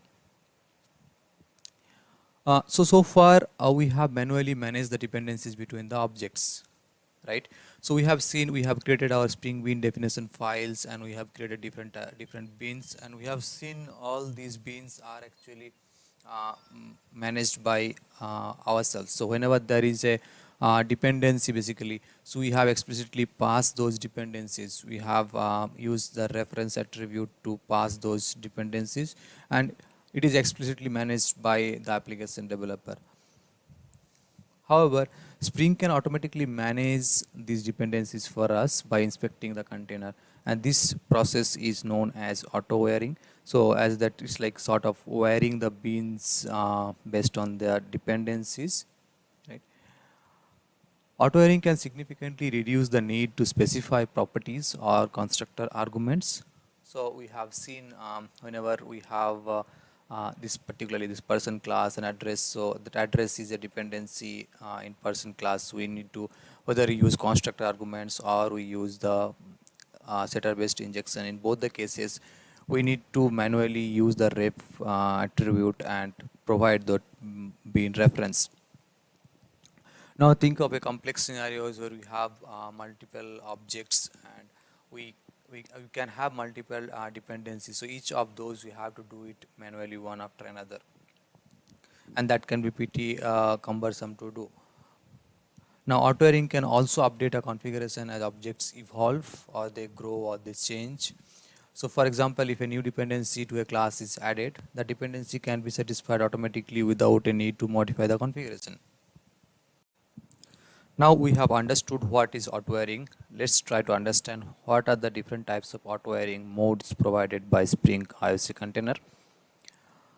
So there are 4 different types of auto-airing available. The first one is no auto-airing at all.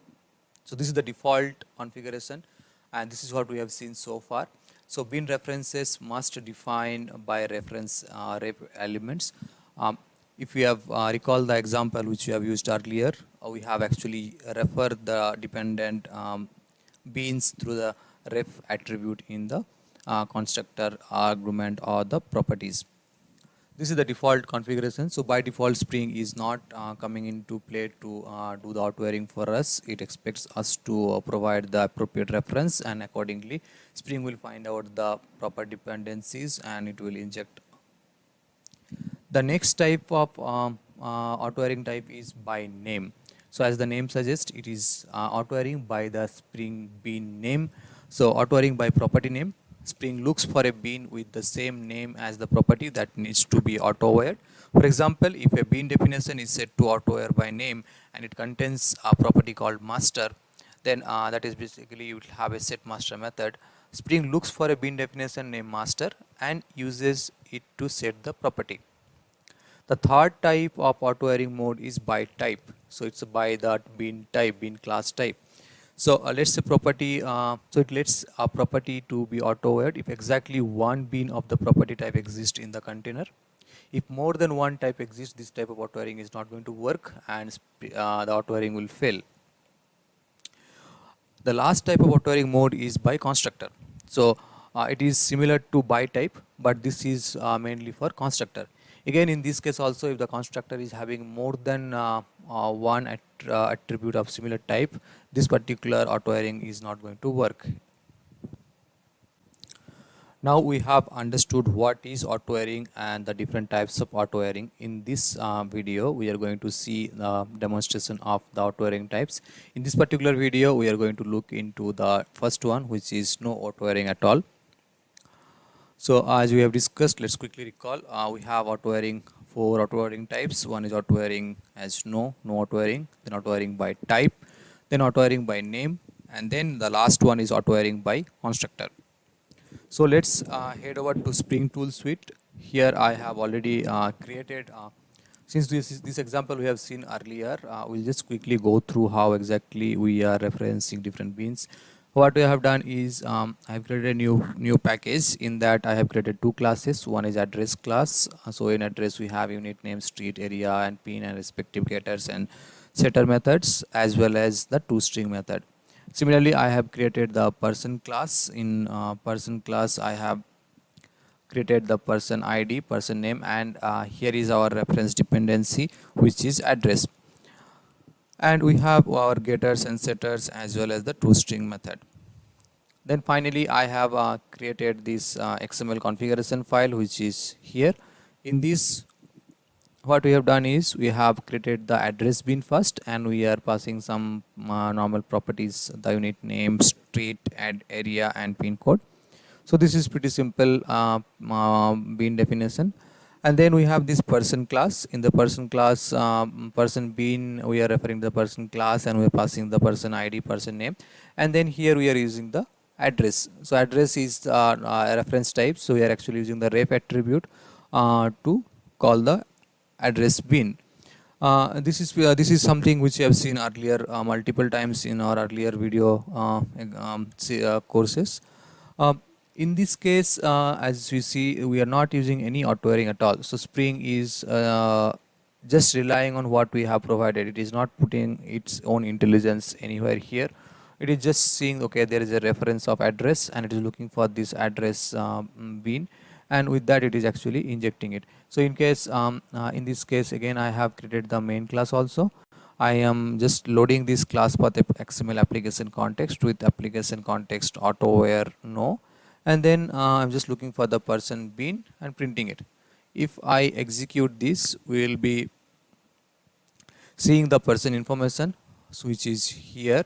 So we have person ID, person name, and then the address which got injected by Spring, because we have mentioned that reference address to be injected, and we are actually getting that unit information, unit name, street and area, as well as pin code. So this is something which you have seen earlier, so there is nothing new about it. For the sake of completeness, I just demonstrated this. In the last video, we have seen auto-aware as no, and in that particular example, we are passing that reference by ourselves. In this video, we are going to look into how we can do auto-aware by name. So let's create another package. So I'll take this previous package as reference, and we'll just rename it to auto-aware by name. So the class name, the classes will be same, which is the person class and the address class. So person class, it is as is, we have ID, name and address, and the associated getter setters and the toString method. Similarly for address as well, we have address information, unit name, street, area and pin, and the associated getter setters and toString method. Now let's copy this as well, and here we'll rename it as by name. Okay, so we'll do some change here now. So as of now, we are not using any auto aware. So Spring has no information that it needs to auto aware. So basically, that's the reason it's not doing any auto airing. We are just passing the address reference by ourselves. Let's do two changes. One is auto aware. So auto aware as by name. So this is one thing, and we'll just remove this property, so that we want, since we have actually asking auto aware by name, so we want Spring to find the address bean and inject it for us, right? So that's the only change we are going to do now. So let's instantiate this our class path XML application context with this XML configuration file name. So let's go to main class, and I'm going to change the previous one with this one. Now if we execute this, we should be seeing the same outcome what we have seen earlier, and here it is.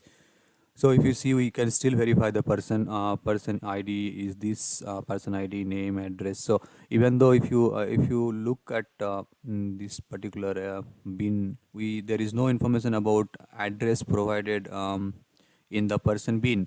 But since it is using auto-aware by name, Spring is actually looking for the address and then injecting it into the person bin. So how it is doing? It is doing by name. So if we go to our class, here we have a property called address, and here we have one bin name address. So there is a match Spring is finding, and then since it is by name, so it is actually injecting this. Let's say we just change it to address 1. We have given the address bin as that address name as address 1, so there is no matching bin. Person has a property of address, but there is no matching bin in our Spring IRC container. So now what will happen in this case? Any case, so Spring is not going to throw any exception. Since it is a setter injection, it will just simply unable to set that address property here, and it will just left it as null. So let's verify this. So if you see, this time address is appearing as null because there is no matching bin found. If we go back to our previous slide, we can see. So here it's clearly mentioned in Spring documentation that Spring looks for a bean with the same name as the property that needs to be auto-aware. So this line is important. Spring looks for a bean with the same name as the property that needs to be auto-aware. In this case, since there is no bean found, Spring is unable to do the auto-aware. If we change this to address, it will definitely be able to do it again. So this time it's coming as proper address. In the previous lecture, we have seen auto-where by name. We have seen how Spring is looking for beans with the property name. If there is a match found, it is auto-whereing. If there is no match found, Spring is not setting it that particular property and leaving it as null. In this particular video, we are going to look into auto-where by type. So we'll again copy this package and we'll make it as by type. So the class information classes will be same, address, class, main and person, and we'll again take this old Spring configuration file and we'll rename it as by type. So by name, let's go to our by type. So this is our configuration file now, and we will leave everything as is because we want again the same address property to be auto wired by Spring.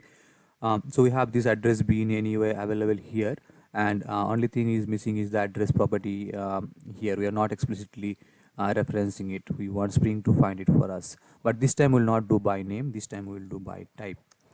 So we are doing by type, and that's it. So this is the only change when we are using for auto-where by type. And let's go back to our main class and change that XML configuration file.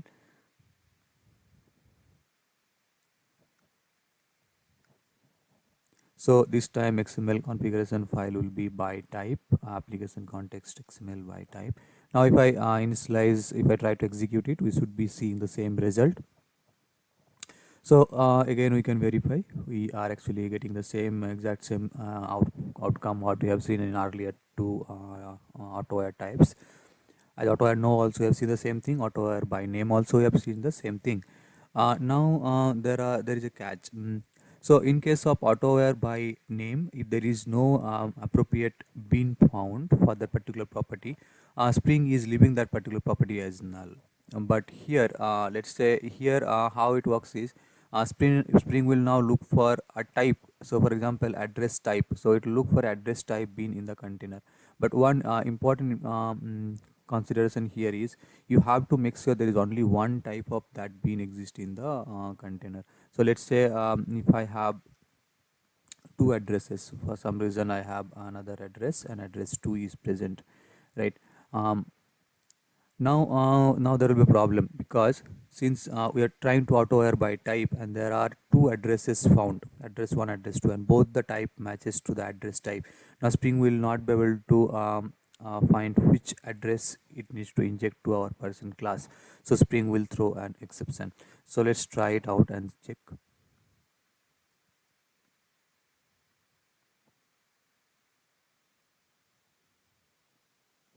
So as you can see, we are getting no unique bean definition exception. So this exception comes whenever there is more than one type available and Spring is unable to determine which one to pick. So if you see the error message, it's clearly saying our address bean type address expected single matching bean but found two address and address 2. So it's unable to resolve which one it needs to inject. That's the problem with by type. If you are using by type, we have to ensure there is only one type. And one important property here is when you are doing by type, the name on the bean name doesn't matter. I can give address 1, address 2.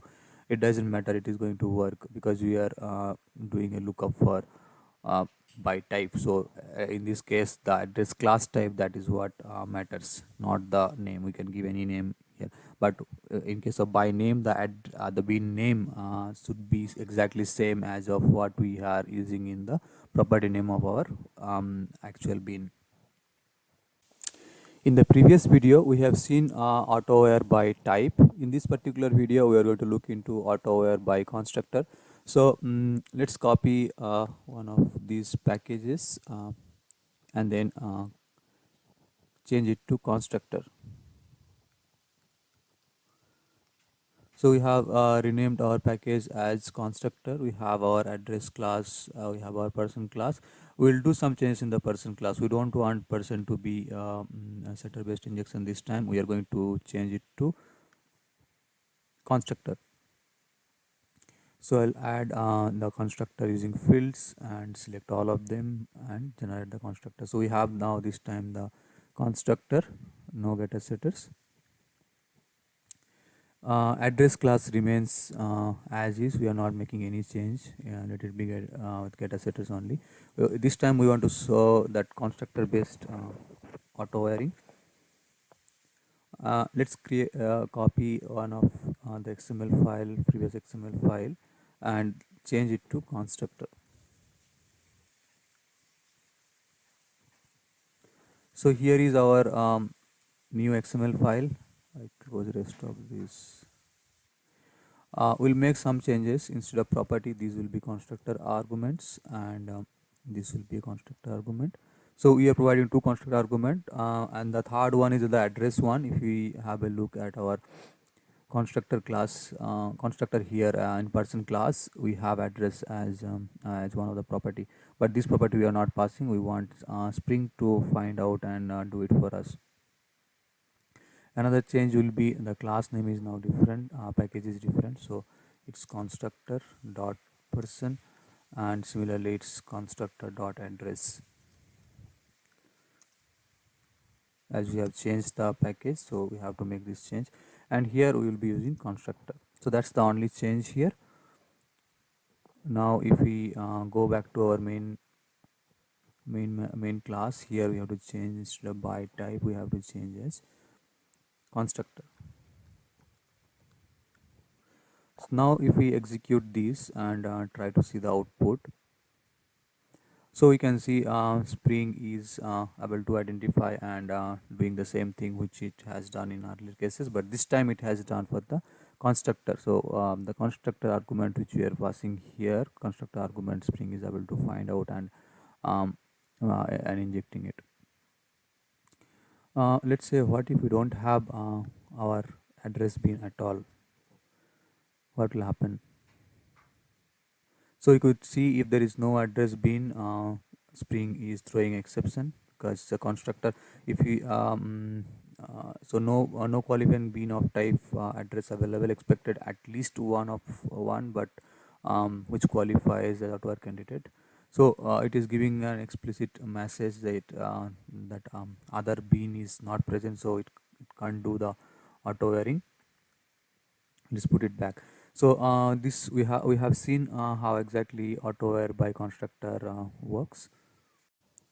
In our previous videos, we have seen Spring auto wiring. We have seen how Spring does the auto wiring through different mode. We have first we have seen no auto wiring. We are doing explicit wiring, and then we have seen auto wiring by name. We have seen auto wiring by type, and then lastly we have seen auto wiring by constructor. Though auto wiring looks fine, and it looks that it can do Spring can do many things for us under the hood. Sometimes auto wiring can be a problem as well. So for example, auto wiring is not supported for primitive types, so integer, double, all those primitive data types can't be auto wired.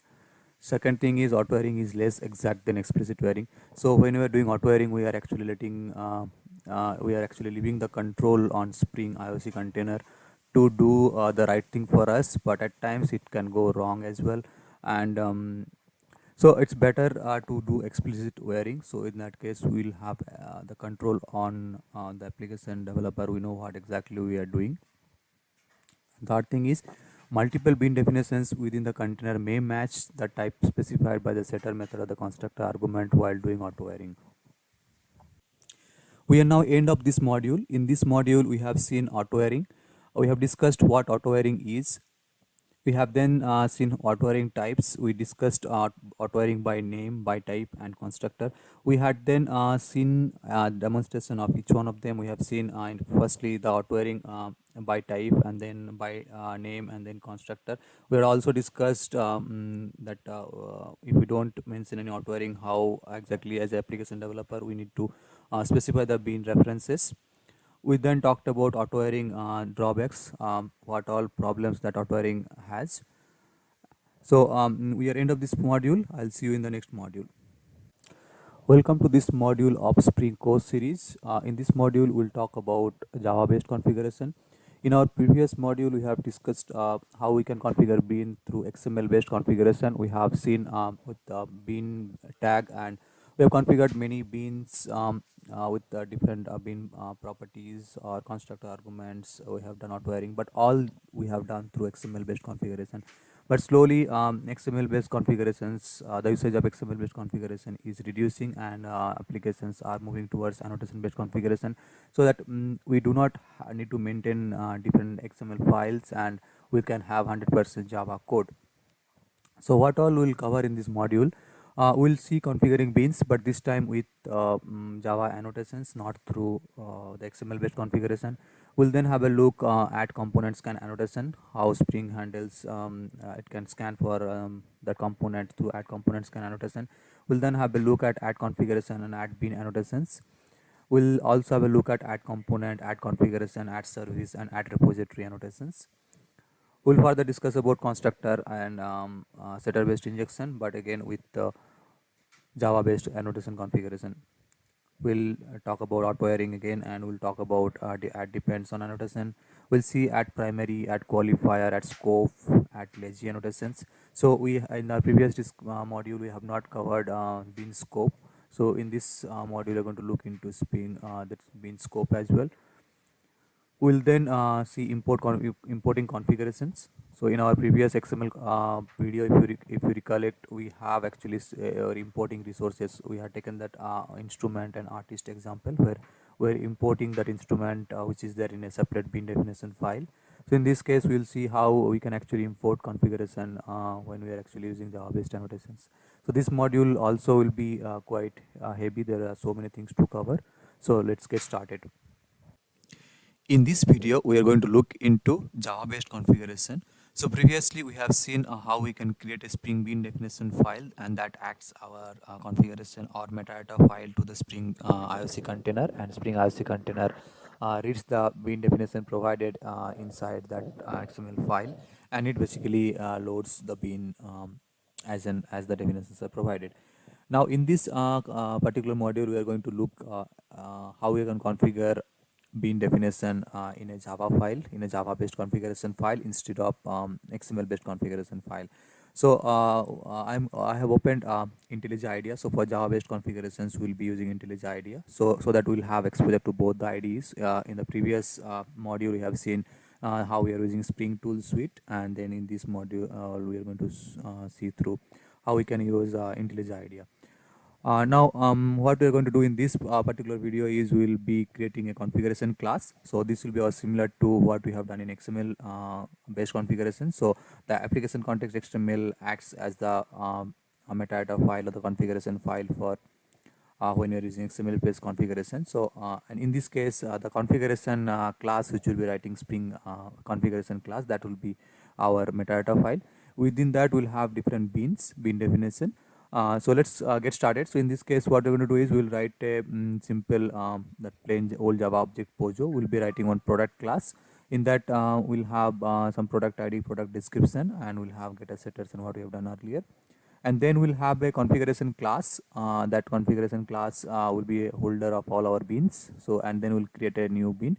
And then we'll be writing our main class. In that main class, we'll be using a different type of XML context, and then try to load the beans and try to access those beans. So let's get started. I have opened Intellij IDEA. So we have done a setup of Intellij IDEA. We have created a Maven project in our setup video.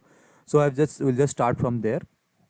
So just a quick recap, what we have done is we have created this Spring project here, Maven project. In that we have all those definitions, dependencies provided. If we open the POM XML, we can actually verify we have two dependencies, Spring Core and Spring Context. The same dependencies we are using in our earlier module as well. Let's get started. So I'll just create a new package. We'll give this a name of Java config, and then base. Let's create another class person, or in this case let's take we said product. So product, we'll have private string product ID, and then we'll have private string product description. Let's create the getter setters.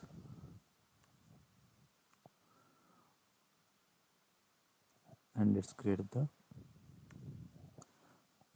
toString method. So our POJO is ready. Now let's create the configuration class. So we'll rename it as product configuration. This product configuration class will have this configuration annotation. So once you put the configuration annotation, this is an instruction for Spring that okay, this is a configuration class, and it will have the bean information in it. Now let's create our bean public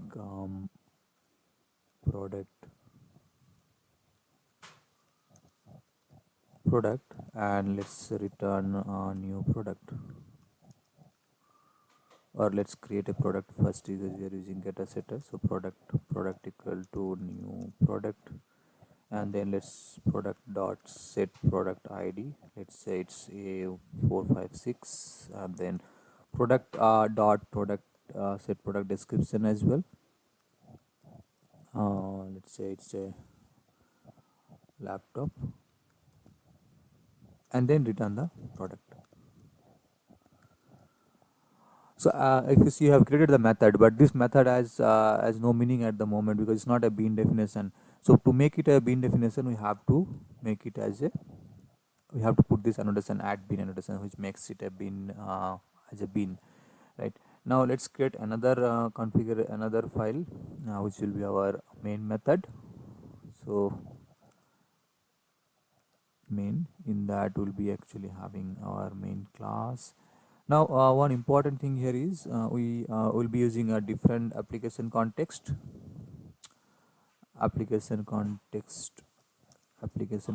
equal to new annotation config application context, and we'll be passing our product configuration file to it, product configuration dot class, and then we'll try to we'll print our product.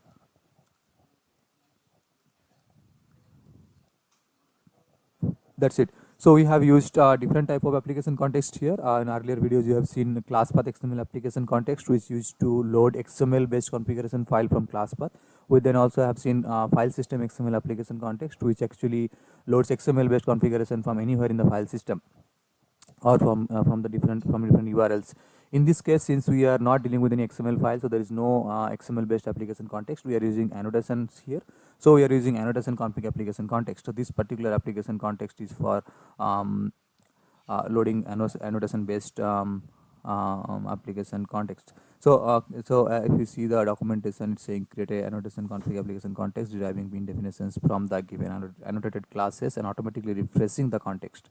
So that's the use here. If we execute this one,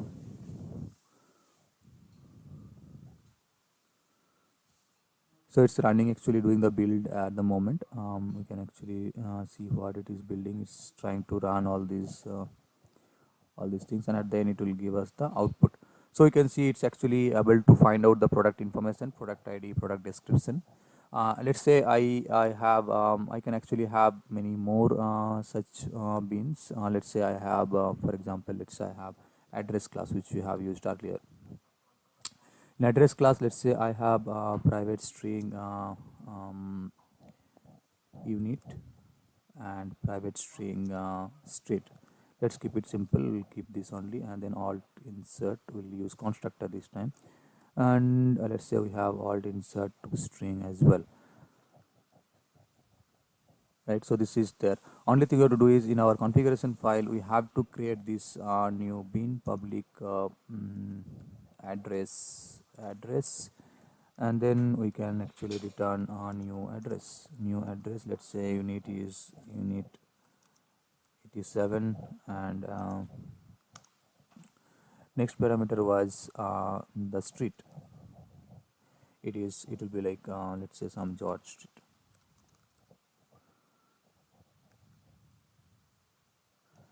So that's it. And again we have to make it as a valid Spring Bean, we have to give this annotation. That's it. Now Spring can actually look for this address class and create this address bean for us.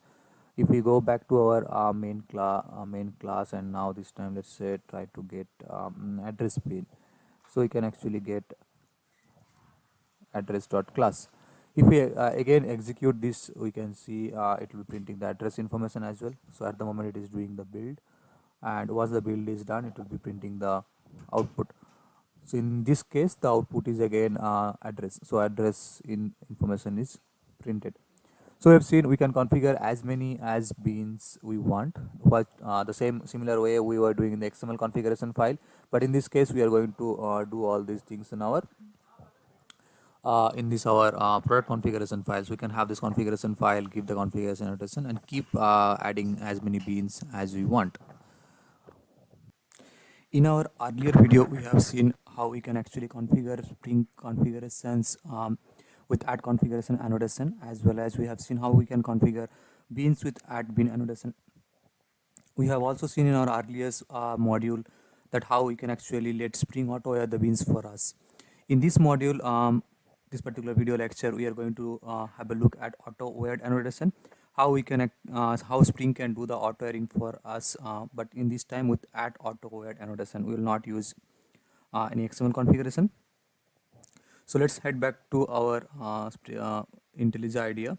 So here I'll create two classes. One will be our user service class, one will be our user repository class. So let's create a new package first. So in this time I'll write auto-where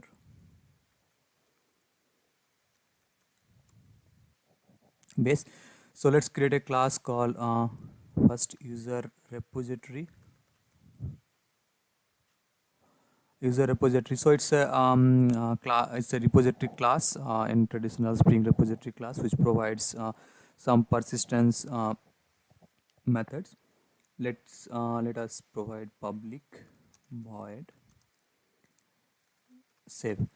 Just to keep this class simple, I'll not add anything else, and we'll just print one message called saved. So this is basically doing the work. Now let's create another class called user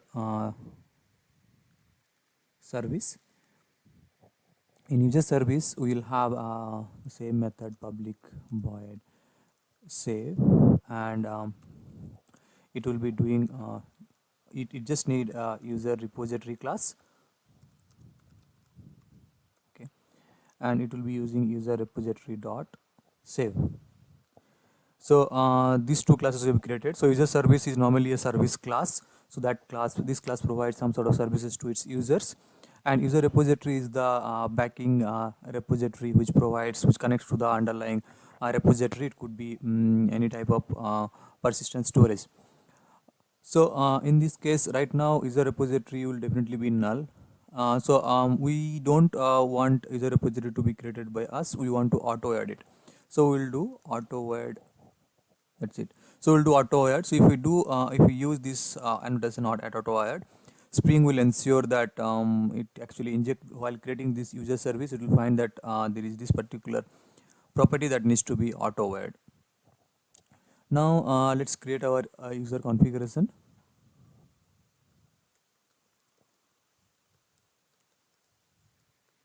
So this is the configuration class, and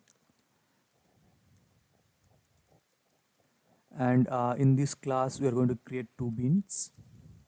Our first bean is public user repository class, and it returns a new user repository. Similarly, we are going to create user bean class as well, user service class as well.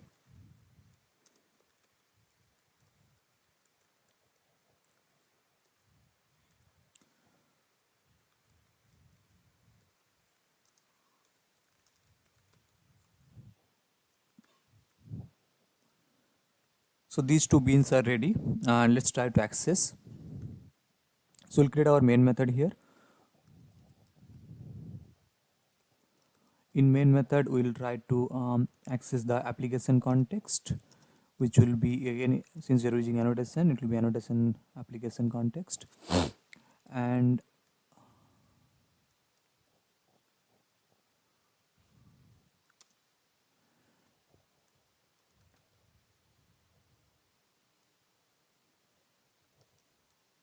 we are supplying this user configuration dot class. Now we'll ask the application context to provide us the user service bean, and then we will call our save method here, right? So if I try to execute this, we'll be seeing that saved, which we have, which is returned by our user repository class. So user repository save method is returning saved. But now let's revisit what we have done. So we have created our user repository class. This is the basic class which provides the save method. And then we have user service class. User service class is again calling that user repository save method, and we have actually telling that we need this user repository property here in the user service class. Then we have user configuration. User configuration, this is a plain configuration Java configuration file, and we are instantiating these two beans. But note that we know where we are actually passing that user repository to user service in this configuration. So Spring is actually doing it for us, and it's ensuring that we are this user repository is available here in our user service class, so that we once we require here, we can get it. Now if we go to the auto add annotation, so it has one element called required, and by default it's set to true. So that means that this user repository needs to be present in the Spring IRC container. Otherwise Spring will not be able to create user service class, because in order to create the user service class, Spring requires this user repository to be available. So let's by default, as it mandatory that it's required equal to true. So we did not do anything. Just to verify this, let's for time being, let's comment out this bean. So Spring will not be creating any user repository in Spring IRC container. And if we this time, if we try to run it, we should be seeing some exception, and here it is. So if we verify this exception, again it is saying no such bean definition exception, no qualifying bean of type or core Java config of user repository available, because Spring is not able to auto where, so it's throwing an exception. Now we can actually, what we can do in this case is, let's say user repository, this property is optional. If it is available, we will use it. If it is not available, we will not use it. So in this case, what we will do, we can make required equal to false. If we do that, then we have to ensure that we are doing a check. So if we'll just write objects dot is null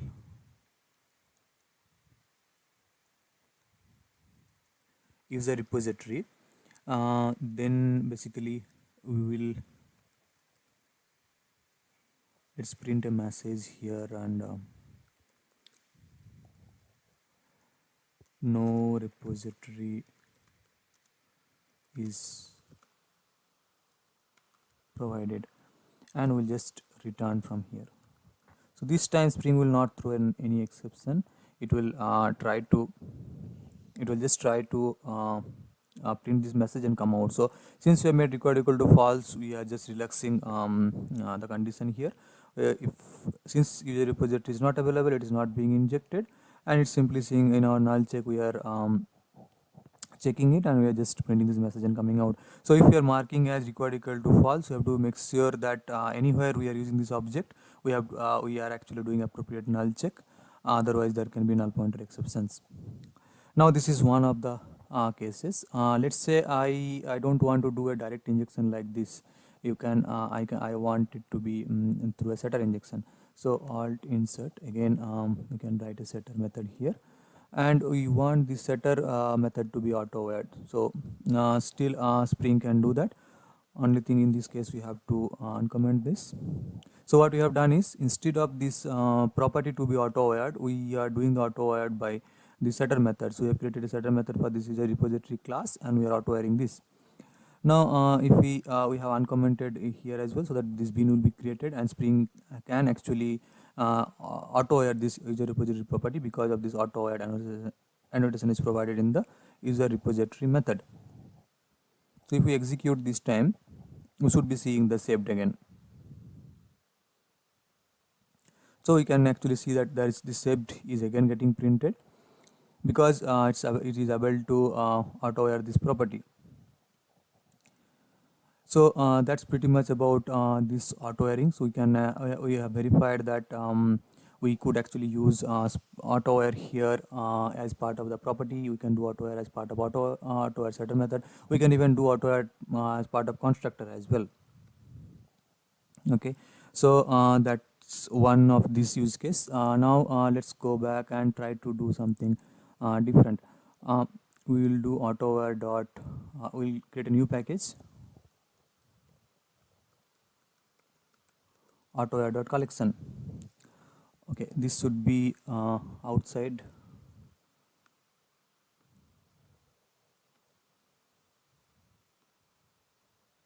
Okay, so we are using auto air dot collection here.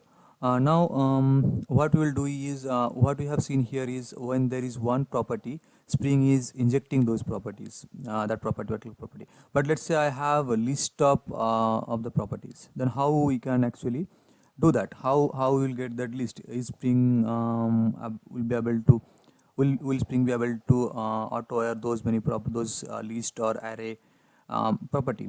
So let's see that in the next video. In the last video, we have seen how we can auto air a particular property in one of the class, and we also discussed that in case we need a list, any collection, Java collection, how we can how the Spring will be able to auto air those or not. So let's have a look of these in this video. So in this case, what I'll do, I'll just first close all of this. Now let's first create a product. So this will be our product class. Okay, so the idea here is we have list of products. We'll be having this product POJO and we'll be creating multiple products. And what we want, we'll be having a product viewer class. In product viewer class, whatever products is there in the container, we want to view all of them. Okay, so let's see how we can achieve this. We have private string product ID, and we have private string product description. So let's keep it simple. I'll just create a constructor. Also, I will create the toString method with all these two. So this is simple POJO. We have a product ID, product description, and that's it. Now I want to have product viewer class. In this class, I want to have an array of products, product, and I will say products. What I want to do is public void view products. So this is a simple. Here what we will do is we will we'll go through each product and we'll just print out the product information. So we are doing this here. Now let's create the configuration class and create couple of products.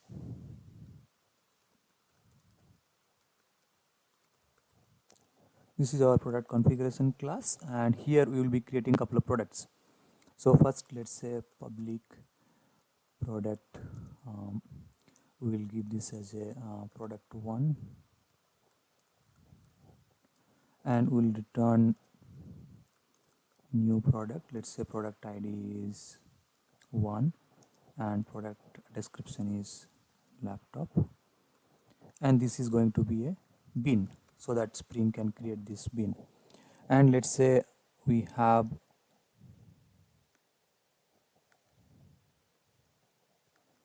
few more products. Let's say we have 4 products now, and we have product 2, which is, let's say, bike. ID should be 2 here. And then let's say we have another product called bike. Let's say this is car, and let's say this is simple product called mobile, and this will be product ID as 4, this will be product ID as 3, this method will be 3, and this method will be 4.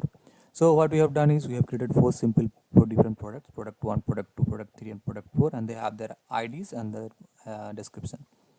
Now what we want is we want to view these products, right?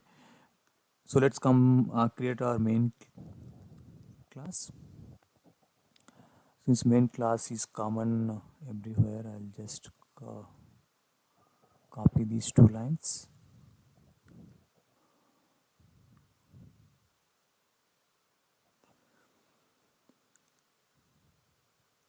So in our main class, we will be creating our main method, and here we don't want these 2. So we want our own product configuration, and what we will do is we will get the we don't want to get the product class, we want to get the product viewer class, and then we want to call view products. So if I run this right now, I am going to get exception. Let's check.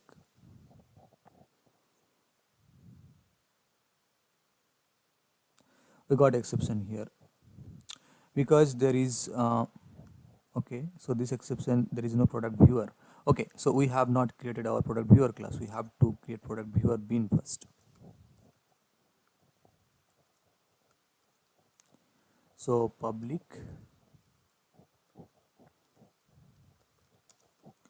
product viewer, and let's return a new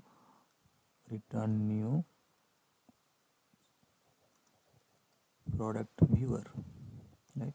So we created, even though we run this, probably will not get an exception, but we will not have anything to print.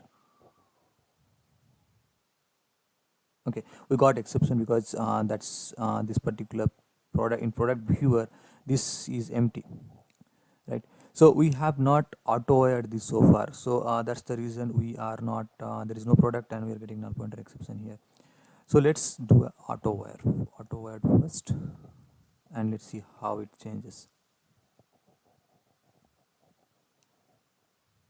So as you can see, it is actually printing all the products, product 1, product 2, product 3, and product 4. We didn't do anything. We didn't create the product list here. What we had done is we had in our configuration file, we just created the products, product 1, product 2, product 3, and product 4. And we have created these many products.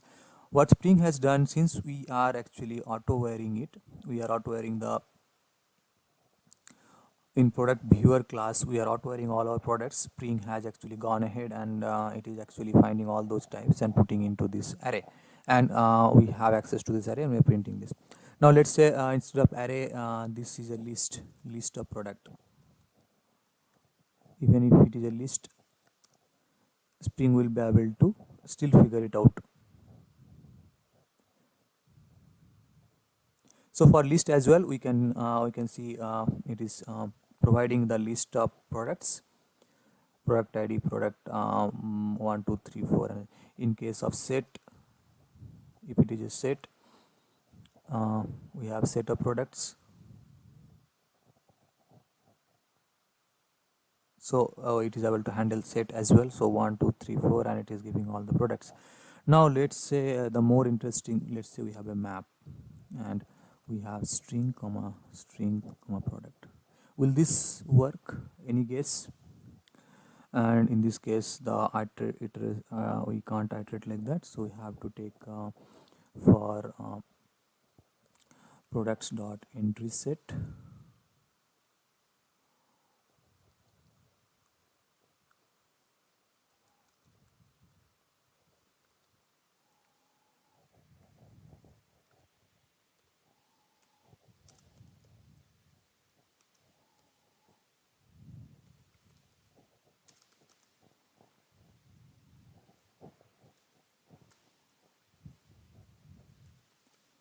And we are going to print our product.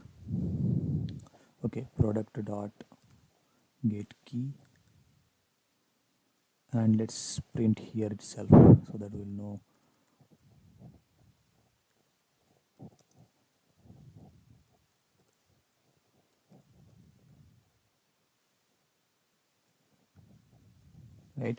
So let's execute and see what happens.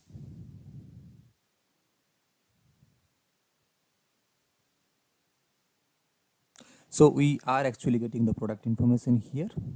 We are actually getting the product key, which is our product 1, product 2, product 3 and product 4, and our actual product information, which is actual product ID and product description combination.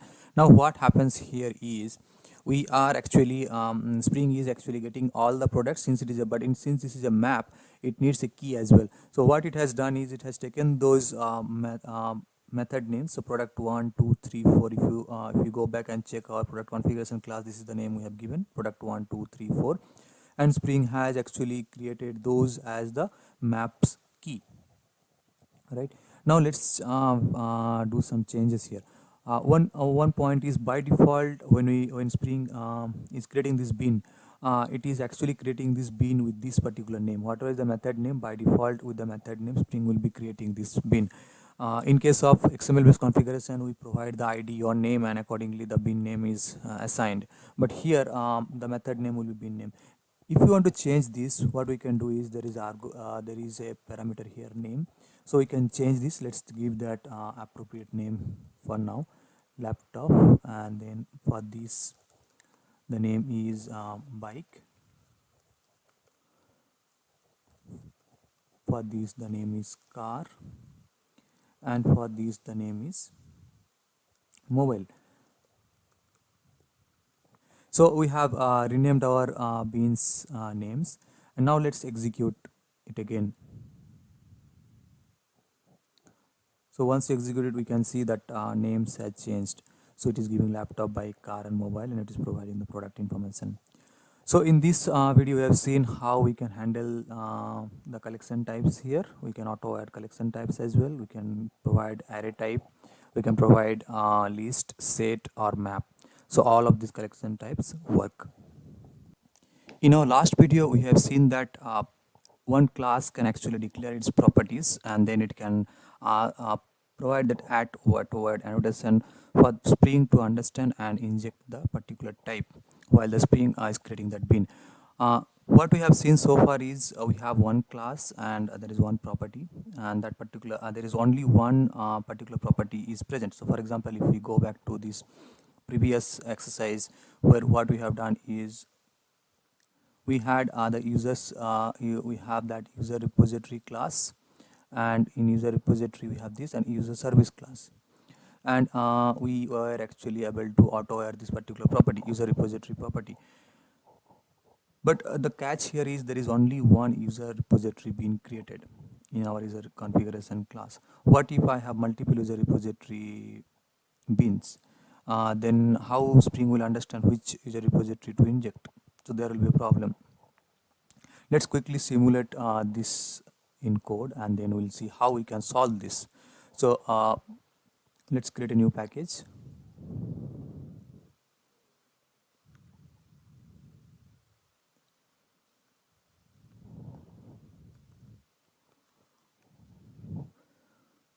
We'll just close all of them.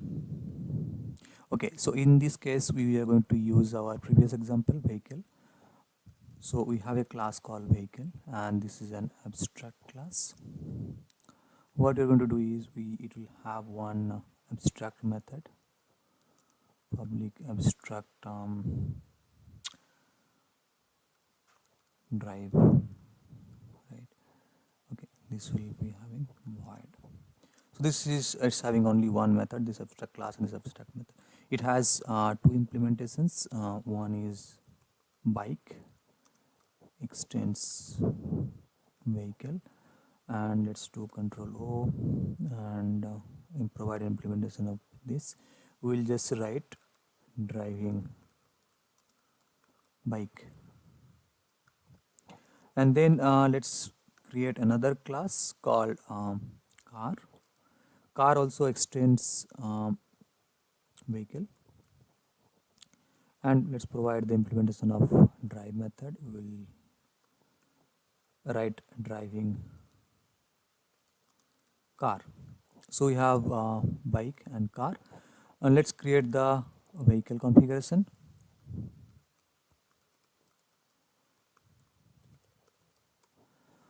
This is a configuration class, and let's create the beans quickly. So public vehicle bike, and this return new bike. Similarly, let's create the car. So public vehicle car, return new car. Okay, so what we have done is we have created the vehicle configuration class, and we have created our bike bin. We have initialized that, and we have also initialized our car class, right? So these are created. Now let's create a person class.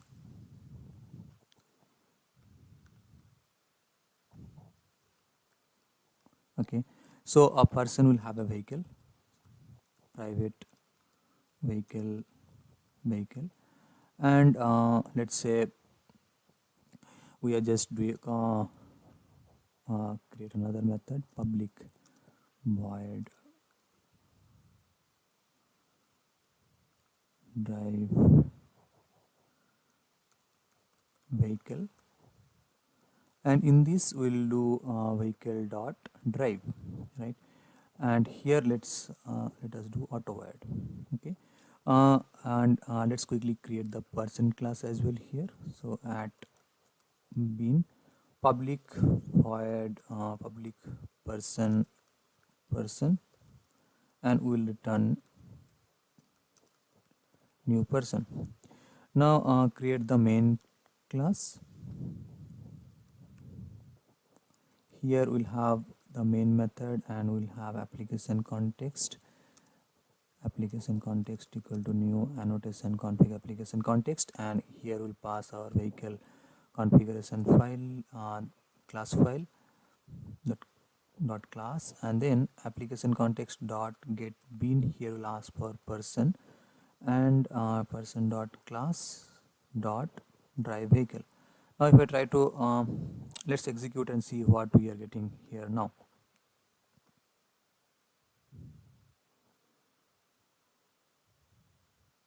So we are getting this error, which is quite familiar to us now.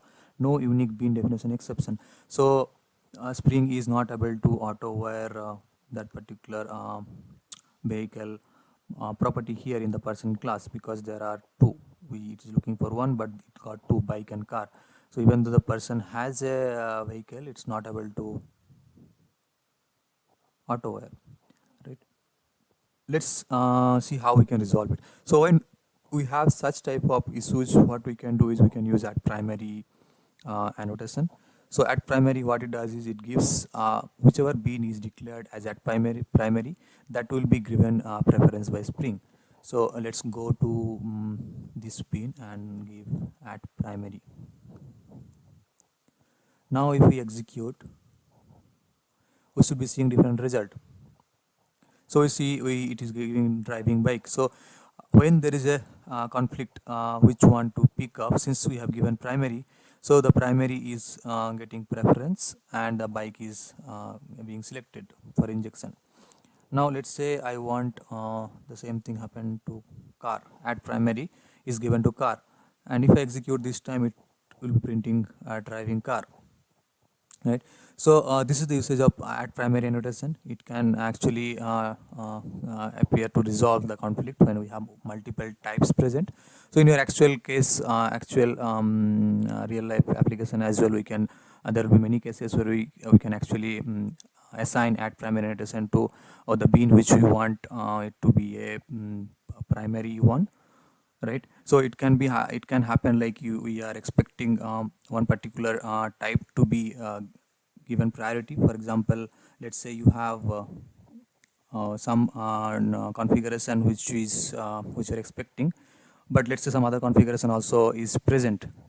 So in that case, there will be a conflict. So we can assign the one which you want to be getting priority. We can assign that with at primary, and that will be selected. In our previous tutorial, we have seen when we have multiple beans of same type, there is a ambiguity which bean to be injected. So Spring will have trouble finding which bean to provide, right? So in this case, we have seen this case earlier, and we have seen if there are multiple beans of same type present in the Spring IOC container, then Spring throws some exception saying it can't resolve which bean to be injected, and it throws no unique bean definition exception. One way we have seen is to resolve this ambiguity by providing add primary annotation in while we are creating the bean. So earlier we provided add primary annotation in one of these, and when there is a conflict or ambiguity, Spring this add primary annotation determines which bean to be given priority and that particular bean to be injected. Now another way to do this to resolve this ambiguity is with add qualifier annotation. So add qualifier, here we can mention that, okay, in case you have we have multiple vehicles present, we want to give car as a car as priority, so that car bean qualifies to be attached to this person bean. Now if this in this case, if we execute, we should be seeing car driving car, because we have given car as a qualifier bean. In this case, we have not added any primary annotation anywhere here in our configuration, so it's normal beans, and we are handling it at our auto where level. Similarly, if I give as bike, I can actually provide this time it will be printing driving bike, right? So it is actually qualifying able to identify which bean to be injected. Now there are two important points. First point is the at primary annotation is always used with at bean annotation. So here we can qualify which bean we want to make as primary bean, and accordingly if there is ambiguity, then Spring will find out which bean to be given priority. Similarly, at qualifier annotation is always used with at auto void. So if there is again some ambiguity, whichever bean is given in the qualifier will be given priority. In this video, we are going to look into how we can load beans from multiple locations. As we have discussed earlier, we are writing our bean definitions in our configuration files. But for an enterprise application, it will be very difficult to put all the bean definitions in one particular configuration file. So there can be multiple configuration files, and the beans can refer to each other across the configuration files. So how can we make this possible? How can we segregate those beans into multiple configuration files and still refer them as and when we require? And this is always a good practice to not to keep all the beans in a common file or a single configuration file. We should split these into the related module, and each module should have its own configuration file or configuration files based on the number of beans we have. If we recall, in our XML configuration, we have done the same thing. We have actually segregated the beans into multiple XML bean definition file, and then we have imported the bean definition file in the file where we have a dependency, right? So the same thing can be done for configuration, Java configuration as well. In Java based configuration, we can have multiple @configuration annotation based classes which will be keeping our bean definitions. Let's take a small example here which we have taken for our XML bean definition as well. In this case, what we'll have is we'll have a bean called instrument. This instrument bean will be a part of instrument configuration, which will be a separate Java configuration file, and then we'll have a class, another class called artist. The artist will be part of another configuration file called artist configuration.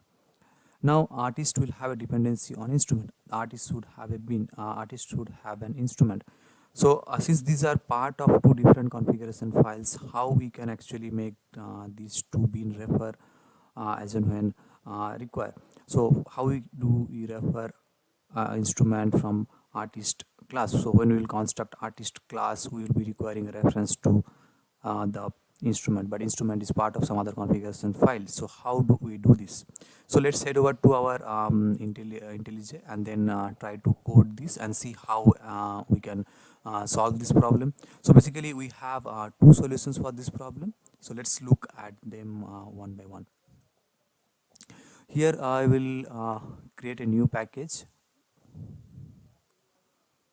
We'll just give multi dot locations. Okay, let's create the classes quickly. I'll create the instrument class first. We have instrument name, and let's use our constructor first, and let's use our toString method. Okay, so we have created our instrument class. Let's create the instrument configuration.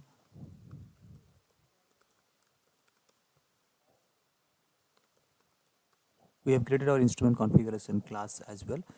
So this is a configuration class. I will put add configuration annotation, and let's create instrument bin.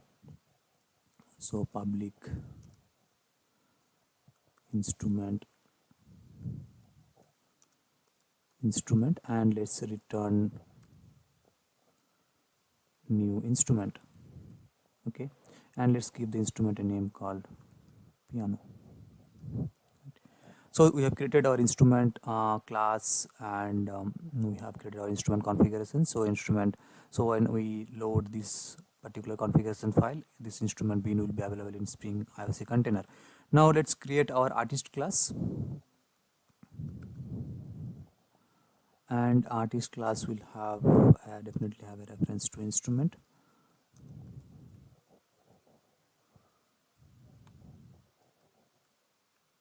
So we've created the constructor as well as we have created the toString method. Okay, so we have created our artist class. Now let's create the artist configuration.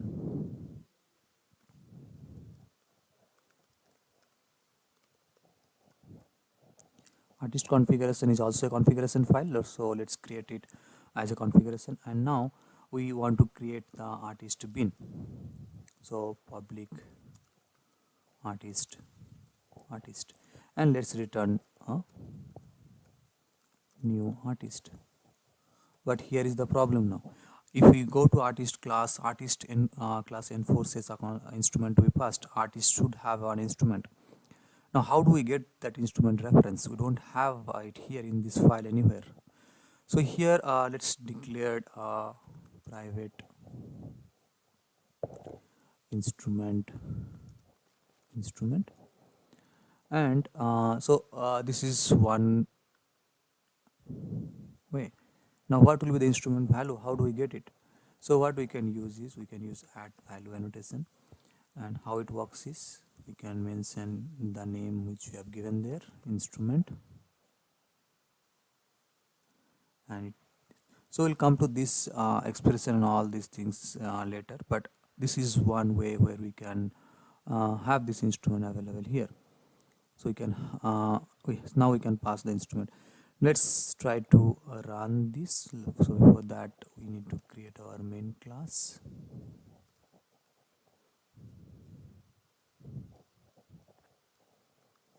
And let's create application context equal to new class annotation config application context, and application context dot get bin, and we'll be doing artist dot class, and let's print this. So this, since we have implemented toString, so this would print the artist information. First thing we have to do now, the problem here is we have two different configuration files, instrument configuration and artist configuration. So we need to load both of them here. So we'll do artist configuration dot class, and we'll do instrument configuration dot class. Now let's run.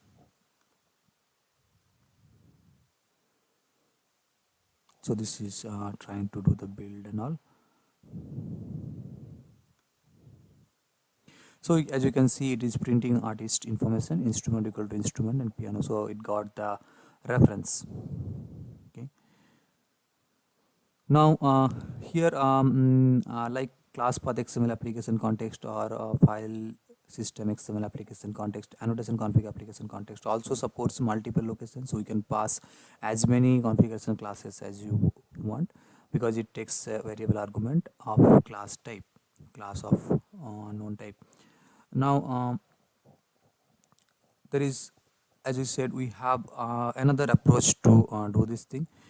The problem here is we don't know how many classes we'll be having, and what are the dependencies. Now in artist configuration we have a better understanding that what other configuration class we are depending on. We know that we are depending on instrument configuration, which is somewhere else. So it will be better if we try to do this in each configuration layer, instead of simply loading all the configuration files in our main method. So what we'll do is we'll just remove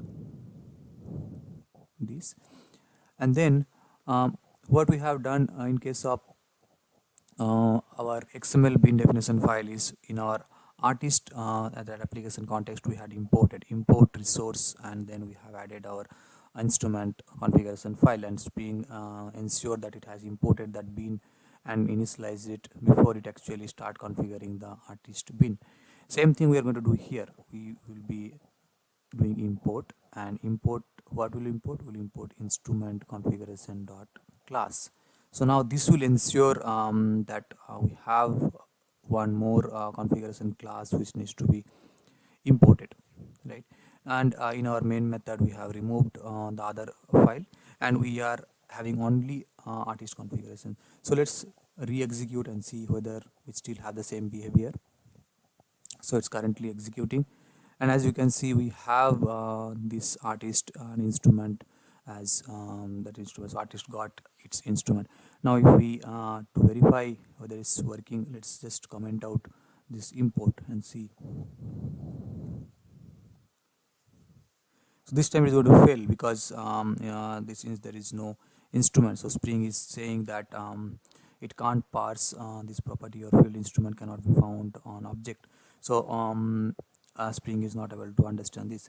So as one last thing before we complete this video, this expression, so this expression is known as spell, Spring expression language, which is being used by as a Spring. So we have a separate module to cover spell, but at the moment since the instrument is not defined anywhere, it's just one value. We don't know what exactly what it stands for, and Spring can't parse it. That's the reason it is throwing the exception. So we have seen how we can import. So it is always advisable to write small configuration files. So we should be creating one configuration file where and put all the beans which are related to that particular configuration file, and then if we have any other configuration, any something which is different and not related, maybe we can consider splitting those configuration files into some small configuration files and then import them as and when they have the dependencies. So far we have seen how to create a bin. We have seen we can provide a bin definition in a Spring XML configuration file, or we can provide a bin definition in Java-based configuration file. So based on the bin definition, Spring will create the bin in the IOC container and it will be available for our application to use. But there are few questions. When we are creating bins, we don't know how many of those bins are getting created in the container, because we can refer through get bin to a particular object hundreds of times. There is no limit of it. Also, when a bin is getting created, how long that bin will be available in the container. So all such questions are there. So these all are defined based on the bin scope. In Spring there are 6 scope types available. First one is singleton. This is the default one. It scopes a single bin definition to a single object instance for each Spring IOC container.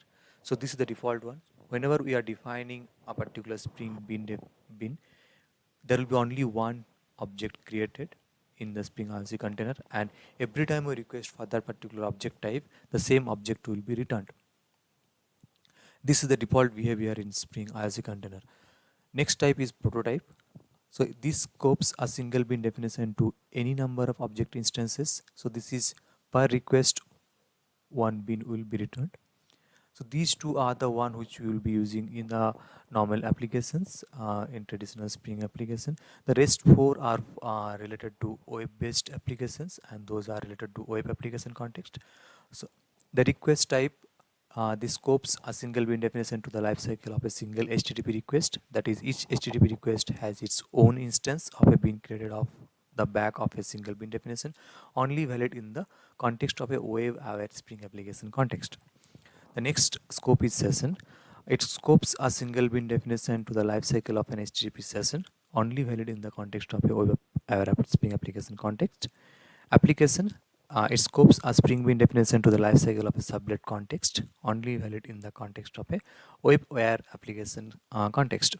And the last one is WebSocket. It scopes a single bin definition to the lifecycle of a WebSocket. It only valid in the context of a web-aware Spring application context. We are going to look into singleton and prototype ones, and the rest four request, session, application, and WebSocket are not available for the normal application. It is only available in web-based application context. Let's see a demo of it. We'll take our one example. What we have done is we have created a product class, that one which we are using in this application. We have a product ID, product description, and then we have a shopping cart application, shopping cart class. In that shopping cart we have a list of products which are available. So the idea is we are buying products, and those products are stored in a cart. We have a list of products. In that we can add products and we can get our list of products. Then we have this product configuration file. Here we are creating multiple products. We have created laptop, we have created mobile, and then we have our main class. In this we are doing a couple of things.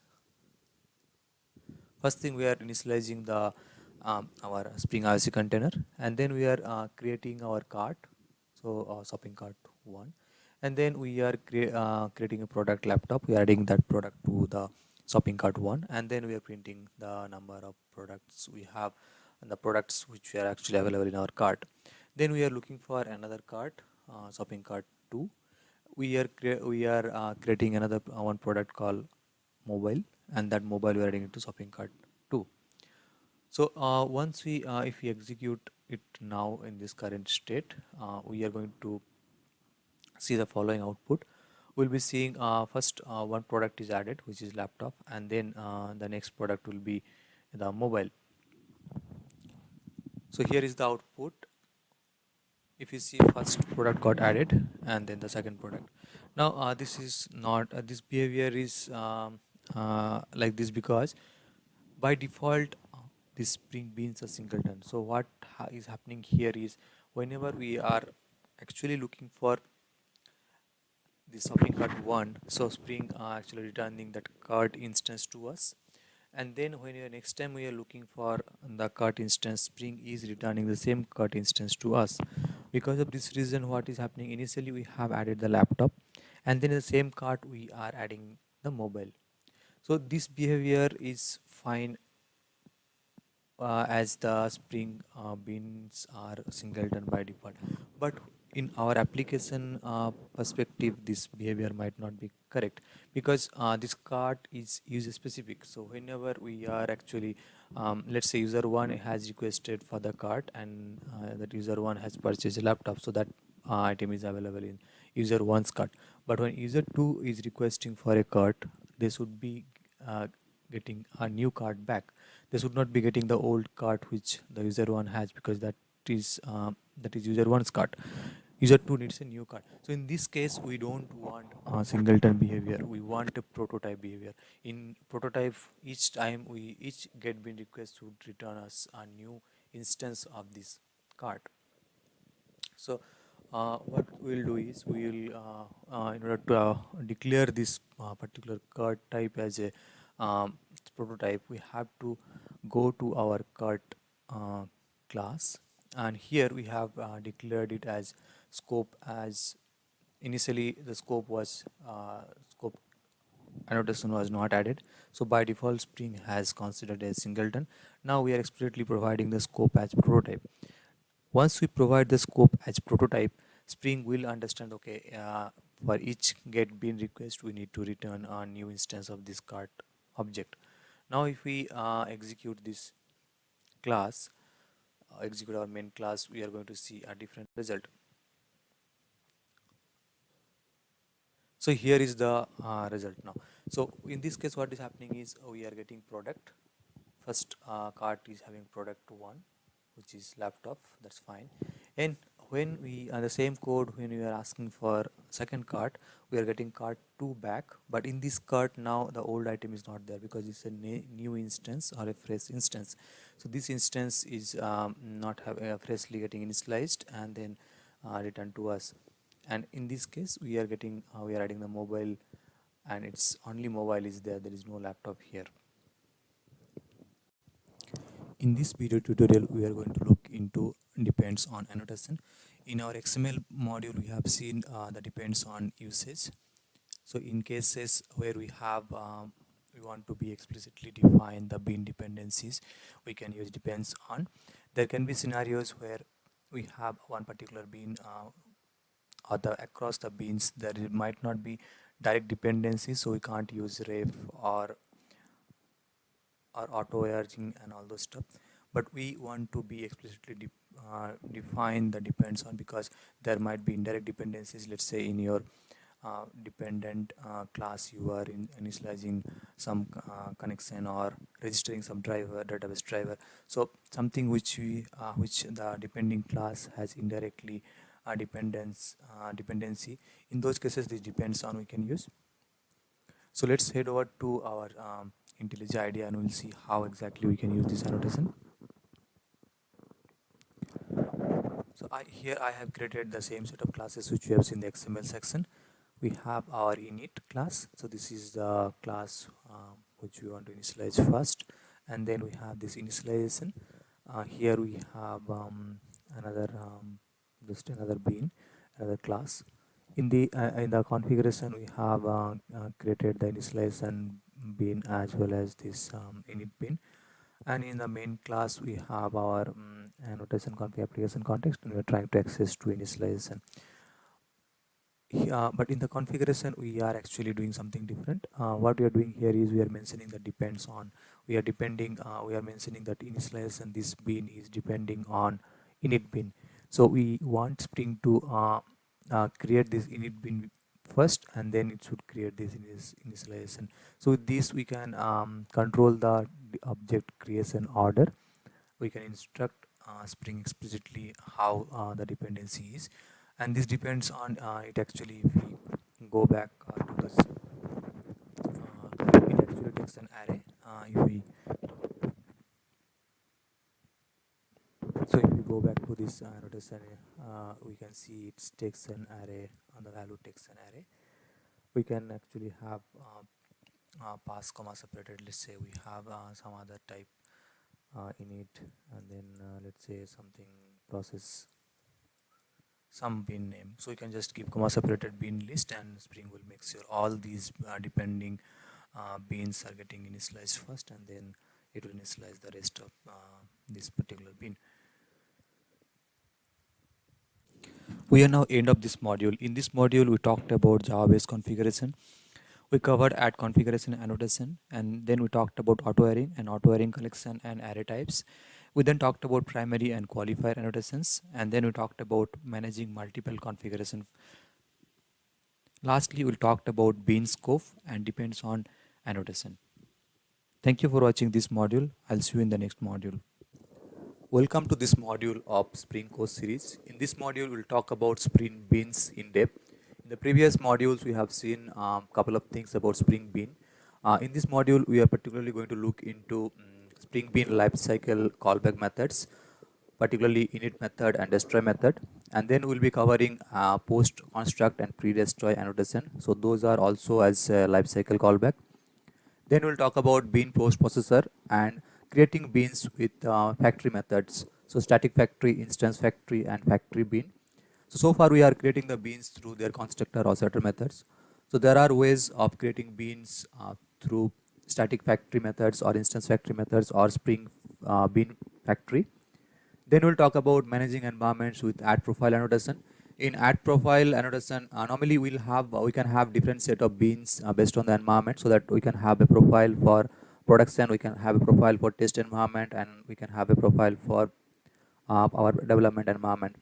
And then we'll talk about Spring Aware interfaces. So we can have our POJOs implementing different Spring Aware interfaces to get information about Spring IOC container. So let's have a look about all of these in this module. In this lecture, we'll talk about Spring Bean lifecycle callbacks. At times, beans need to perform certain initialization tasks before they are fully ready to use. So for example, the beans might need to open a file, allocate some memory, or initializing a database or network connection. So this is the task that might need to be performed before we start using the bean or start calling the different methods inside the bean. And beans also needs to ensure that corresponding destruction tasks are also invoked before the beans are removed from the container. So if a bean has initialized database connection, it has to ensure that that connection should be closed before the bean is removed from the container.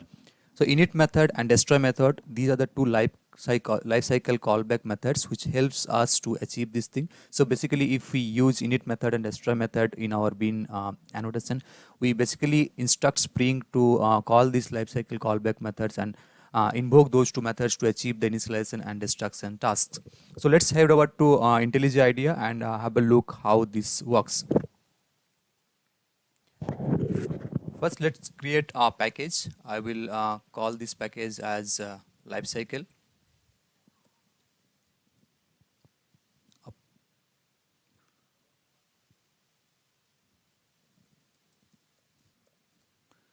So I have created this package called lifecycle.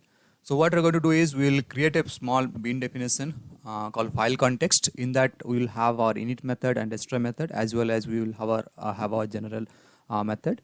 And then we'll write the configuration for it. We'll invoke the init method and destroy method from our bean definition. And then we'll try to invoke initialize our bean and try to invoke the bean method. So first I'll create the file context class.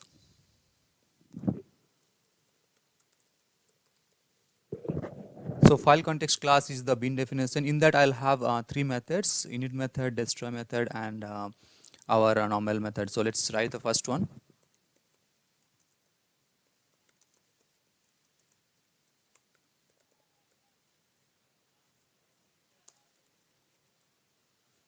So here creating our init method.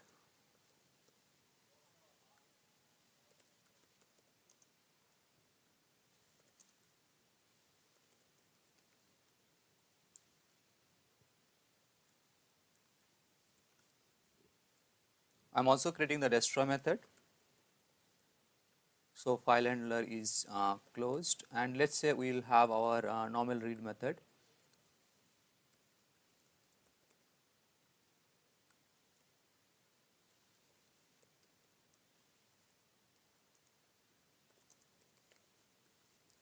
So we have basically created our file context. We'll have our init method, destroy method, and read file method. So read file is the main method where we are basically going to read the file, and this init method will basically ensure that file exists and it is the file handlers are initialized, and destroy method will close the file handler.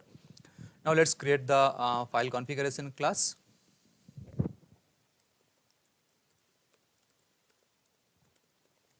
So this will be our configuration class. We will have add configuration annotation, and let's create our bean definition here. So public file context, and file context here will return our file context. Okay. So here so far we have seen in bean that we can actually provide our bean. If you want to use different name, we can pass the name equal to the new name of the bean. Also, if we go to this bean annotation, it actually provides couple of more things. For example, we'll have init method here, as well as we'll have destroy method here, right? So let's use these two parameters in our bean annotation. So I'll call init method equal to init and destroy method equal to destroy. So we have provided this init method and destroy method definition to our methods. So first one is init method is init and destroy method equal to destroy, which are the methods here as well, init and destroy. Now let's create another class which will be our main class, where we will try to initialize this bean and use it.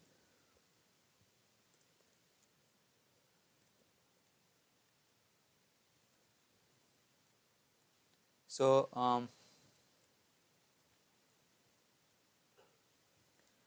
let's create public static void main.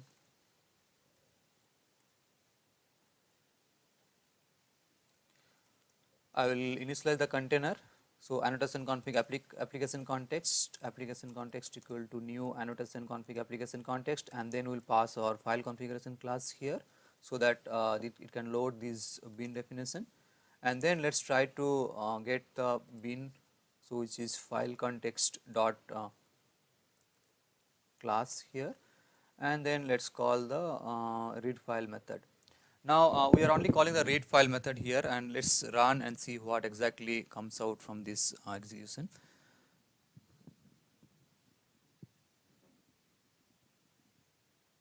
So you can see it's printing file handler is initialized and file content is read. So which is basically our init method and the read file method, right? So we can see that even though we are not calling our init method here, Spring is ensuring that as soon as the bean is initialized in the container, this particular init method is invoked, and whatever task or execution statements are given, those are executed inside before that bean is fully ready and it's hand over to the application for its usage. Now one important thing to notice here is Spring didn't call the destroy method, right? So that's the reason we are not seeing any third line which is supposed to come here. File handler is closed, so the destroy method is not closed here. This is because the Spring has not destroyed the bean, and this bean is still available in the IOC container, right? So until we close this particular application context, this bean will be probably available in the container, and Spring is not calling the destroy method. Now let's try to close the application context and see whether Spring is invoking the destroy method or not. So in this case, what happens is when Spring initialize the annotation config application context or the Spring IOC container, it will basically initialize all the beans which are provided in the file configuration or the configuration classes, and then the init method or the initialization method, whatever is provided, will be invoked, and then we can actually use the bean. But until we call the close this application context, this destroy method will not be invoked. Now since in this case we are explicitly closing the application context, so Spring is going to destroy the bean. So as part of destroy, Spring needs to ensure that it is calling that destroy callback as well. So let's run and see whether Spring is calling the destroy callback as well or not. So I'm re-executing our main class. So in this time we can see that file handler is closed. That means Spring has actually invoked this destroy method. File handler is closed, and it is actually destroying the bean. So this way we have seen how to use our init method and destroy method lifecycle callback methods. So through that we can actually instruct Spring to call certain methods once the bean is initialized or the bean is about to get destroyed from the container. In the last lecture, we have seen how to use init method and destroy method lifecycle callback methods to do some additional initialization and destruction tasks once the Spring container is initializing the bean. In this lecture, we are going to see how the same thing can be achieved with add post construct and add pre-destroy annotations. So let's head over to Intellij idea. Before we use these two annotations, we have to ensure that we have actually added this JavaX annotation dependency, because these two annotations are in this particular dependency, javax.annotation and javax.annotation API. So make sure we have added this dependency in our POM XML, and Maven is putting this jar in the class path. So once that is ready, let's we'll make changes in the existing code which we have done in the earlier lecture. So in our earlier lecture, we have actually provided this bin information, init method and destroy method information in the file configuration class. In this case, what we're going to do is we are going to remove these two init method and destroy method information from the bean, and we will use our post construct and pre-destroy annotations. So let's remove these two parameters from here first. So we have removed. So configuration class has no knowledge what is our init method and destroy method. And let's head over to our file context class. Here we are going to do two changes. One is first we'll add post construct here. So I have added post construct annotation in the init method. So this basically means once the bean construction is done, this init method needs to be invoked. So this is essentially same as our init method. And in our destroy method, we are going to use the pre-destroy annotation here. So this basically again means before destroying this particular bean file context, Spring needs to ensure that this destroy method is invoked, right? So these are the two changes we are doing. Rest all things remain same. So let's summarize what we have done. We have actually removed the init method and destroy method parameters from our bean annotation. And then in file context class, we are adding post construct and pre-destroy annotation in place of init method and destroy method. Now let's go back to our main class. This is where we have our IOC Spring IOC container initialization, and we are calling our read file method. And let's see how exactly it behaves. So I'm executing our main class. We are expecting the same set of things to be printed here again. So as expected, Spring is still ensuring that it is calling our post construct and pre-destroy annotations once these particular bean is initialized, and it is printing those lines. So file handler is initialized, file content is read, and file handler is closed. The same thing because once Spring initializes that Spring IOC container is initializing that bean, it is calling that post construct whatever method is assigned with post construct annotation, and then it is calling our normal method, which is read file method. It's part of our bean, and then it is also calling that lifecycle callback method destroy, and it is actually destroy invoking whatever content is provided inside the destroy method. In our previous lecture, we have seen how to use Spring callback methods in terms of init method as well as post construct.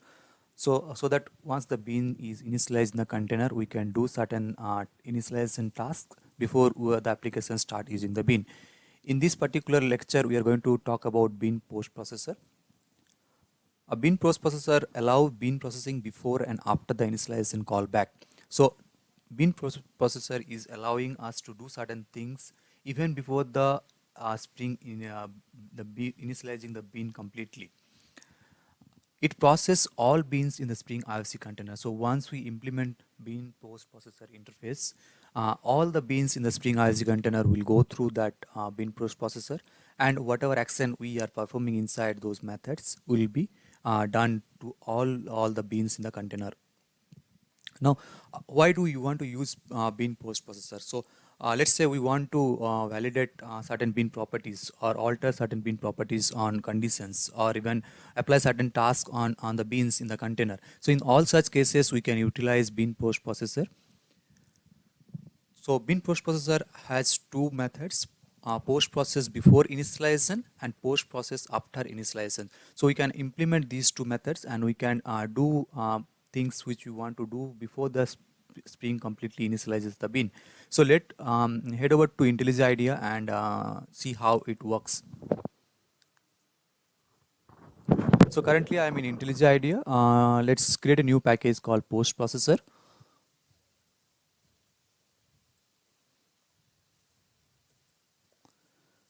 Inside that, first thing we will be doing is we will be writing our bean post processor. So let's do one thing. Whatever bean we are actually creating in the container, that basically we are initializing whatever, we are defining whatever beans. We want to print their name and the type. So let's create a print bean. So print bean name. So I have created a class called print bean name bean post processor. So this class implements bean post processor interface. Now, if we go back to this particular bean post processor, we can see by default these are default methods, and Spring is already providing a default implementation for these beans. So there is, it's not mandatory to implement these methods, but if we want to override this behavior, then we can implement those in our custom bean post processor, and we can put the behavior which you want to apply on our beans. Now in this case, if we see, by default Spring is not doing anything, it's just taking the same bean and just returning it back. That's the default implementation. Now that's happening for both post process before initialization as well as post process after initialization. Now in our case, we are going to implement both of these methods. So let's implement both of these methods. So by default, this is what is coming. Right now, what we want to do is we want to print the bean name and bean type. Right. So let's implement these two methods first.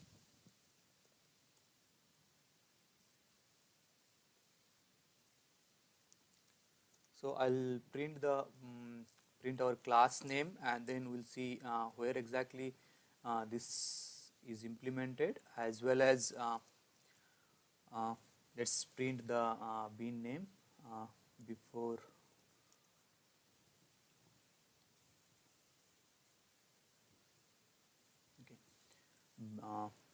Bean type.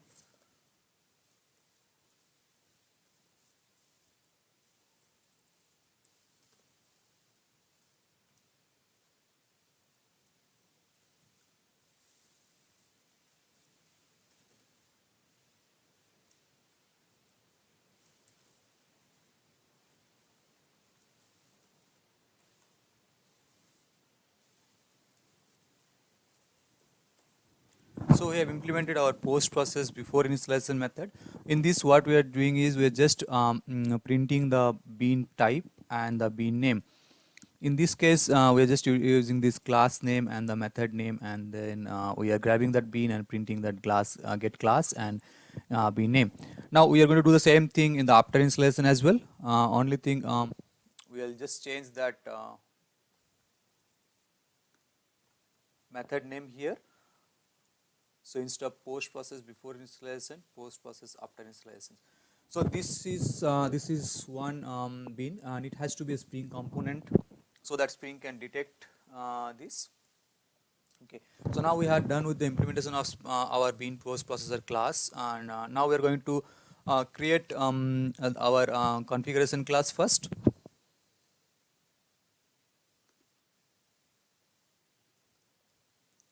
So we'll create a bean configuration class. This will be our configuration class, and this class also will perform a component scan, and it will perform component scan in this particular package.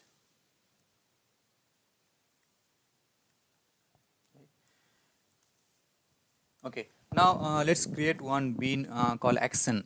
So we'll just, this is our one bean and just a POJO. It has two parameters: private string action ID and private string action type. Okay, and it has the constructor. It's we are using these two parameter to create the constructor, and it has the getter methods. Okay, so we have created this bean, and now let's initialize this bean in our bean configuration. Provide this bean creation definition here. Public action, and let's return a new action. A new action, we'll just provide action ID as 1 and action type as create. Okay, and let's import bean. So we are done with the configuration class. We are implementing, we are creating our action class here and providing the bean definition in our bean configuration class. Now let's create the last class, which is our main class. So main class will have first thing, it has this public static void main, and then application context equal to new annotation config application context, and then bean configuration, which is our config class. So that's it. We are not even going to grab any of the bean or it's like that. So and let's run it.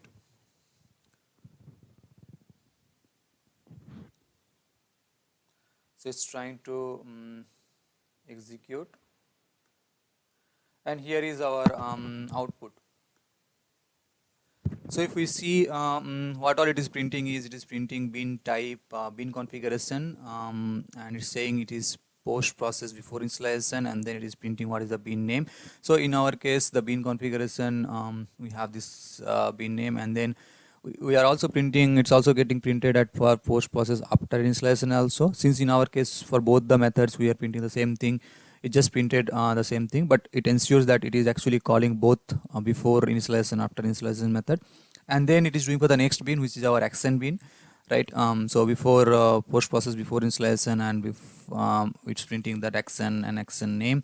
So let's do some small changes here in our bean configuration class. Let's give this bean a name. We'll just name it as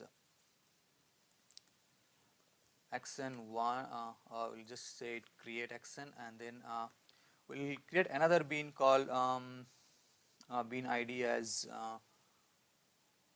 2, and we'll give that as update, and we'll call this method as action 2, and we'll call this as action 1, and we'll tell give this bean name as update. Now there are two beans in the two action beans in our bean configuration class.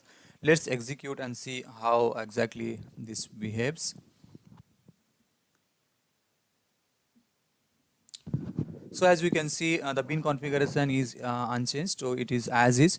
But in this case, we can see it's creating the bean name create and then bean name update. So basically, both the beans create and update bean has gone through our bean post processor, and it is invoking the post process after installation and post process before installation, both the methods. In the last video, we have seen how to process beans through bean post processor. We have seen how all the beans in Spring IOC container are actually going through the implementation of bean post processor, and then we are actually doing some check or some behavioral changes if we want into that particular bean.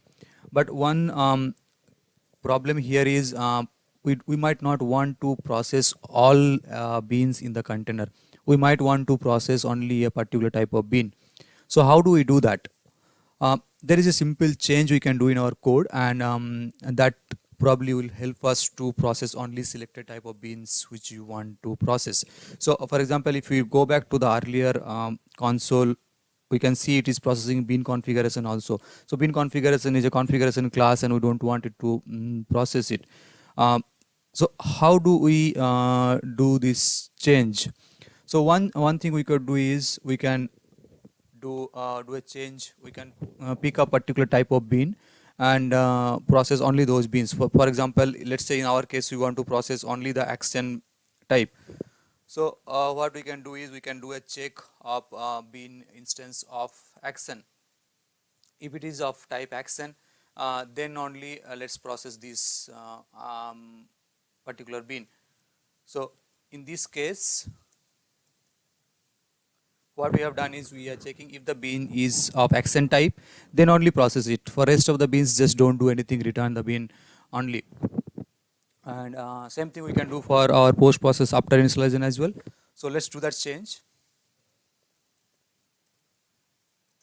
So if our bean is of action class type, then do all these things. Otherwise, just return the bean as is. Don't process it. Okay. So in this case, we have made these two changes, and now let's run and see what is the output. So if we see the previous output, we can see bean configuration action for both action type create and update. So in this case, after this change, it should not be processing the bean configuration bean.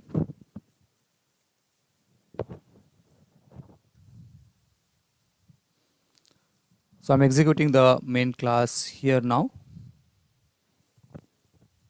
Okay, so this time the output is a bit different. This time it has not configured, it has not actually processed this bean post process processor has not processed this particular bean type, bean configuration. It's only processing the action class types. So we have two bean, create and update, and only those two beans are getting processed. Okay, so we can actually in our bean post processor implementation we can do additional checks. So maybe we can, if it is bean type is action, we can do this thing. Else if for other type of action we want to do, we can do all those changes. Now another thing, so what we have seen, there are two methods: post process before initialization and post process after initialization. So what happens between these two? So between these two, we can actually call our init method or the post construct one. So if I go back to our action class and let's say we want to make some changes here, we want to put our initialization method here.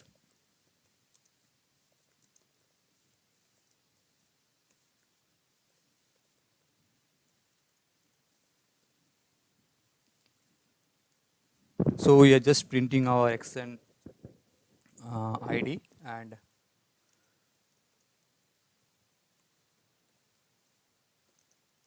action type here. So action ID and action type, and we will just mark this method as post construct. So what happens is we should be seeing this line get printed before our post method get printed. So post process after initialization method get printed. So now let's execute it once again and see the output.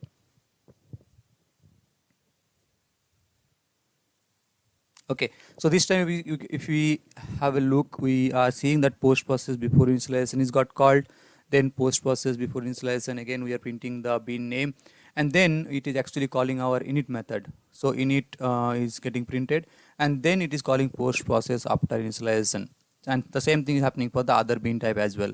So how it is working is, first it is calling bean post processor is actually allowing us to get the bean instance, and if we want we can make some changes or we can inspect certain parameters. Once this is done, it is calling that init method or the post construct, so that is the object is initialized, and we can actually grab that and do certain initialization task, and then post initialization is getting called in post process after initialization. So far we have seen how to create beans through constructor injection or setter injection, but there is another way where we can create beans through factory classes. So Spring provides three approaches to use factory classes to create beans: the static factory, the instance factory, and the factory bean. In this lecture, we are going to look into how we can use static factory to create beans in our configuration classes. So let's head over to our Intellij idea and try to implement a static factory to create bean types. So currently I'm in Intellij idea. Let's create a package called factory.static factory.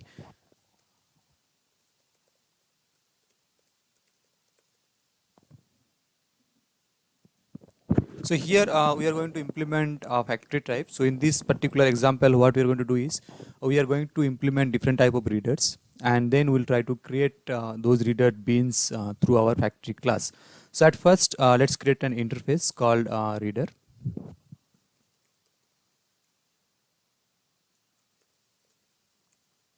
So this reader interface has one method, and this is read. So in reader interface, it provides the read method. Now there are three different type of readers. So let's create an enum first. So in this enum type, we have reader type, and we have three different type of readers. One is file reader, another is socket reader, and another is DB reader. Now let's create these different type of readers. So first will be file reader. So file reader implements reader and read, and we'll just provide a default implementation that file reader.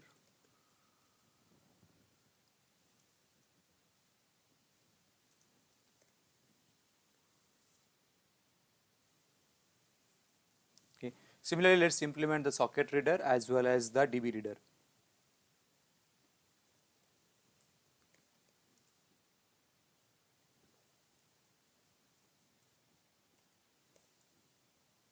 So we are providing a default implementation for socket reader as well.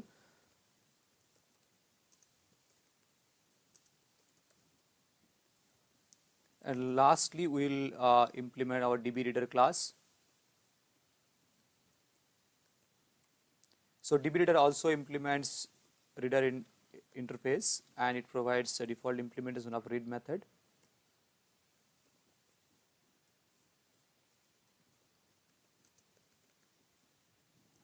Okay. So we have provided the implementation for all three type of readers. Now let's create our static factory class. So we have created the reader factory, and in this we are going to provide the static factory method, which will be responsible to provide different type of readers based on the reader type.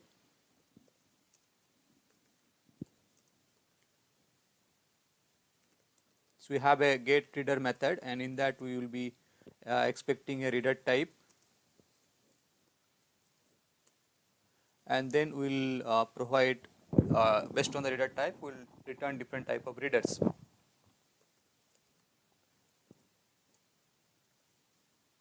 So first one is file reader. If it is a file reader type, let's return a new file reader.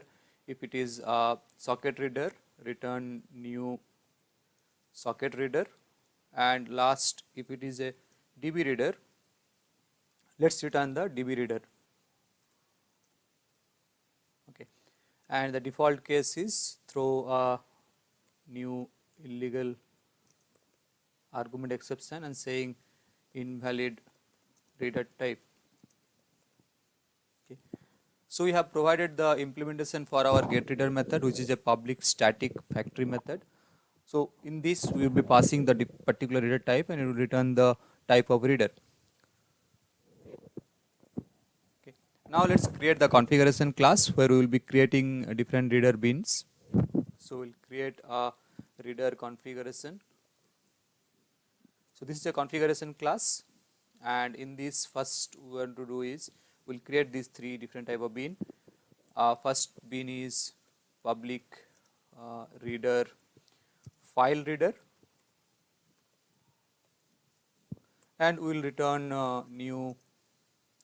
So earlier we used to do return new file reader like this. So in this case we are not going to do this, we are going to leverage our factory method.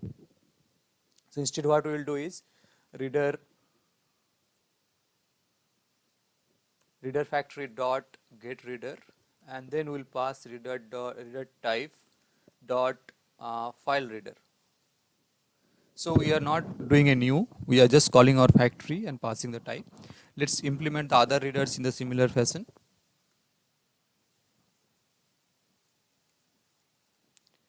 So second one is our socket reader, and third one is our DB reader.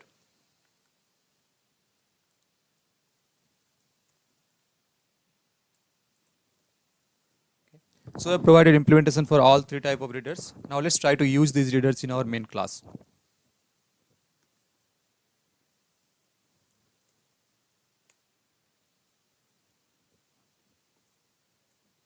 So here is our main class and main method. We are instantiating the Spring IOC container. Okay. And we will supply the reader configuration where our configuration bean informations are stored, the bean definitions. And then let's try to get application context dot get bean. So we can pass reader dot class, but the problem with this is now there are multiple type of readers. So we have to tell which reader we want. We will supply file reader, and then we'll call the read method. Let's do the same thing for other type of readers. File reader, socket reader, and DB reader. So now we are done with the implementation. Let's try to execute and see how whether we are able to access these beans and the associated read methods. So it's building. Okay. So as you can see, we are able to access the file reader, socket reader, and DB reader. So this is another approach where we can use a factory class to create the bin types. So this is a better approach because here we are actually returning the interface type instead of a particular reader type. And let's say in future if we have different type of readers added, we can just add the reader type and we can use that reader. In the last video, we have seen how to use static factory method to create bins. In this particular video lecture, we are going to look into how to use instance factory to create factory objects. So I'll take the same example which we have used in the earlier example, and we'll modify our reader factory class. The rest all things remain same. So we have the reader interface, and then we have different type of readers: file reader, DB reader, and socket reader. We have three different type of reader type: file reader, DB reader, and socket reader. So this all remains same. Only thing in the reader factory, instead of having a static factory, we are going to change it to instance factory. So let's write the code here now. So I'll have a map of the reader type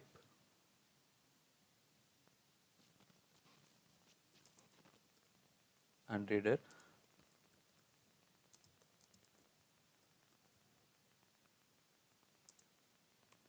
Okay, so this map will contain all our instances. So we'll set it from set this data externally, and then we'll have a method for reader creation. So reader create reader. We'll pass the reader type to it. Now this map should be containing our all our readers.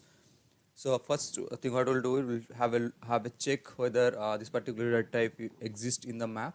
If yes, we'll return. Otherwise, we'll throw an illegal argument exception.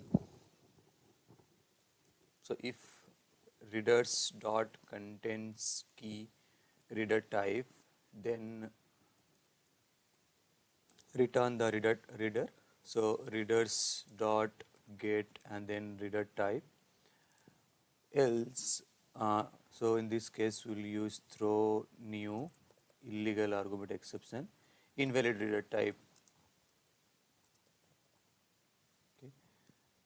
So this is the change in our reader factory class, and now let's head over to our reader configuration and make the necessary changes there. So reader configuration, first thing we'll be doing is we'll be creating the bin. We'll create our factory instance here.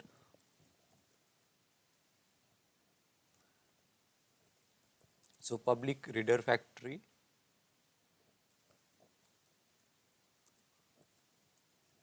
Here first thing we'll be doing is we'll be instantiating the map and string. So reader type and the reader. So this is our map. We'll write as readers equal to new, let's say linked hash map we want to use. Let's import map and okay, so we have our readers here. Readers map initialized, and then we will be adding readers dot put. In that we will be putting reader type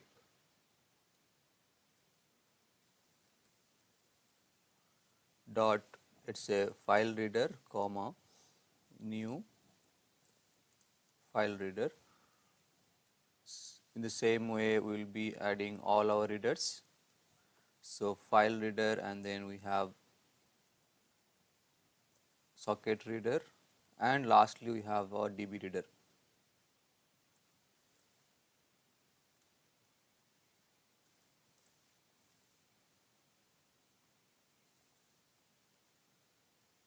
Okay.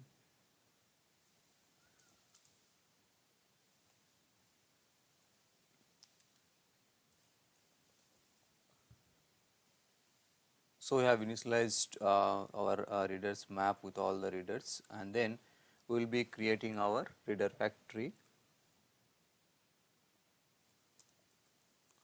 equal to new reader factory, and then reader factory dot set readers, and we'll set our readers, and this will return this reader factory. So this is our factory, and the factory is ready.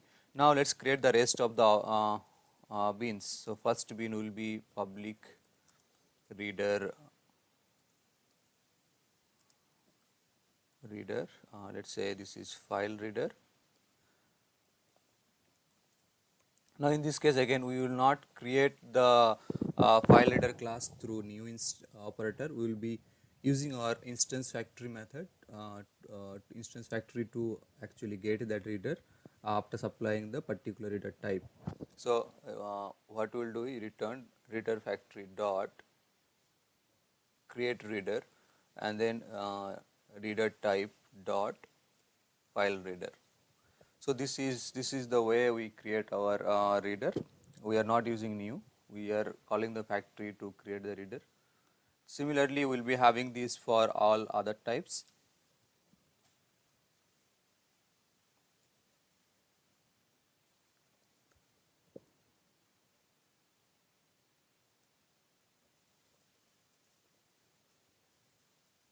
So we did it for socket reader, and the lastly we will be doing for DB reader.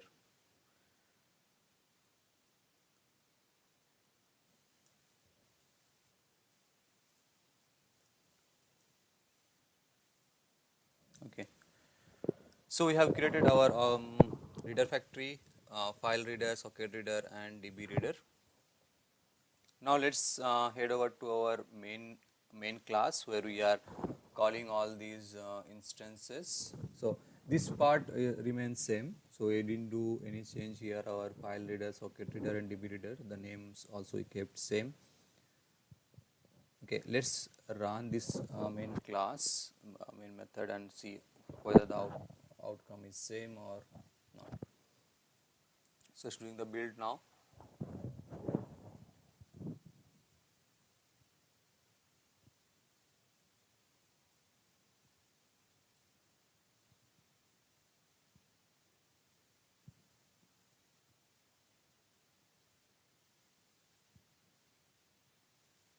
Okay, no name DB reader. So let us check what is missing here. Okay, B is caps here. Let's re-execute.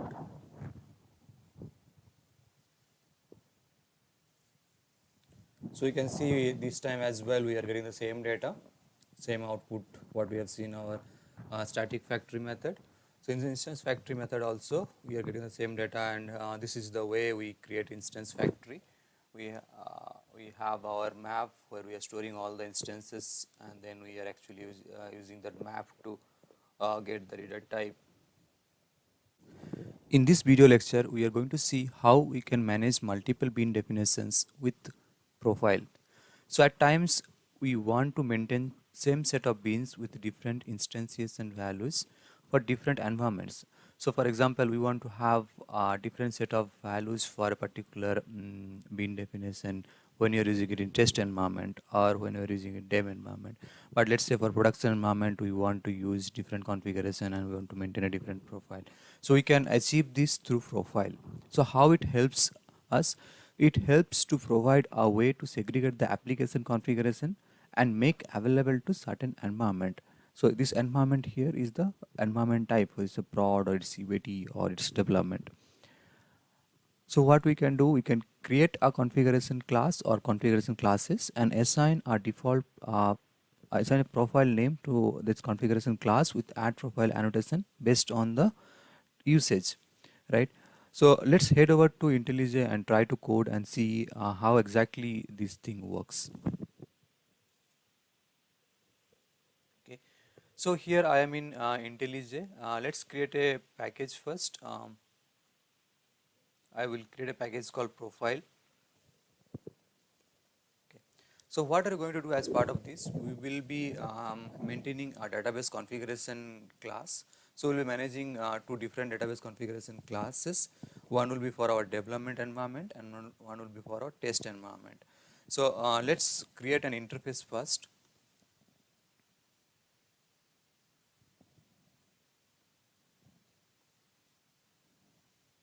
So this interface is database configuration. Okay, so this does one thing, void do setup. So this is the only thing done by this interface. Now there are two implementations of it. One is our dev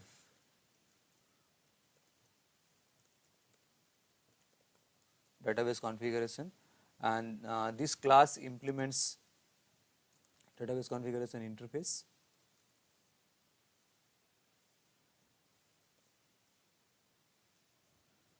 So here we'll just print one line. So this is our dev environment. So we'll just print dev database configuration setup done. Okay. So in order to Spring identify this class, we need to mark this with add component annotation, and as well as we have to mark with profile. So what we are going to do is we are going to use add profile annotation, and we want to supply as dev. So we are indicating, we are providing an indication to Spring that this component will be required when the profile is set to dev. Now in the similar fashion, let's create another class called test database configuration, and this class too implements our database configuration class and interface, and we will provide another implementation here. So here let's just print same thing but with test database configuration is completed in test environment.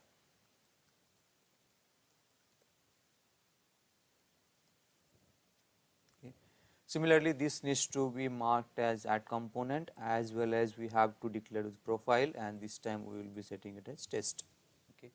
So we have done, we have created our test database configuration class, as well as we have created our dev database configuration class. Now let's head over to our main class and try to see how we can use this.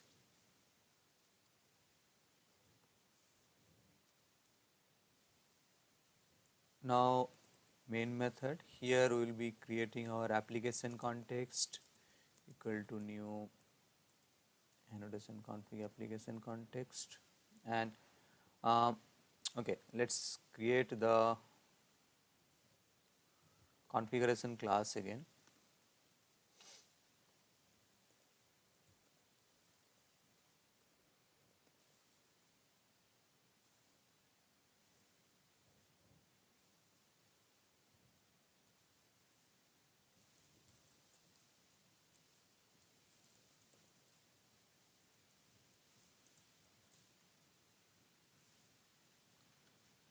And it is going to do a component scan on this particular package. So that's it.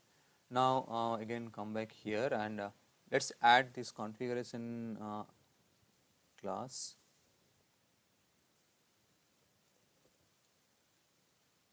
Right, and then let's try to get bin.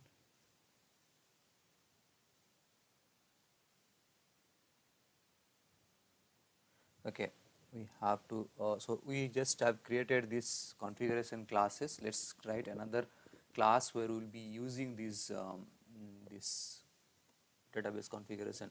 So let's say we will create another class called database configuration handler, and in this handler class what we will do is we'll auto-wire our this database configuration.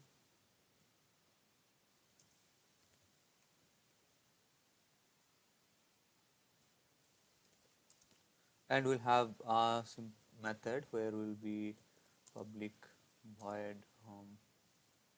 let's say it's print, and in this we will be doing database configuration dot do setup. Okay, so this is the configuration handler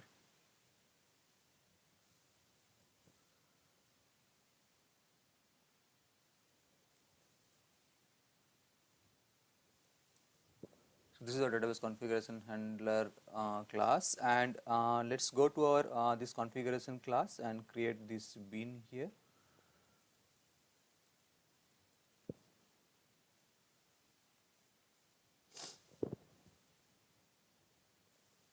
So public data, so database configuration handler.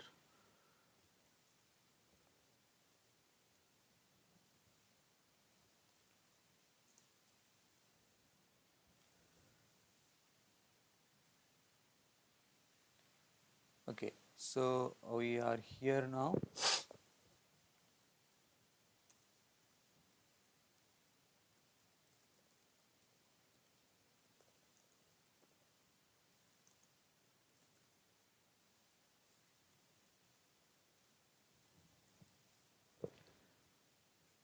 So we are actually asking Spring to provide us this bean, and in this we have this print method. Let's run and see what is the outcome. It's doing the build now.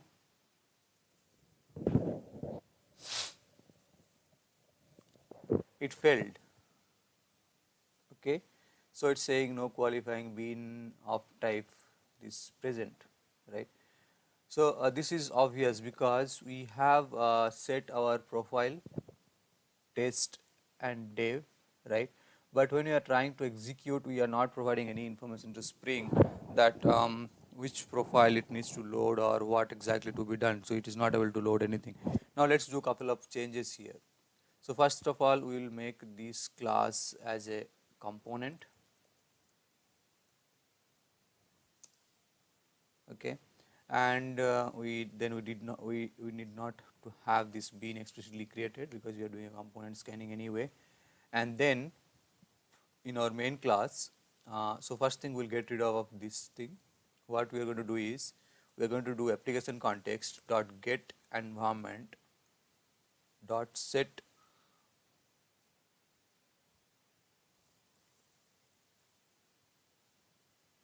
okay, so we have to use this. So set active profiles. So let's say we're going to set as test. Now we have to do application context dot scan, and we will be scanning our package. So this is where our all components are. So let's scan it, and then let's refresh the application context, right?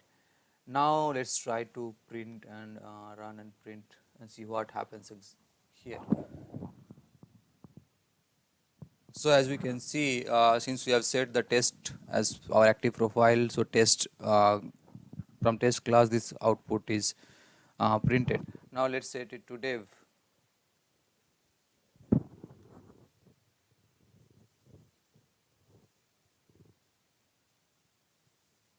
So you can see it is actually printing from dev. Now there are a couple of things actually. We can also do one thing. We can also set our default profiles. So set default profiles. We can set both. Let's say test is our default profile. We can set that as well. Or let's say active default profile is provided, and we also can override this behavior externally through -d parameter as well.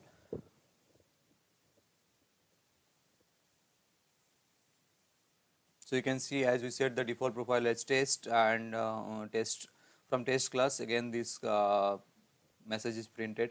And let's say I want to override this and I want to use the dev profile extra, and that we want to do extra control through external configuration. So what we can do, there is this parameter -d parameter. We can use this parameter also. Let's go to main class. Here if we go to our edit configurations, and if we give VM option is this. Okay, so there are some issue.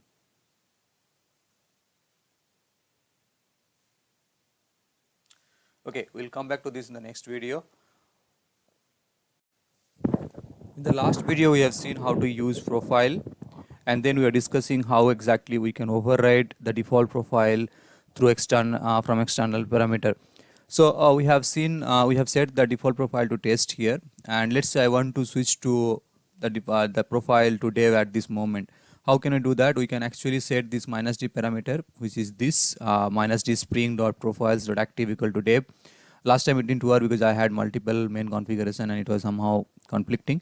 So if we set that -d spring dot profiles dot active this parameter as dev or whatever profile you want to switch to, and then apply and OK. So in this time, if I execute, I should be expecting that the data from our dev profile. So again, we are getting the database configuration setup is done. So this is from our dev profile. Though we have set the default profile to test, we are actually able to override this profile externally with this -d switch, and it is actually falling back to the default profile. Sorry, the dev profile. In this video lecture, we are going to talk about different aware interfaces that Spring provides. So beans can get additional information about Spring IOC container through these aware interfaces. Beans can implement predefined types of aware interfaces to get the type of information about the IOC container that the particular bean is looking for.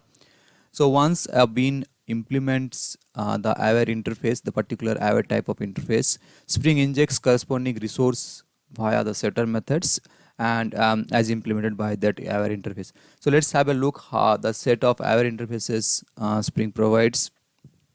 So these are the couple of aware interfaces which Spring provides. So first one is bean name aware. This one with this bean name of the instance configured in the Spring IOC container is provided to that particular bean. So for all of these, we are going to have a look. We'll code each one of them and then try to see how exactly this works. Then we have bean factory aware. So this, if our POJO implements bean factory aware, then Spring will inject the bean factory to the POJO. Similarly, application context aware. If we are implementing this interface, then Spring will inject the current application context to that particular bean. Message source aware. Similarly, if our bean is implementing message source aware, message source class will be injected to the bean, and basically message source is used to resolve different text messages, so that we can do. Then we have application event publisher aware. So application event publisher, it allow us to publish bean particular event. So if our bean wants to publish events based on certain criteria or condition, we can actually do that through this application event publisher, and Spring will actually inject that application event publisher to the bean. Then we have resource loader aware. Resource loader aware, it is used to load external resources. So once our bean implements resource loader aware, Spring will pass resource loader implementation to the bean. And then lastly, we have here environment aware. Environment aware, it does if our bean is implementing environment aware, then the environment information associated with that application context will be passed to the bean. So in the last example, if you see when we are doing the profile, we have what we have done is we are actually getting that environment value and setting our profile. So that application context manages one environment.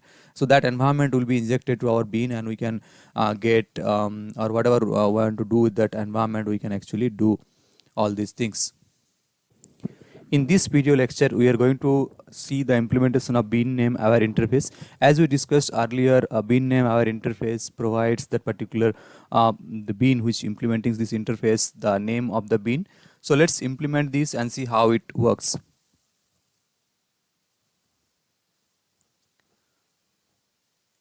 So I'll create a new package called aware.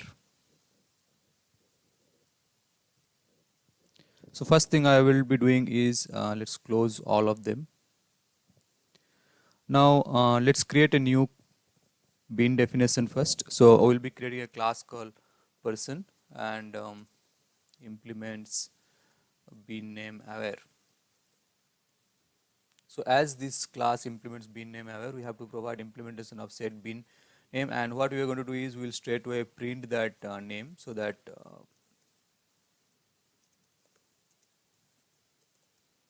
so we have actually created implemented bean name aware, and so as part of that we need to implement that set bean name this method, so that Spring can actually inject the bean name to our bean. And now let's create a configuration class. So that will be calling aware configuration. So aware configuration is the configuration class where we'll be creating all our beans. So let's quickly create two bean definition. So public person, let's say this one name is John, return new person. In the same way, let's create another bean definition so that we can see that bean names are actually getting passed to that particular bean. So John Doe. Okay. So we have created two different beans. One is named with John, another named with Doe.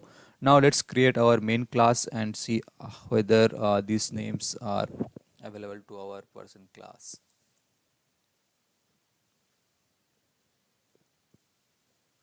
So first thing first, we'll have main and then annotation config application context equal to new annotation config application context, and we'll pass our aware configuration class, and then that's it. So since we are directly using here in this callback method, so as soon as the bean is loaded, Spring will make sure the bean name is passed. So we need not call or load this particular get that bean through from the application context container, right? So let's execute and see the output.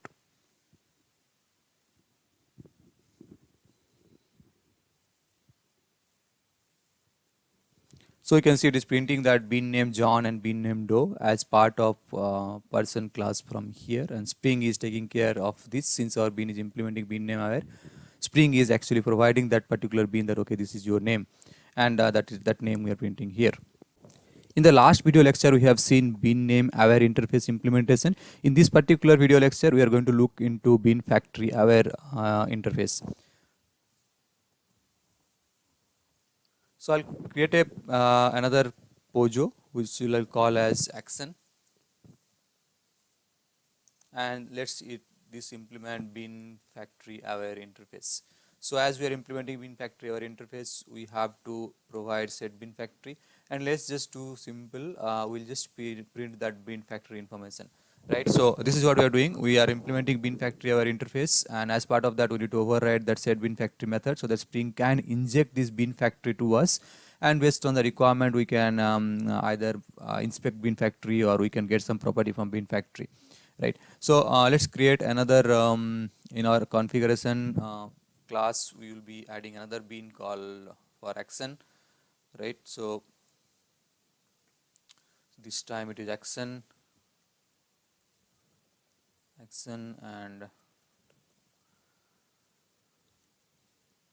action. So we have created these beans. I'll just comment out these beans so that it will not flood our console with these different messages. Now we have this bean definition ready. Again, in this case as well, we are printing it at the time of initialization itself. So as soon as Spring injects that bean factory to it, we are just printing it. So we need not get the bean from the container.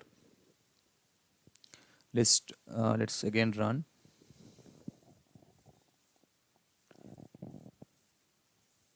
So as you can see, it is actually printing that bean factory, whatever is the bean factory toString method provides, all those things it is being printed. Whatever beans we have at the moment in the bean factory, I think these all are getting printed here. Okay, so basically you see all the beans which are there at the moment in the bean factory class in that container is all getting printed. Our aware configuration, our action bean, as well as some internal beans which Spring is using internally, all those are getting printed here because we are getting access to the entire bean factory instance here. In the last lecture, we have seen bean factory aware. In this particular lecture, we are going to talk about application context aware. So if our bean is implementing application context aware, Spring will make sure that current application context is injected to our bean. So bean factory and application context, if we recall, we have seen in our earlier modules. So bean factory is one implementation, and then application context provides more detailed implementation. So if we are actually getting application context, we have much more information than bin factory. So let's try to implement this and see what are actually available in our application context. So I'll create a class called album, and let's album implements application context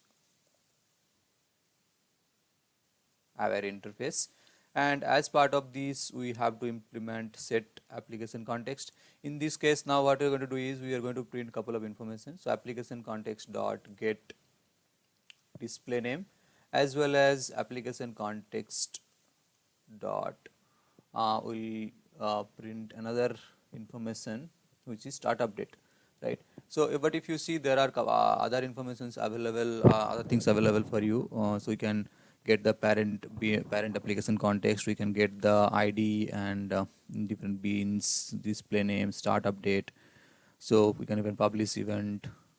All those informations are available. We can get the application context environment, and we can inspect the environment parameters and so on, right? So let's keep it simple, and in this case we are just getting hold of application context because Spring is injecting this application context for us, and then we are printing these these two particular data, so display name and the start update.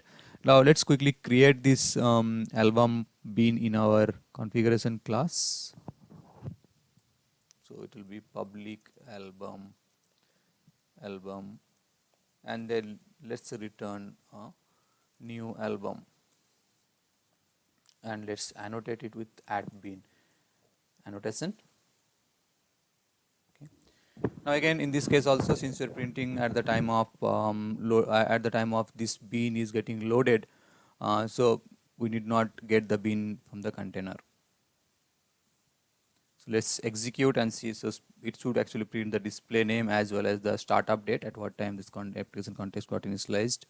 So these are the two information got printed. So it's not printing too much, but it is actually providing what is that application context we are using. We are using annotation config application context and the startup time, right? So these all informations are getting printed as part of application context. In the last lecture, we have seen application context aware interface implementation. In this video lecture, we are going to talk about message source aware this interface, as well as application event publisher aware. So application event publisher aware, for this interface, this implementation we will be covering in another module where we have that event management. So in this video, we're going to talk about message source aware interface. As we have discussed earlier, message source aware interface provides the message source to our bean. So if our bean is implementing message source aware interface, we'll be having an instance of message source, and with the message source, we can actually resolve different messages through text-based files. So let's head over to Intellij IDEA and try to implement message source aware. So as part of this, what we're going to do is we'll create a new class called welcome,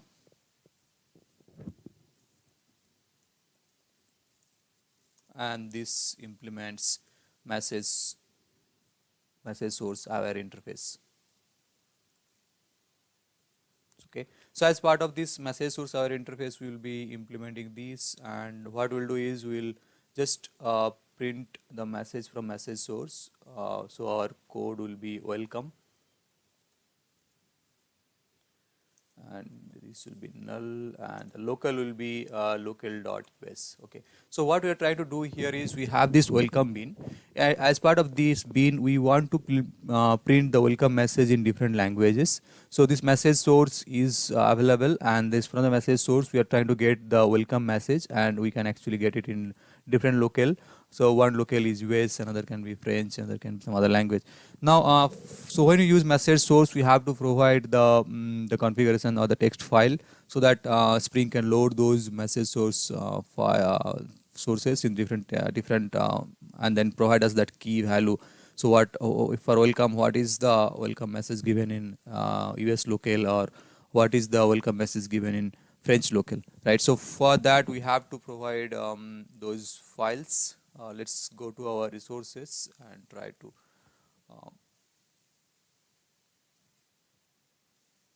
okay. So what I did, I had created these three files.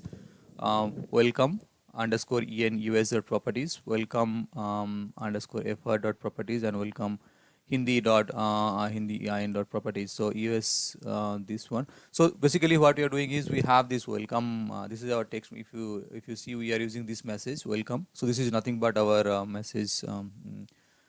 This this particular key, and what is the value in US local, what is the value in Hindi local, and what is the value in French local, right? So all these informations are printed, are provided here. So Spring will ensure once we provide the implementation of the message source, Spring will load these message source, this particular property files, and make sure these messages are available to us. So let's head over to our configuration again, configuration class, and do some changes. So our configuration, I'll comment out this bin here now.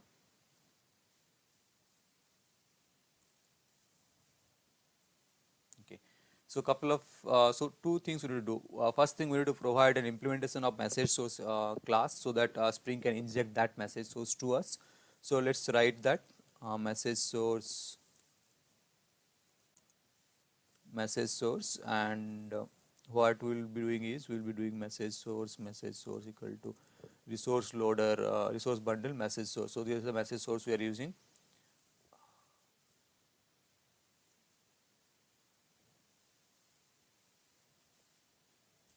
And we need to set our base name. So message source dot set. Okay, let's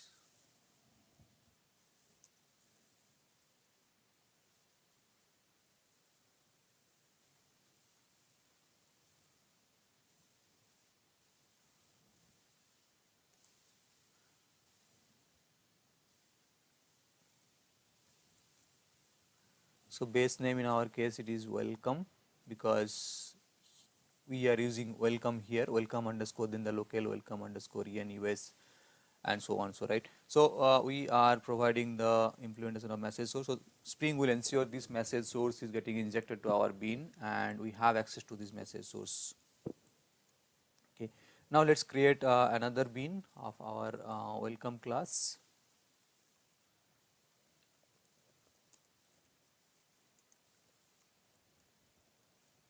And return a new welcome. Okay. So we have created our welcome class, and these two beans are created. Now let's go through once again what all we have done. What we have done is we have, first of all, we have created these these property files, these three property files, welcome enus, welcome fr, and welcome hindi. So this basically contains enus, the welcome message in English, and welcome message in French, and welcome message in Hindi. So these are the three property files we have created, and then we have actually created our two beans, message source and welcome bean. And in the welcome class, what we are doing is we are implementing message source our interface, and then we are getting hold of message source instance, and then from the message source we are trying to get the message, right? So let's head over to our main class and then try to print.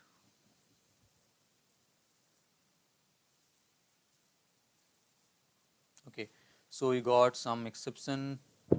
Okay, no message is found under code welcome for local even US.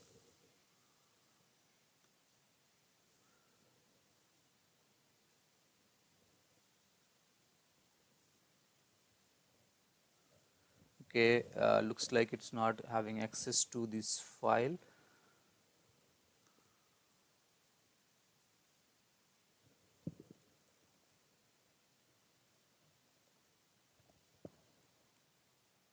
Okay, it's actually creating properly.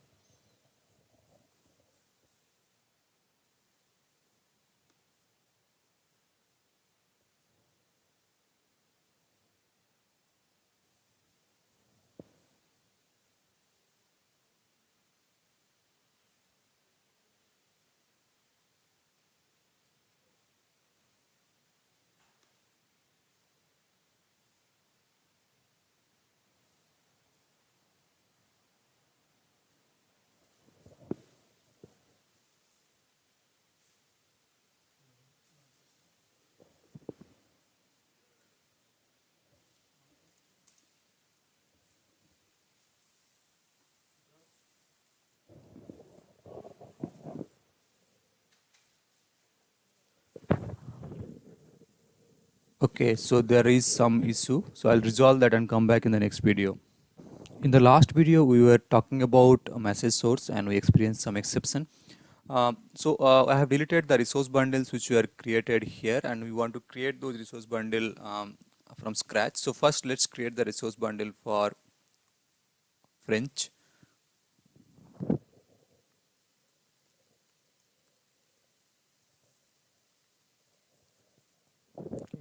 So let's provide this implementation. So we have added our resource bundle file here, welcome effort.properties, and let's go back to our welcome class and try to implement in French local. And now this time let's try to execute and see what's the outcome. Okay, so you can see it is printing the message bonjour in French, the welcome message. Now let's try to implement it in English.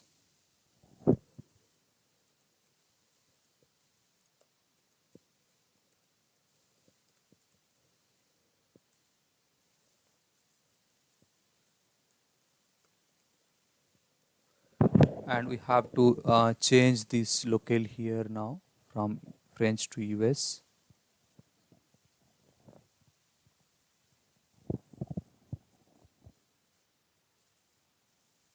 So you can see it's printing welcome now.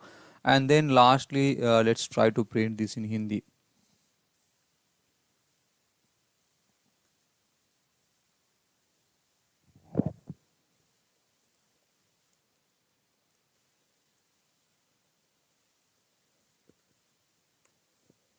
Okay.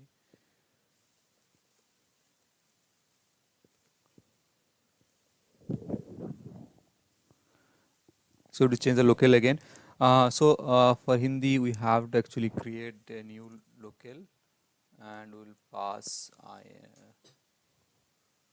HI and okay, so Hindi language and India, and we have provided this file HI in. So let's run this and see. Okay, so it printed the local in Hindi local. Right. So this is the way we can use message source. Our class welcome class implements message source aware, and we're getting the instance message source instance which is available in the container, and then we with that message source we are able to resolve different type of messages from our property files. In this video lecture, we are going to talk about resource loader aware interface. So through once our bean implements resource loader aware interface, Spring provides an implementation of resource loader class to us. So with that resource loader, we can load different type of resources from either from class path or file system or from the URL. Right, so let's head over to Intellij and try to implement resource loader aware interface in our bean and see how exactly this works. So I'm in Intellij, and in the same package I'm going to create a new class called custom resource loader.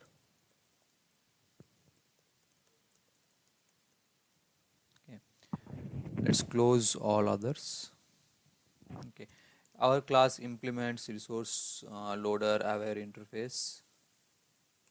Okay. Now as part of this we have to implement set resource loader.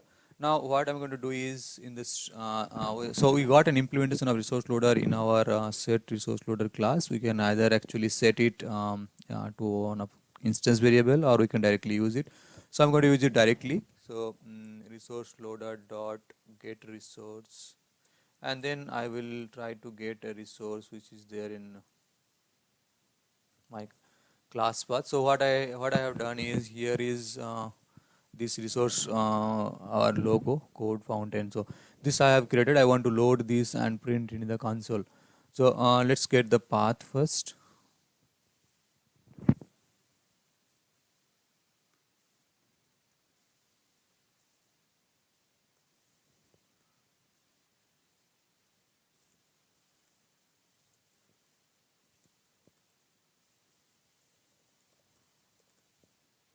Okay, So got the resource. Now I want to access that resource. So I want to create a buffer reader. Buffer reader equal to new buffer reader and then new input stream reader.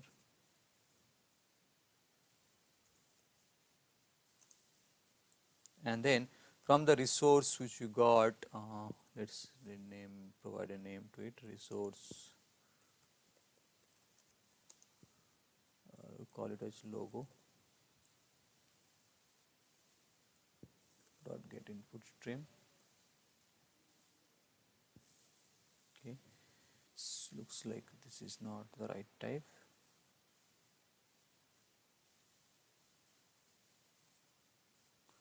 So this is in Spring Arc Spring Framework Core IO.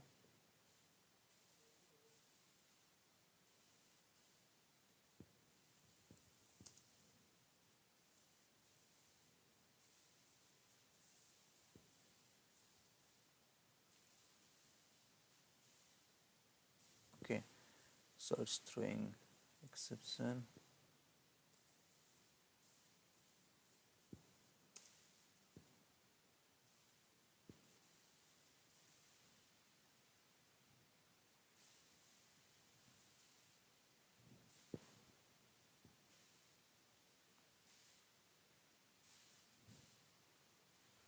Okay, so we'll handle this exception.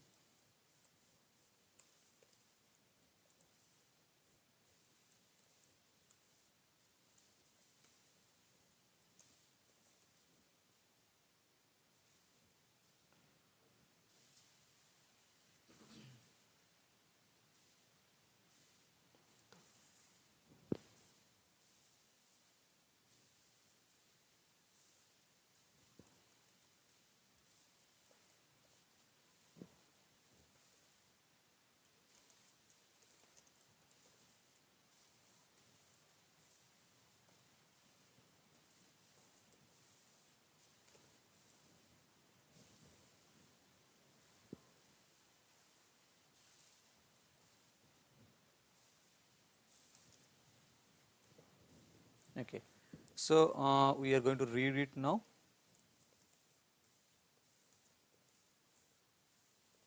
String line equal to null, and then while our reader is available, so line equal to reader dot read line, and until it is null we'll keep on printing. So in this case there is only one line.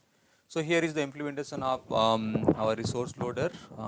So we are getting a resource loader, and with the resource loader we are trying to load a particular resource which is present in the in a file system in particular directory, and then we are getting that input stream from that resource, and then just trying to access this, right?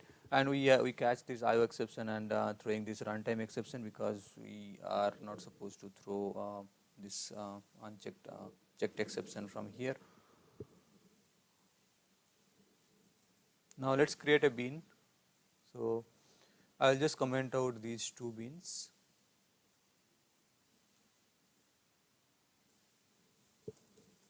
Now public custom resource loader, and then return new custom resource loader, right? Now anyway, even if we don't define this bean, it should be fine actually. Sorry, we have to define this bean, but we did not get this bean from the container, because we are anyway accessing this data in the set resource loader method itself. Ideally, we should not be doing this. We can set it in our container in our variable here, instance variable, and then we can use it, because any exception at this place will be thrown by Spring anyway. So let's execute and see.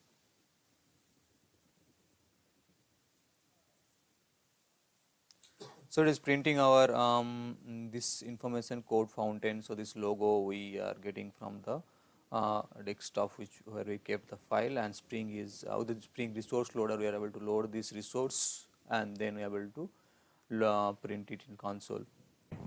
In the last video, we have seen resource loader aware interface. In this particular video lecture, we are going to talk about environment aware interface.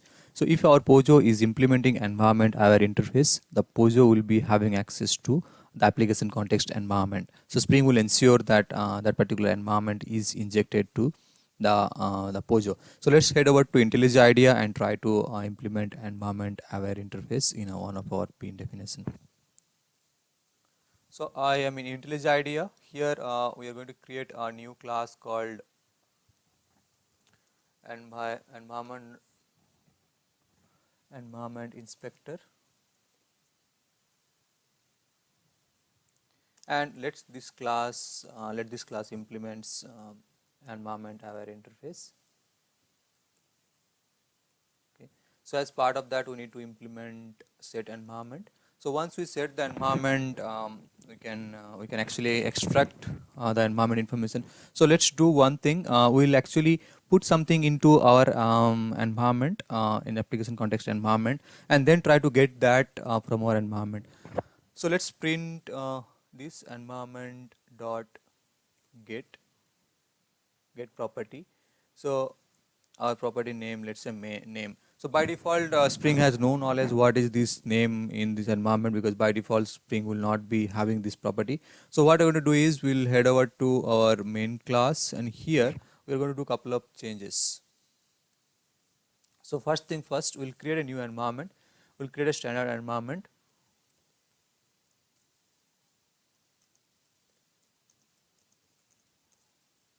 Okay. Now from this standard environment, we'll try to get the property sources, which is mutable property sources. Now let's create a new map. So map of string comma object, and let's have this map. Let's rename it as simple map only, name as hash map. And then in this map we are going to put our name, map dot put, so name, and let's say this name is John, right? Now one more thing is we have to ensure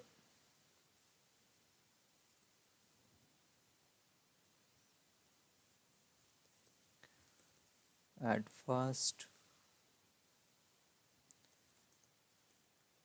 So our property source is a map, so we are going to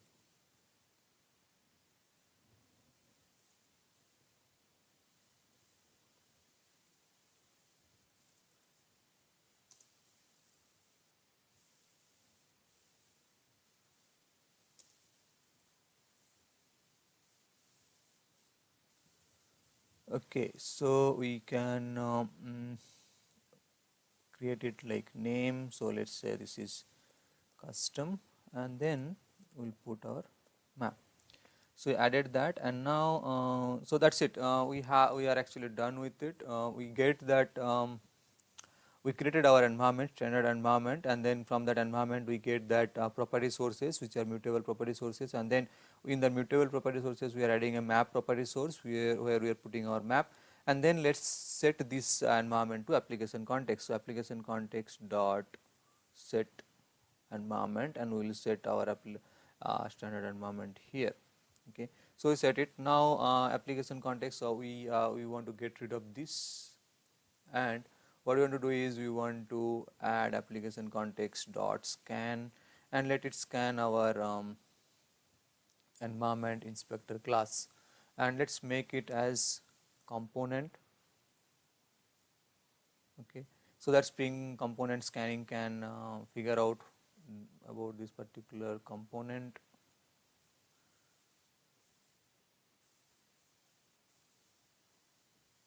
Comment out the old one, so we don't need that.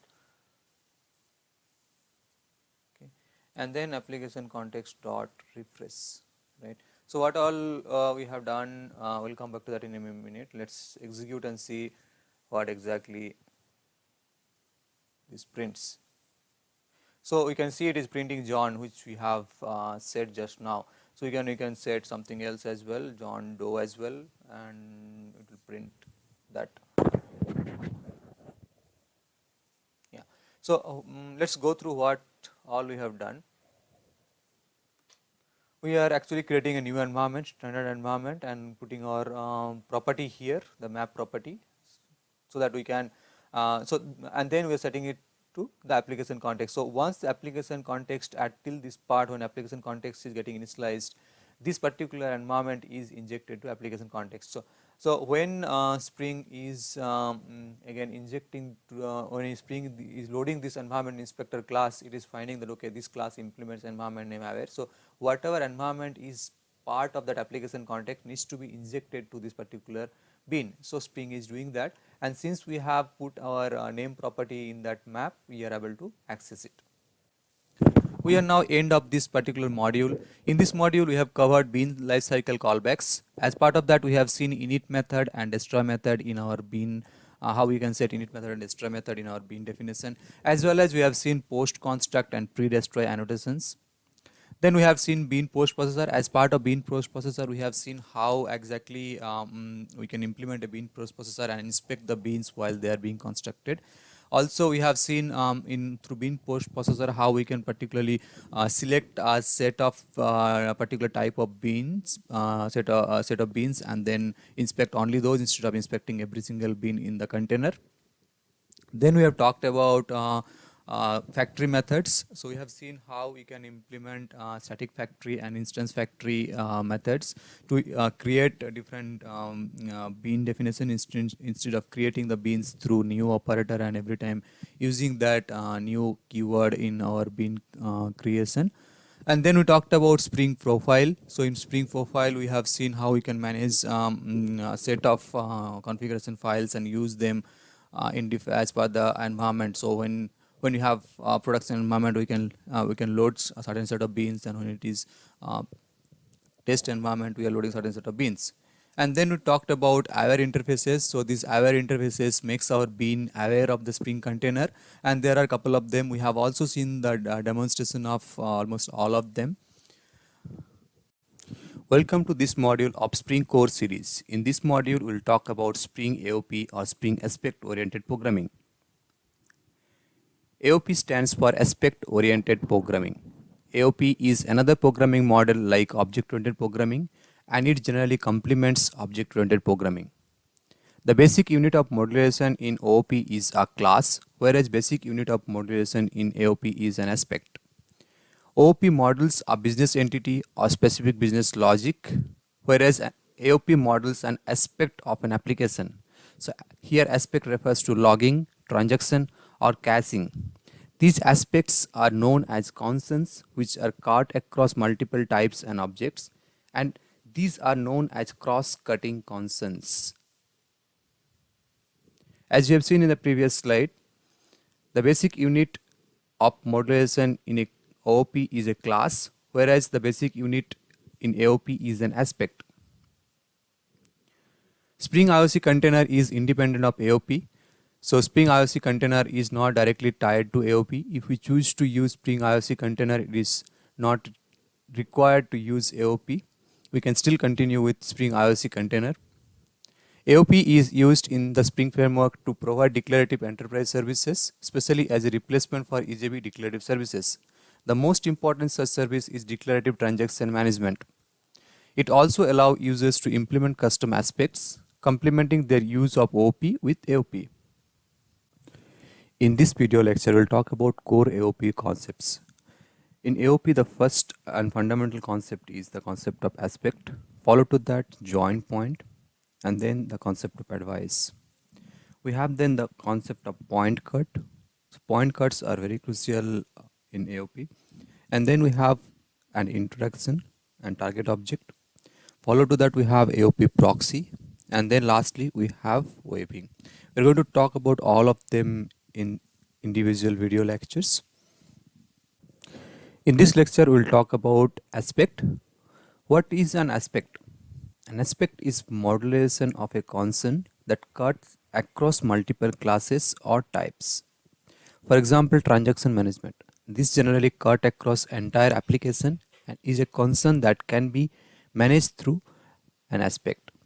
Another example would be logging. Logging also cut across entire application and can be managed through aspect. In Spring AOP, aspects are managed through regular classes with @aspect annotation. In Spring, we can also manage aspects through regular classes as well as XML configuration. In this video, we are going to talk about join point. What is a join point? A join point is a point during the execution of a program, such as the execution of a method or the handling of an exception. In Spring AOP, join points are always method execution. In this lecture, we'll talk about advice. An advice is the action taken at a specific join point. Advices are plain Java methods with one of the advice annotations. Spring provides different types of advice: before, after returning, after throwing, and around. Spring Framework models an advice as an interceptor and maintains a chain of interceptor around the join point. In this lecture, we'll talk about point cut. A point cut is a predicate that matches a join point. It determines the join point of interest. A predicate is a simple expression which returns either true or false. Point cut is represented in terms of expression known as point cut expression. Advices are associated with point cut expression and runs in any join point matched by that point cut. The concept of join points as matched by point cut expression is central to AOP, and Spring uses AspectJ point cut expression language by default. So far we have talked about the concept of aspect, join point, advice, and point cut. In this lecture we are going to talk about introduction. What is an introduction? An introduction is declaring additional methods and fields on behalf of a type. Spring AOP allows to introduce new interfaces and associated implementation to any advised object. In this lecture, we are going to talk about target object. What is a target object? A target object is the one which is being advised by one or more aspects. This object is also known as advised object. Spring AOP is implemented through runtime proxies. Hence, this target object is always a proxy object. We are going to talk about proxy objects soon. In this lecture, we are going to talk about AOP proxy. What is an AOP proxy? An AOP proxy is an object created by AOP framework to implement the aspect contracts, that is advice, method, execution, and so on. In Spring AOP, a proxy is either a JDK dynamic proxy or it is a CG-lib proxy. The last core concept in Spring AOP concepts is webbing. We are going to talk about webbing in this lecture. So what is webbing? Webbing is the process of linking aspects with application types or objects to create an advised object. So this is the linking process. And webbing can be done at compile time, load time, or at runtime. However, Spring AOP performs webbing at runtime only. We have seen an advice is the action which we take at any join point. We have seen there are 5 types of advices. So when we are actually applying the advice, based on that advice are categorized into 5 different categories. So these names are self-explanatory. The first one is before, and then we have after, and then after returning, after throwing, and around. We are going to talk about all of them individually in individual lectures. In this lecture, we are going to talk about before advice. A before advice is used to create a before advice, and it takes a point cut expression as an attribute. This advice executes before a join point. Before advice does not have the ability to prevent execution flow proceeding to the join point unless it throws an exception. The next advice is after returning advice. After returning advice is executed after a join point completed normally. For example, if a method returns without throwing an exception.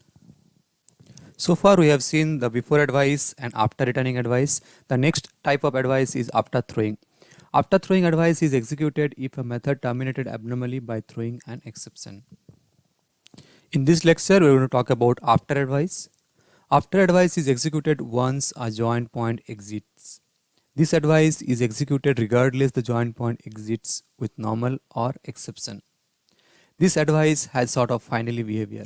We can actually do connection closing and all sort of stuff in this advice if we would like to do that. The last type of advice we will talk about is around advice. Around advice is the most general one, but it is the most powerful type of advice. This advice surrounds a joint point such as method invocation. Around advice can perform custom behavior before and after the method invocation. Around advice is also responsible for choosing whether to proceed to the joint point or to shortcut the advice method execution by returning its own return value or throwing an exception. So this around advice is quite powerful. We are going to have a look how we implement this. In most AOP frameworks, including Spring AOP, the AOP is implemented through proxy. So let's understand what is proxy and what is a proxy object. Proxy objects are created when you want to add or modify already existing class.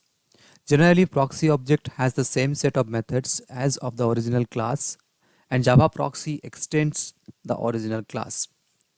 Proxy has a handle to the original object and can call the method on that. In this lecture, we are going to talk about Spring AOP proxy and going to see how Spring implements proxy. Spring AOP uses standard Java 2 standard edition dynamic proxy or CGLib proxy. It defaults to J2SE for dynamic proxies, which enables it to proxy any interface. Spring AOP uses CGLib proxy if the class doesn't implement an interface. We also can enforce Spring AOP to use CGLib proxy by setting proxy target class attribute to true. In this lecture, we are going to talk about aspect J. Aspect J refers to a style of declaring aspects as regular Java classes annotated with Java 5 annotations. The aspect J style was introduced by the aspect J project as part of aspect J 5 release. Spring 2.0 interprets the same annotations as aspect J 5 using a library supplied by aspect J for point cut parsing and matching. The AOP runtime is pure Spring AOP and there is no dependency on the aspect J compiler or waiver. In this lecture, we are going to talk about enabling aspect J support in Spring. To use aspect J aspects in a Spring configuration, it is required to enable Spring support for configuring Spring AOP based on aspect J aspects and auto-proxying beans based on whether or not they are advised by those aspects. By auto-proxying, it is meant that if Spring determines that a bean is advised by one or more aspects, it will automatically generate a proxy for that bean to intercept method invocations and ensure that advice is executed as needed. In this lecture, we are going to talk about the configurations that required in order to implement aspect J in Spring. If we are using XML based configuration, then we have to enable aspect J auto proxy from AOP namespace. If we are using annotation based configuration, then we have to put @enable aspect J auto proxy. In this video, we are going to prepare our development environment for Spring AOP. So in order to use Spring AOP, we need to add the following dependencies in our pom.xml file so that Spring can download the relevant jar files and we can do the coding. So let's head over to Intellij and add this dependency.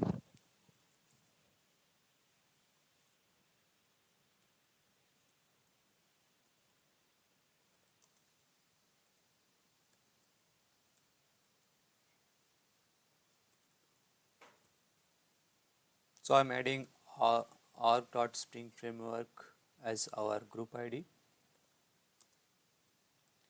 and artifact ID as Spring aspects, and version will be our same old version.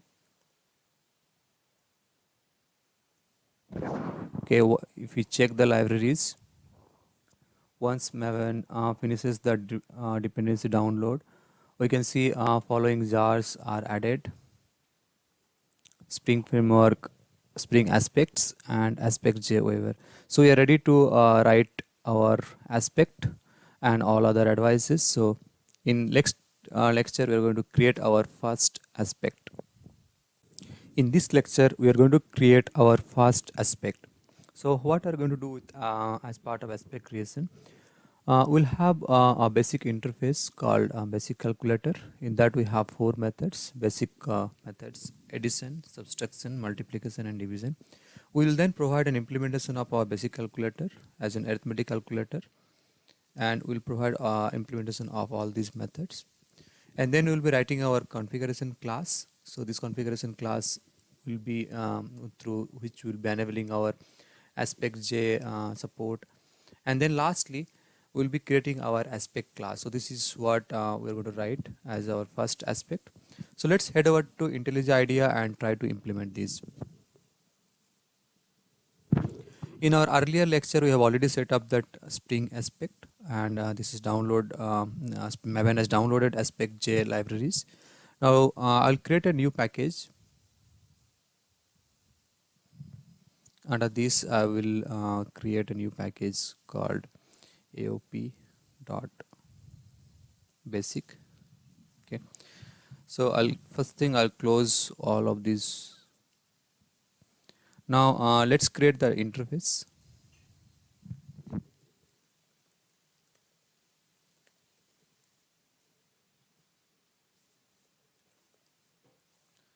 So I've created our first interface, basic calculator. It has these methods: double, addition,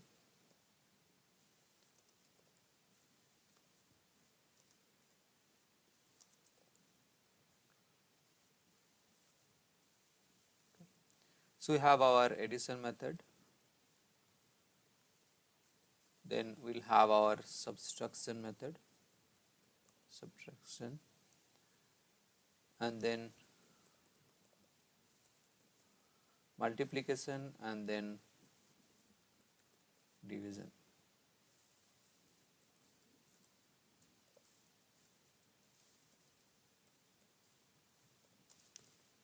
Let's quickly add the Java doc.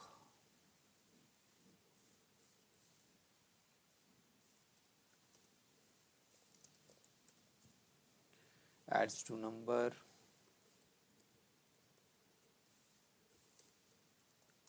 subtracts two numbers,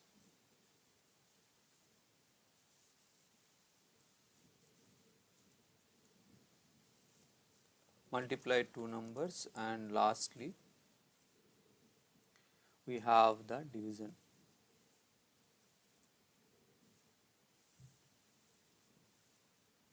Okay.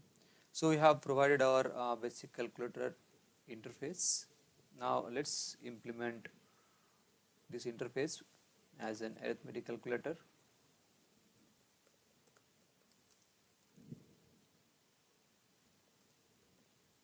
Okay. So our arithmetic calculator implements basic calculator, and we are going to provide the implementation of all four methods. Okay. Now as part of implementation, first thing what we're going to do is double result equal to number 1 plus number 2, and we are going to print this, and then we are going to return result.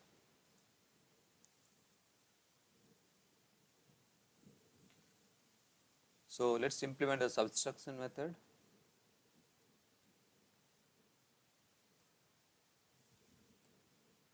And similarly the multiplication method.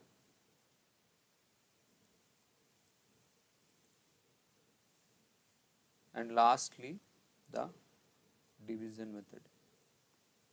However, in case of division, we want to handle the exception.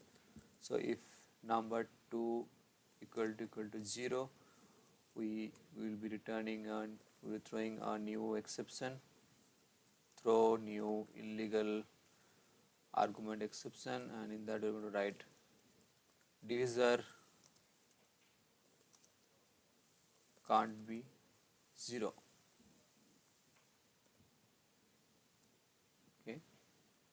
So we are done with the implementation of our arithmetic calculator class. Next thing we are going to do is we are going to write our configuration class. So let's write our configuration class, calculator configuration. So it's a Spring configuration class. So first thing is configuration, then we have to do a component scan so that Spring can detect all the components in this package.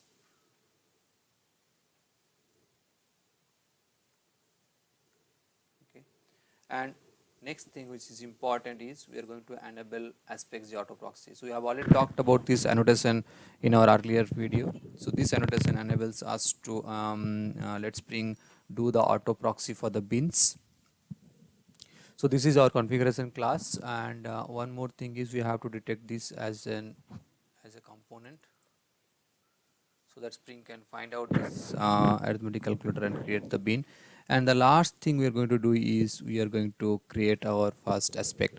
So what we will be doing is, as we have discussed earlier, aspect is normally taking care of concerns which cut across multiple types or objects or classes, right? So logging is one such concern. So talked about logging is one such concern, and transaction is one such concern which will be spread across your application, as well as caching will be another one. In this case, for this demonstration purpose, the easiest one is the logging. So we are going to take logging as an example. We will be using Java logging, java.util.log logging, and what we'll do is we'll write our calculator logging aspect here now.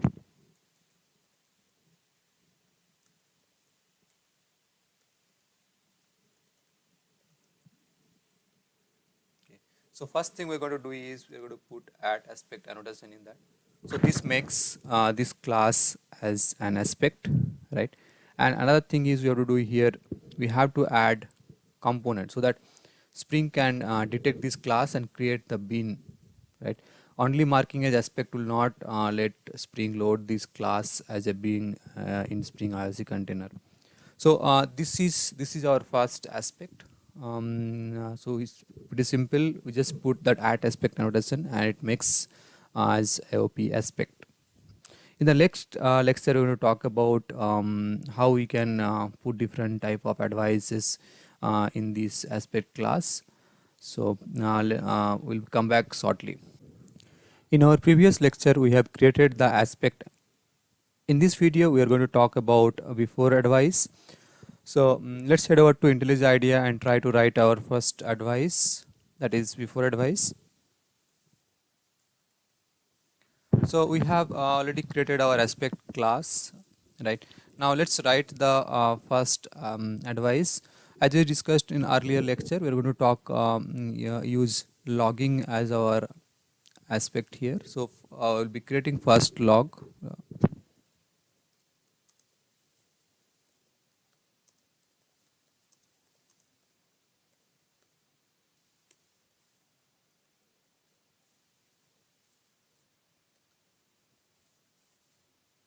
So we are using JDK java.logging.logger. So we have created our logger class, right? Now let's write our first advice. So these are like advices we can write through normal methods. So first write the method. So we are doing log before. So this is a plain method, but now we're going to put the first advice before, and now before advice takes a point cut expression. So we're going to write that now.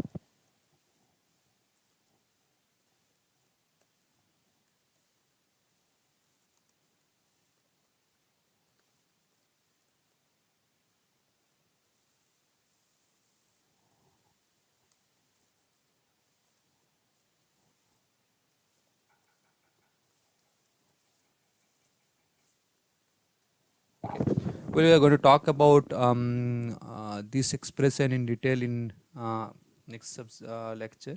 But what we are doing is we are using one of the point cut designator, which is execution here, and then we are actually passing which class and which method and what are the arguments we want to use here. So we are giving two dots. That means that our number of arguments doesn't matter. But here what we basically want to do is, when arithmetic calculator's multiplication method is getting invoked, we want to inspect that multiplication method before it executes. We want to do something. So that's why we are using before advice here. And what we are going to do is we are going to just print the one simple line here before multiplication method. See, here we are just printing this line, but we definitely understand that we are not doing all these things just to print a statement. We can do many things here actually. Normally we have access to the join point and that information. So basically we can have information about what the method signature is, what type of method is, what is the proxy object. So we are going to talk about all those things in subsequent videos, but at the moment what we're going to do is we are executing this multiplication method, and when this method is getting executed, just before that we want to do something, and in this case we are just printing this line. So we are done with our aspect and the advice. So we have created our before advice. Now we will go and create our main class.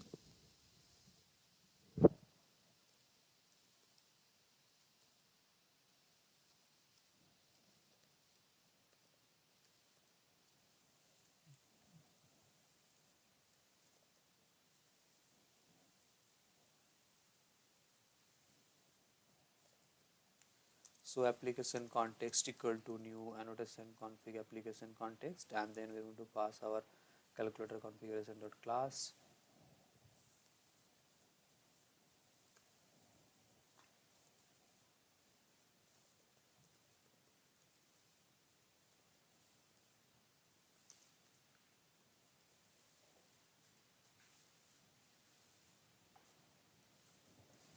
So what we're doing is we are getting that arithmetic calculator bean and then calling multiplication method in that.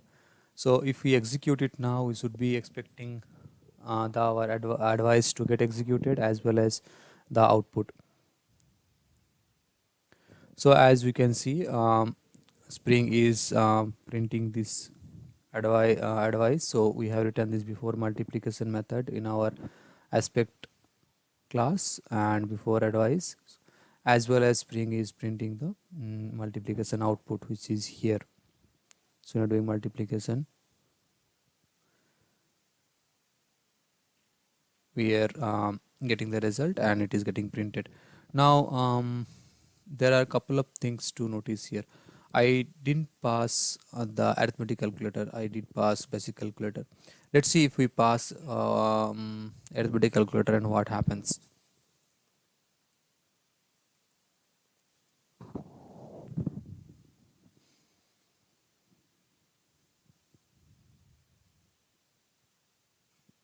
We are getting exception, bean not of required type exception. Bean name arithmetic calculator is expected of type as arithmetic calculator, but was actually of type com.sun.proxy.$proxy. Now here comes a couple of interesting things.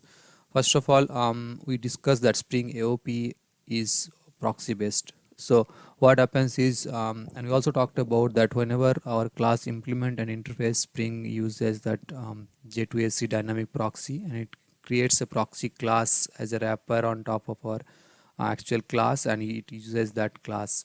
So here what is happening is, though we are passing arithmetic calculator, Spring has created a proxy class, and this proxy class actually extends to the interface type, not to this actual type. That's the reason when we earlier used basic calculator, that time even though we directly called multiplication, it didn't throw any exception because our proxy class or the proxy object was a type of basic calculator, and it went on fine, there is no exception. But in this case, it's not of type arithmetic calculator, and it is throwing the exception. So this is important part to understand, that Spring creates proxy object when it implements that aspect, or in that matter that it calls those advice methods. In the previous video, we have seen how to use before advice. In this video, we are going to talk about after advice. So as we have seen, after advice is used once the join point is over. So let's head over to Intellij idea and write one after advice. So I'm currently in Intellij idea. So in the previous video, we have seen which we have seen that before advice, and so I have changed this get bin to basic calculator from arithmetic calculator. And now let's head over to our calculator logging aspect. So here we'll be creating one more as advice, but this will be after advice. So let's create the method first.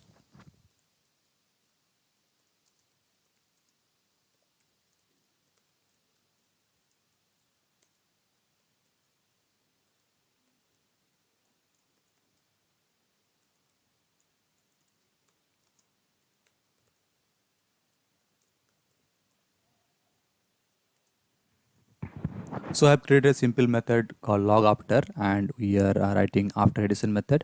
In the before advice, we have used multiplication method. In this case, we are going to look addition method.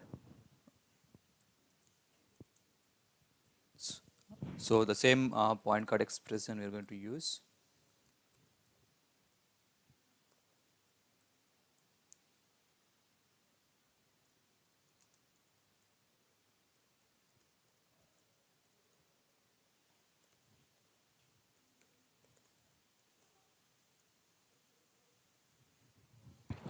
So we are done with our point cut expression. So similarly, we are using execution point cut designator, and we are saying arithmetic calculator and addition method. We don't care about the number of arguments. So let's head over to main class, and here we'll be adding our addition. We'll be calling our addition method.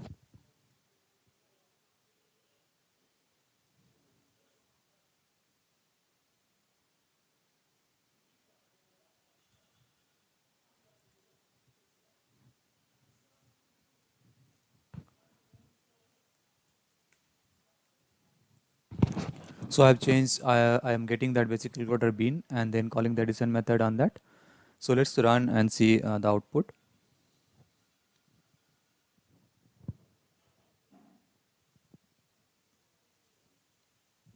Okay, as you can see, it is printing the output first and then the after method. So once the method execution is over, then this line is getting printed after addition method. So you can see our logger is printing that calculator logging aspect log after method, and then it is printing after addition method, which is our advice after advice here, right? So far we have seen after and before advice. In this video we are going to talk about after returning advice. So let's head over to IntelliJ IDEA and create after returning advice. So here I am in IntelliJ IDEA. So let's write a method first.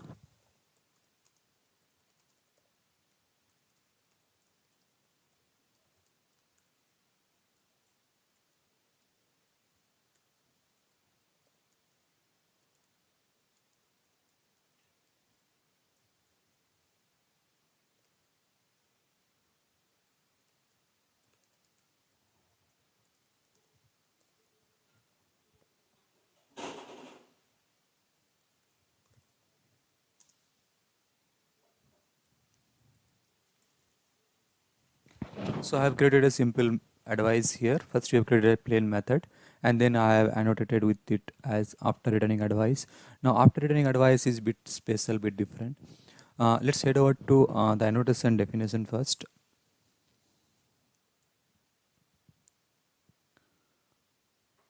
Okay, so as you can see, this annotation takes couple of parameters. One is value, so that's the default one which we were using earlier. So everywhere if we don't mention anything, by default it takes only the value. But it also takes a point cut attribute, and it has a returning attribute as well as arg names. So arg names we're not going to look into, but returning is something important here. So we're going to use point cut and returning here. So first thing, let's try the point cut expression. And since we are going to also use the returning attribute, we have to mention those attributes here instead of directly specifying here like this as a value what you have done for before and after advices.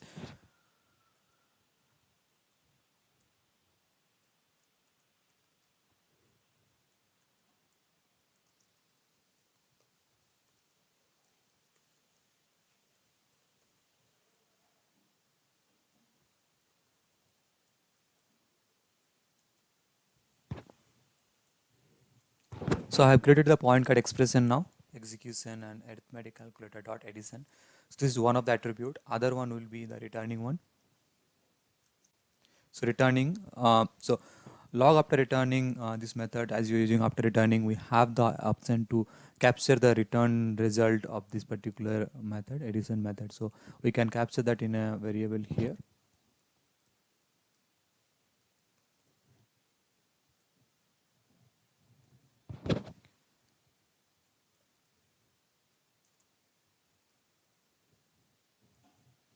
So we have captured the returning result in result variable, and that we have access to as a method argument, and we can use it in our method. So let's just print it out.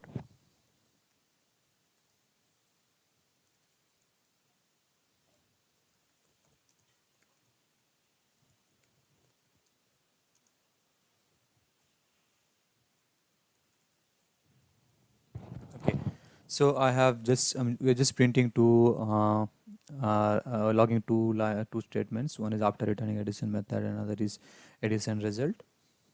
Okay, so for simplicity, what I'll do is I'll just comment out this before and after advices so that our console will be clean. And since we're using addition method and we are already calling addition method in our main class, so let's just run and see the outcome.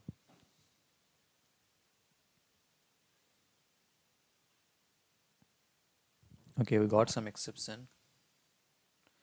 Okay, it's saying our point cut expression is not valid. It's not well formed. Expecting closing parenthesis. So let's go back and see what we have written wrong. So what we have done is we have created okay, this one seems to be extra. We don't need this, right? So let's try again.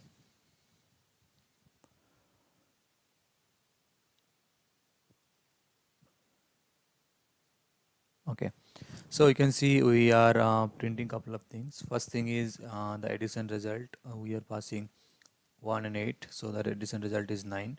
And then we are getting after returning addition method, which is this line, and then we are getting addition result is 9.0. So we can actually grab the result from the return value of the addition method and access to it, and we are just printing it here. In your actual application, you might want to get the result, inspect, and maybe you can do whatever appropriate action needs to be taken.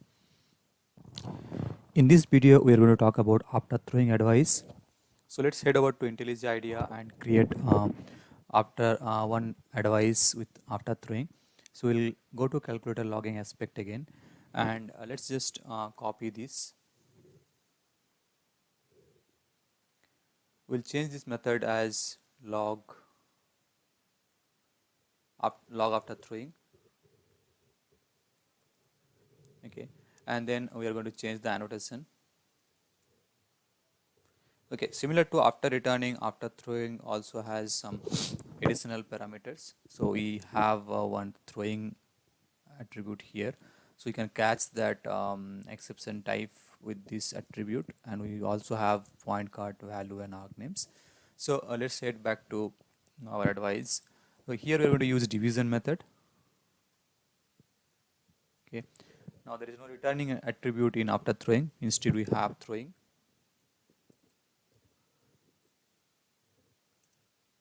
And let's rename it to exception, and let's catch that exception here. So we'll catch throwable so that we know we are catching everything.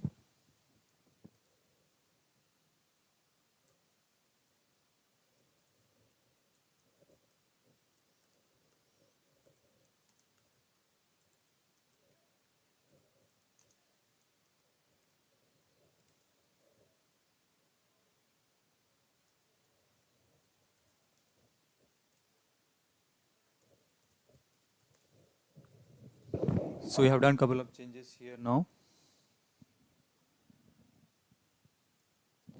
So first change is we are calling after throwing advice here point cut and changing that to throwing 2, and we are catching as one attribute called x, and then that we are passing it as our argument, and then we are printing the message. So this is all about after throwing. So we are using division method because in division method, if you recall, we have one attribute here where we have this exception handling. So if we pass number to 0, our method will throw an exception, and we have the ability to use after throwing advice. So let's head back to main method. Main method here, what we're going to do is we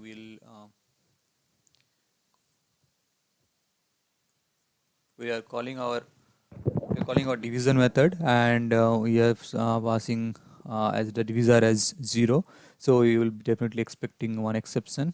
The exception which we are throwing from our arithmetic calculator class, divisor can't be 0, but we have the option to analyze here what exception and all those stuff, because you have access to the entire exception object, so you can inspect it, we can get different messages or the cause and all those things from the caller from the method where we are actually calling from here.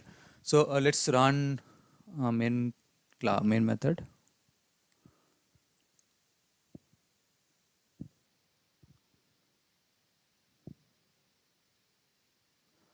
Okay, so we got our stack trace. Okay, so it's showing log after throwing method first of all, and it's printing after throwing division method, which is here.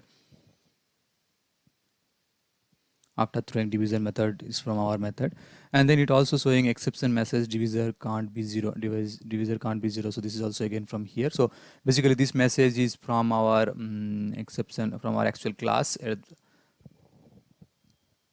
arithmetic calculator. From here this message is this exception is thrown back to our caller code, and then we are, since this exception is not handled, eventually it is falling back to our main call, and then here it is just getting printed. But what we can see is we have the ability to handle get the exception, and we can do whatever we want to do with it.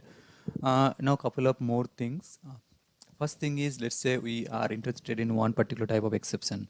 So for example, in this case we are catching throwable, so basically we are catching every single thing whatever possibly can come out. Now let's say in this case I am only interested about illegal argument exception. So if I am catching illegal argument exception, which is the case here, we are throwing illegal argument exception. So in this case the same message will be printed out because we are catching the same exception. So it's showing a divisor can't be zero. But let's say we are interested about IO exception, but our actual exception is different.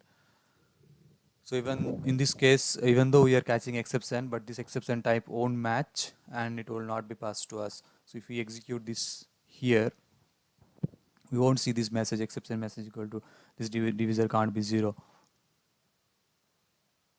See here this exception, so basically our entire this method got skipped because that exception we got, but it doesn't match with the type of exception you're looking for, and so this advice is completely skipped, and it went back to the default handler, and it's simply printing everything in the console. Another thing is which I wanted to, so here we are passing two dots, so that basically means we are not interested about the number of arguments and their types. So let's say we can be more specific. We can actually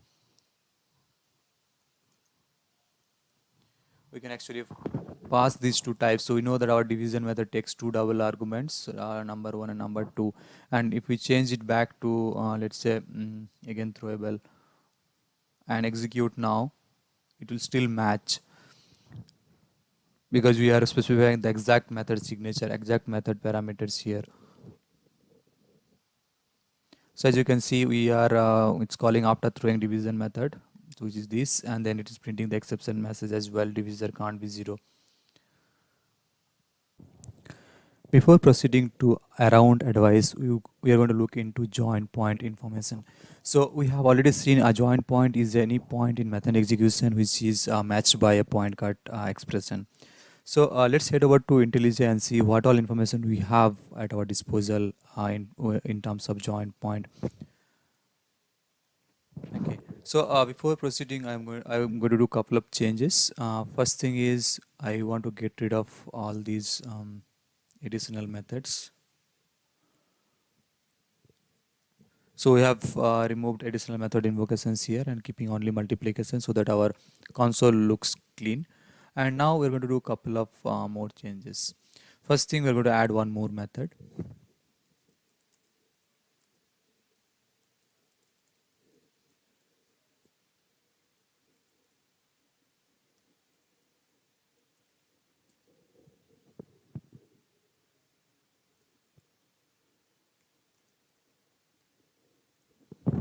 So I have added this information method join point info, and we are passing join point to it. So by default, whenever you're using advice, any advice, whether before, after returning, after throwing, we have this join point information with us. However, we have not used join point information in our earlier examples, but in this example, we are going to dedicatedly look into join point and what all information we have at our in terms of join point. So I'm going to use one advice that before advice anyway, and I'll comment out this after throwing, and let's add the before advice.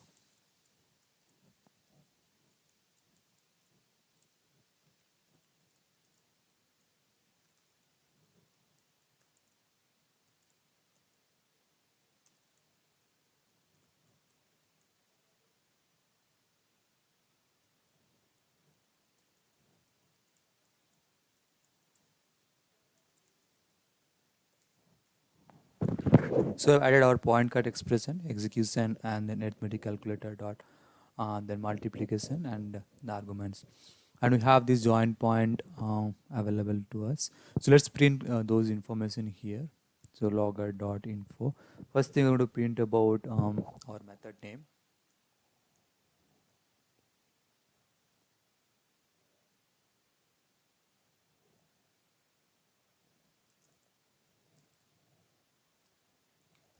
Next, we're going to print what type of join point it is.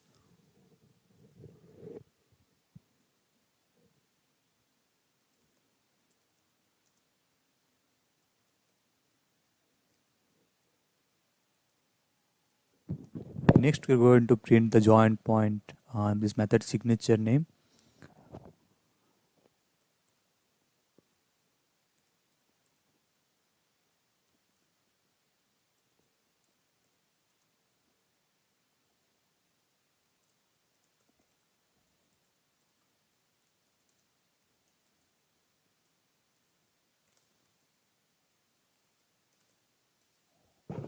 Next, we're going to print about the declaring type name.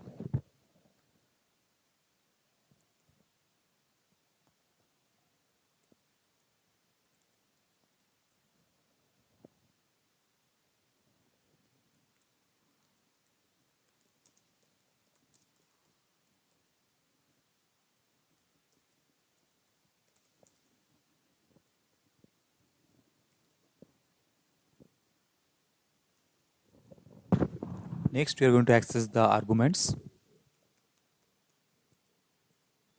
the method arguments.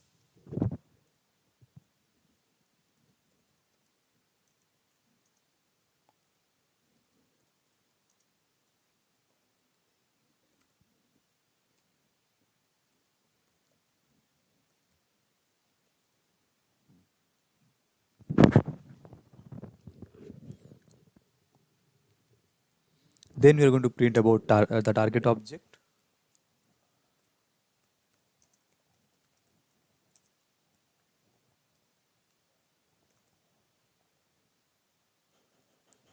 And lastly, we are going to print this object, the current object, the proxy object.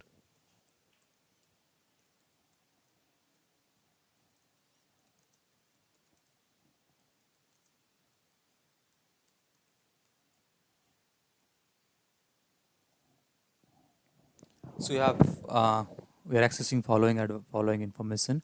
Let's run this and see what all information is coming out. So we are anyway calling the multiplication method here. So if I execute it, I should be seeing the output for all of those.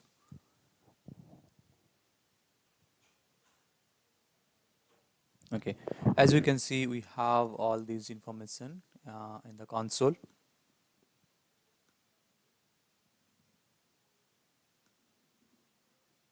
Okay, so let's head over to our logging aspect and see what all information we are printing and what all we have got as part of the result. So get kind. So kind is method execution. So we know that Spring AOP supports method level devices. So that AOP in method level. So it is method execution. Then we have the signature. So method signature is this method signature name basically. It should be method name actually. So it's multiplication. Then we have the declaring type. So declaring type is the interface type, so which is basic calculator in our case. Then we have the method arguments. So in our case, okay, I'm trying to print this, so I have to do arrays dot to string is an array.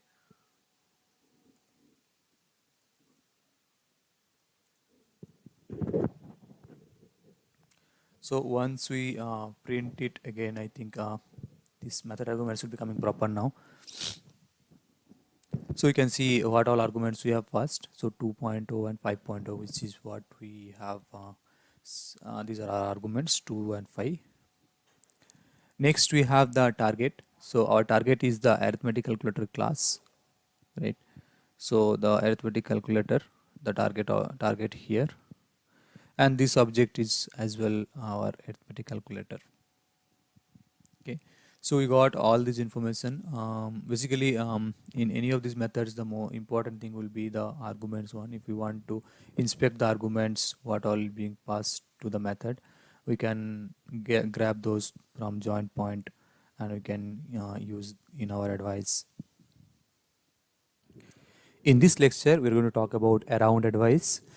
So let's head over to Intellij and write this advice. So we'll create a method first. So method will be public void around. Okay, and we'll be adding around advice. So let's add the point cut expression.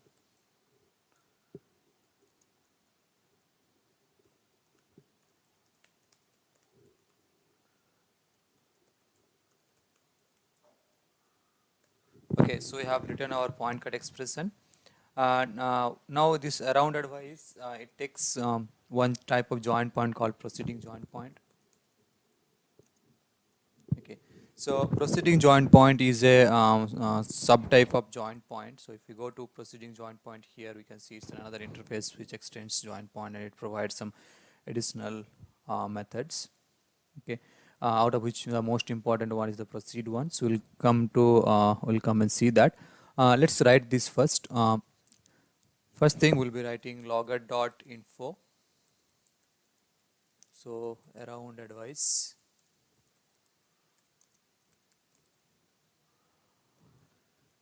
Next thing we're going to do is we are going to, as you have seen, we have access to this method signature. We'll print that.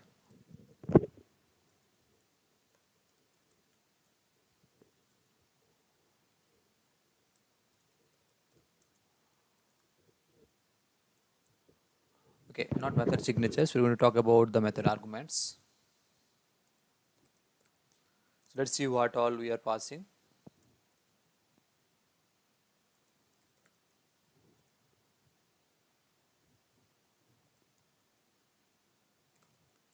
Okay, so we're printing those arguments. Now there is one point which is important here.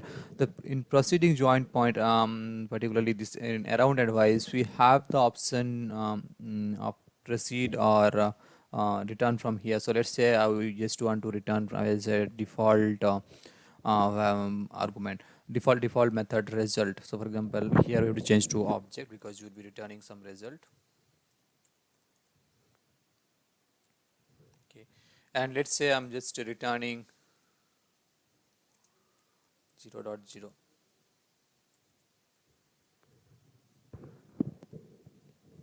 Okay, so if I execute it now, let's see what happens if we execute this now. Comment out this, and here in main method we should have multiplication, and let's execute this.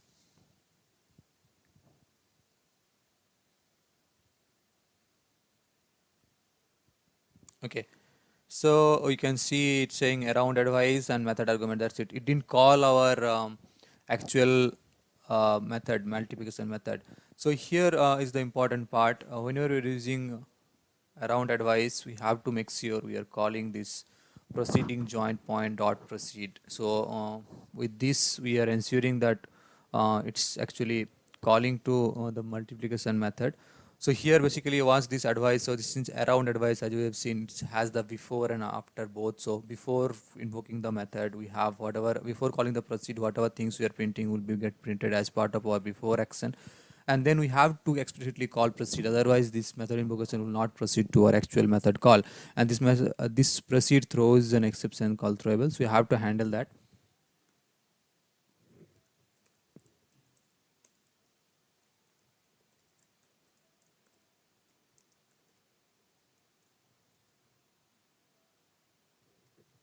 Okay, And if there is any exception, let's just throw it back, and as part of that we have to put throws here.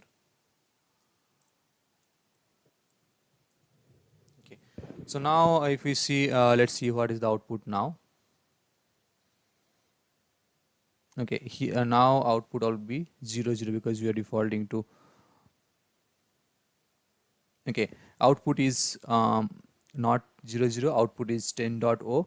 So again, now there is a this 10.0 is coming from here, from our multiplication method, because here we are doing a print result. Why we are not our this result is, we are not actually need to catch and throw it here or send it back. If you see proceed, it returns object type, so you have to throw that result back if you want to access that result. So for example, in this case what happens is, in this case arithmetic calculator, we are printing the result here, that's the reason you're seeing here, but whatever is the result, returning result is not being passed to the actual method, because we are not sending it back to the caller method. So whatever, that's the reason, even though the 0 0 is sent out, if I so this is where we need to actually catch it and throw it.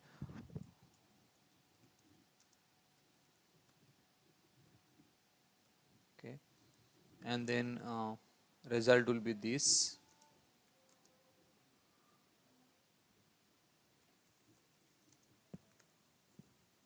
Okay, so in that case this will be a dead code, so we have to remove this.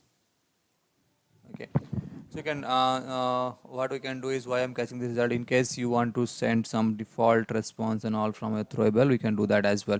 So this around advice is, as we discussed earlier, is the most powerful type of advice. It has the ability to you even have the ability to decide whether you want to call the subsequent the actual method invocation or not based on the args, or even you have the ability to change the argument. So for example, here we have proceeding joint point dot get args. The proceed method also takes argument, so we have the option to send see if there is another method proceed with arguments, we have the option to send that arguments here. Let's say in this case I don't care whatever the caller has sent, I want to pass something else just for the demonstration purpose only. So what we can do is, let's say I want to pass 5.8 and 9.2. So if we execute now,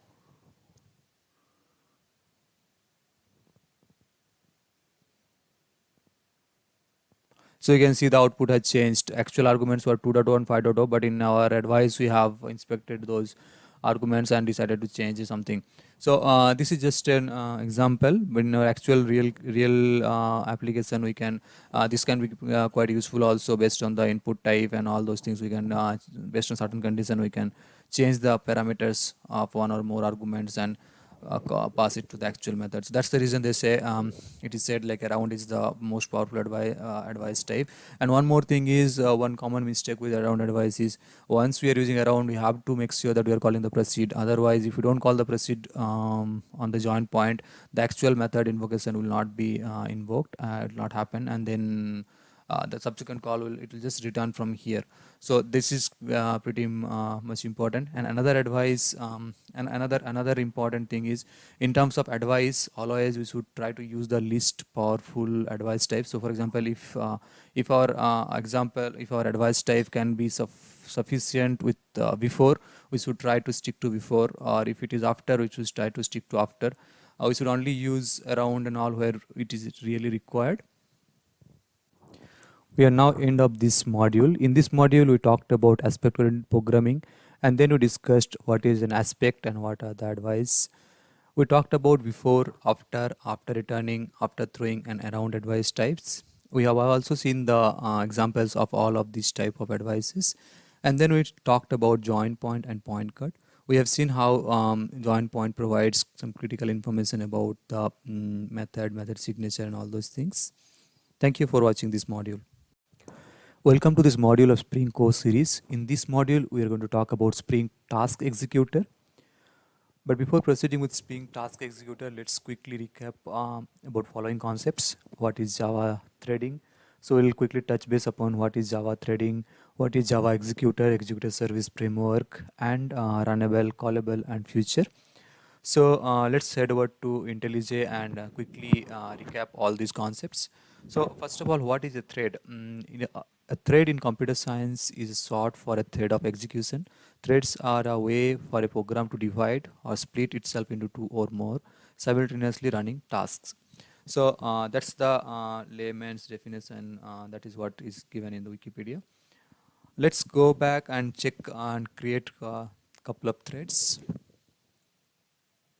Okay, first thing, let's create a new package here in Intellij. I'll create a package called threading, and in that first quickly go through following concepts. So let's create a new class called threading basics. Okay, I'll close all other things and then let's open this. We are going to cover following things. So first thing we'll check runnable, then we'll check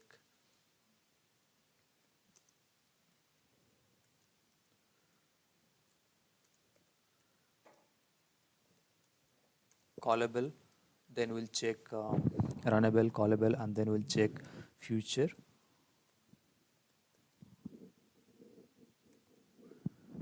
Then we'll talk about executor, and then last we'll talk about executor service. Okay, so let's go to runnable first. What is a runnable? So a runnable interface should be implemented by any class whose instances are intended to be executed by a thread. So whatever method implementation we are providing for run, the intention is that content will be executed by a separate thread of execution. So that's the definition for runnable. And what is a callable? So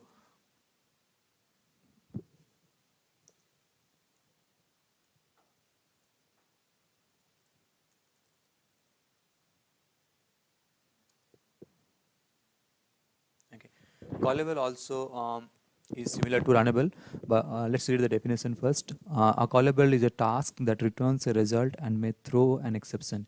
Implementers define a single method with no arguments called call. The callable interface is similar to runnable in that both are designed for classes whose instances are potentially executed by another thread. So there are some differences between runnable and callable. So one difference is callable provides us a result. So whatever code we are putting inside the call method, if any computation or any result we want to send back to the calling thread, we can we have the provision to send it back. Another thing is callable has the option to throw an exception. So if there is any exception in our call method, we have the option to send it back, and that can be retrieved from the calling code. So this that's runnable and callable. Next thing is the future. So let's see what is the future.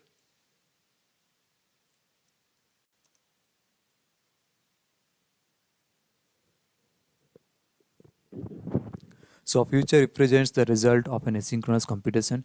So as we said just now, that callable has the option to return our computation result or anything from that call method. So it returns in terms of a future object. So that's the that's the asynchronous computation done at a call method, and that is being returned to the caller thread, and that object is a future object. Next thing is here is the executor.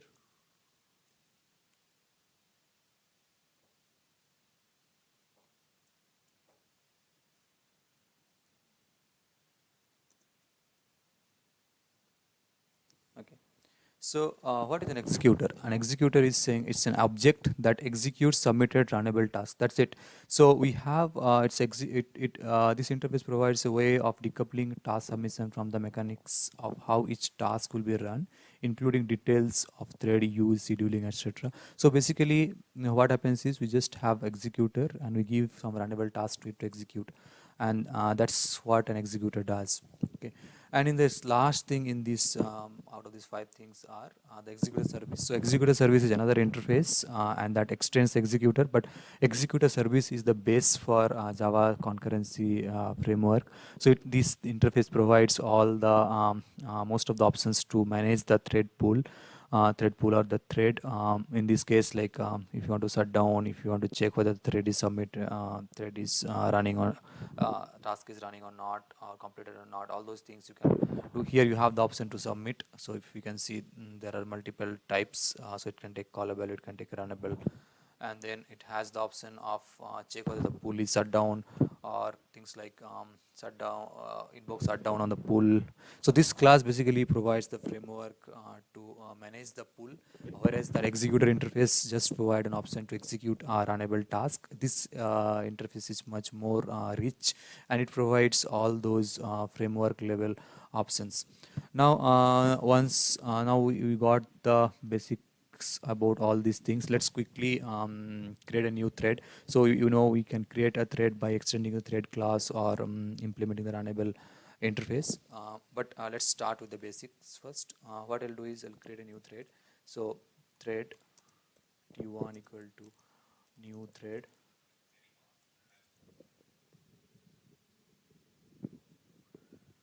Okay, so here I'm going to use this runnable task here. So what we'll do is we'll just print 1 to 10 in this implementation. What we'll do is sysout print I, and just wait for some time.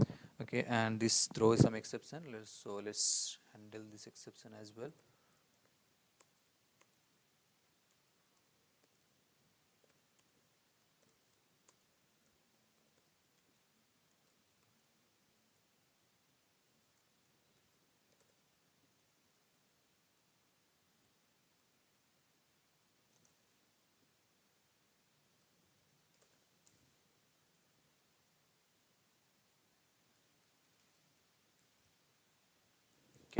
So what we're doing is we're creating a new thread, and so this just the thread object is created. We need to start it.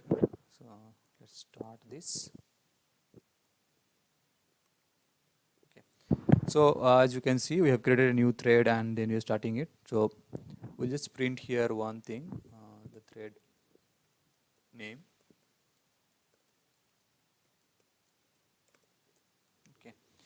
And again we'll print here so that we know that we are creating a new thread.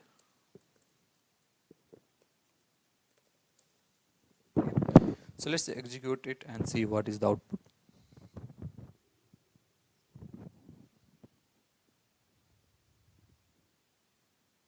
Okay, as you can see, we have main thread, which is the first line, and then we have thread 0, and then it is printing every 2 seconds. This output was starting from 0 up until 9.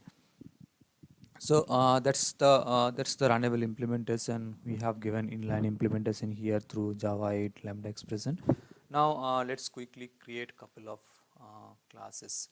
So first thing is let's create a runnable implementation. My runnable implements.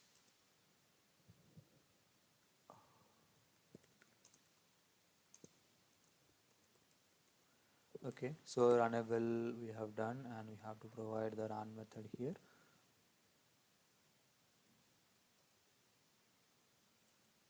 Okay, let's copy this part and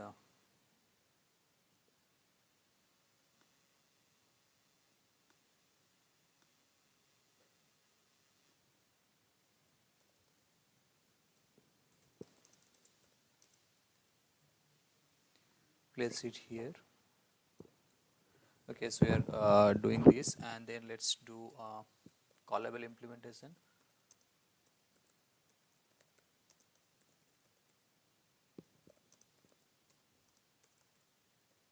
Callable of integer.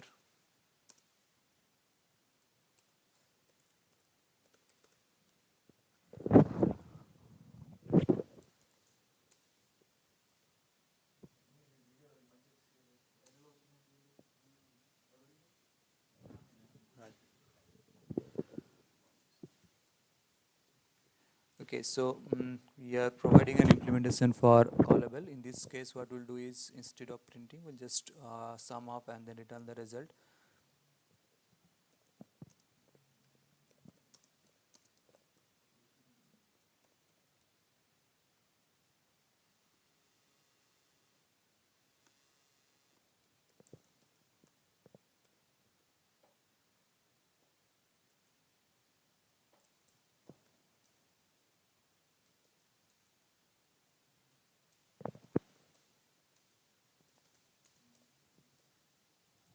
Okay. So this is our callable implementation, and okay. So let's finish the other types. So we have seen executor, right? So this executor is just provides this execute method to execute any runnable task, right? So let's create our own executor. So there are many executors provided by Java. For example, we have thread pool executor, and there are different concrete implementations, fixed thread pool and all. So which we'll be seeing in the next lecture. But as at the moment, let's try to implement this executor and create our own type of executors to see how exactly this works. So we'll be creating one executor called direct executor.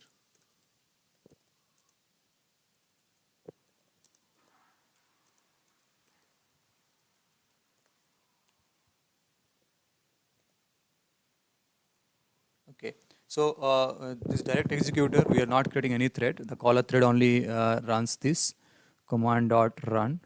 So that's the bare minimum implementation.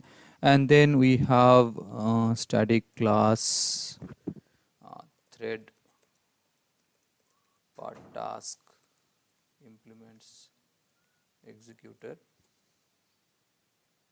Here again we will be providing the implementation for execute method, but in this case we'll be creating so thread per task, as the name suggests, we'll be creating per task new thread.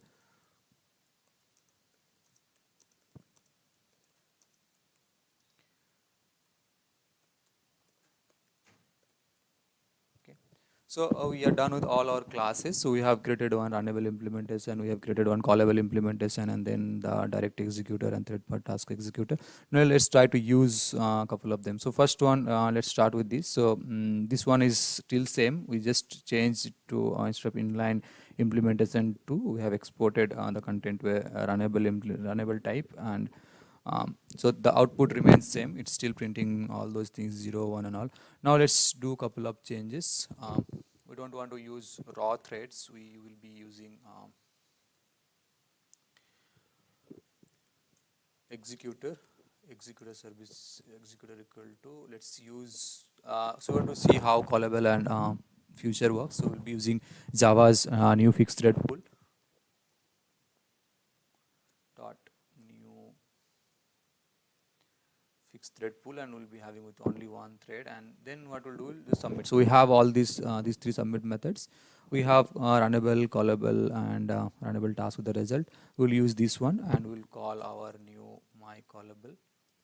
Okay, and okay, so this doesn't return an executor because we are calling the submit here. It will be returning a future of what? Future of integer type, because we are if you see our callable type, the call method does it implements the callable of integer. So we'll be getting that future of integer, and we'll be let's store it in result. And now we will do sysout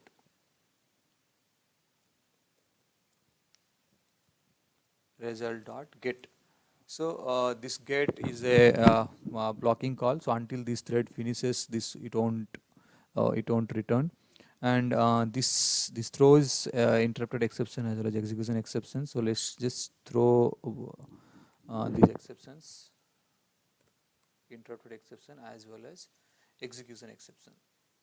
Okay, so this execution exception is special. If you go here, we can see it basically we have all those cause and all those things. So basically, if we if our the submit method returns any exception, from this exception we can retrieve that actual cause and all those things what happened in our other thread. Now we have done implementation of callable and all. So let's try to run this.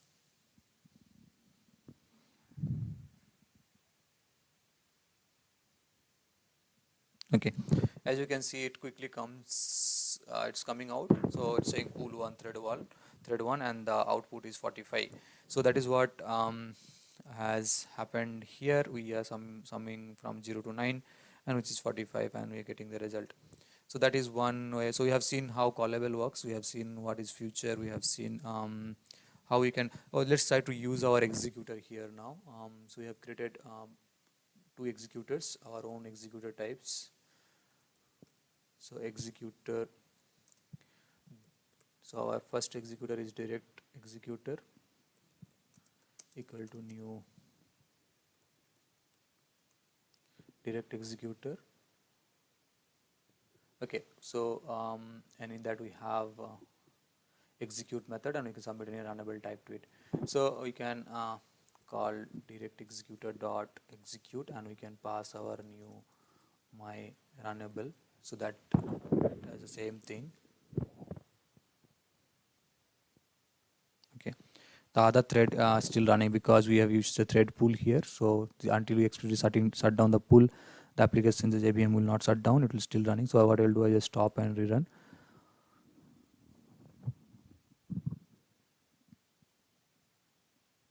So as you can see, it still prints this main and main. So that's been, since it is a direct executor, the main thread itself is executing this. So just a bare minimum implementation here. Now let's quickly change this direct executor to thread per task executor and try to submit couple of them.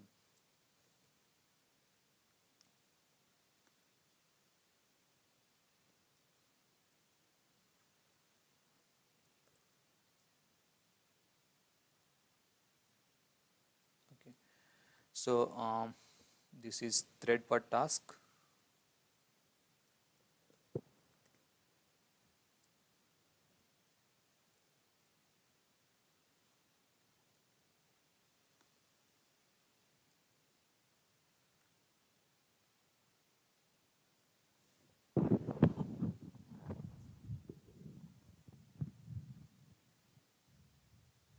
So you can see there are two threads got created, thread 0, thread 1, and both are running simultaneously and both are printing the output. So this section, in this video is summarized the basics of thread. The idea of putting all these things, most of these concepts are fundamental concepts, and you might be aware of all these things. But the idea behind putting all these things, just a quick refresher, because in Spring Task Executor we are going to see again all these thread and all these things. So it would be better to have quickly recap what all these things are. So I'll see you in the next video. In the last lecture, we talked about threads, and we talked about runnable, callable, future, and we have seen the implementation of each one of them. In this lecture, we are going to talk about thread pool, and particularly we are going to cover about these thread pools: fixed thread pool, cached thread pool, single thread executor, and scheduled thread pool executor. So let's head over to Intellij IDEA and try to implement each one of these. So I'll create a new class called thread pool.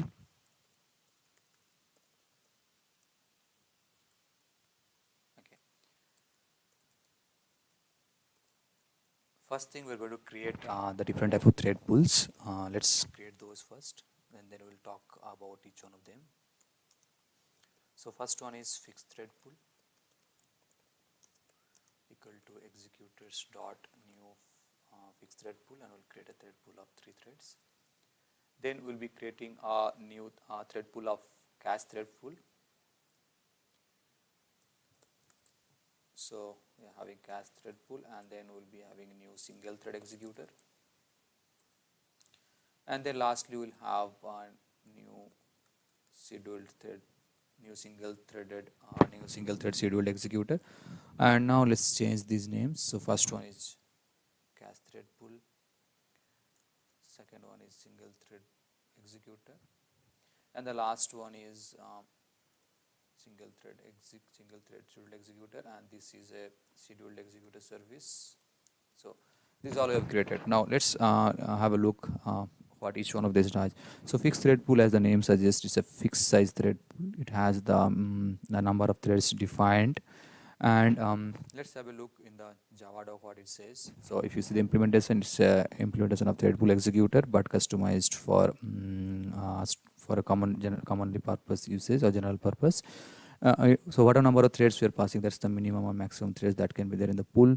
And then we have link blocking queue. So link blocking queue is a unbounded queue. That means once if we the number of threads which are passing here, the n threads, if all the threads are busy, rest of the task, the submitting task will be queued in this link blocking queue.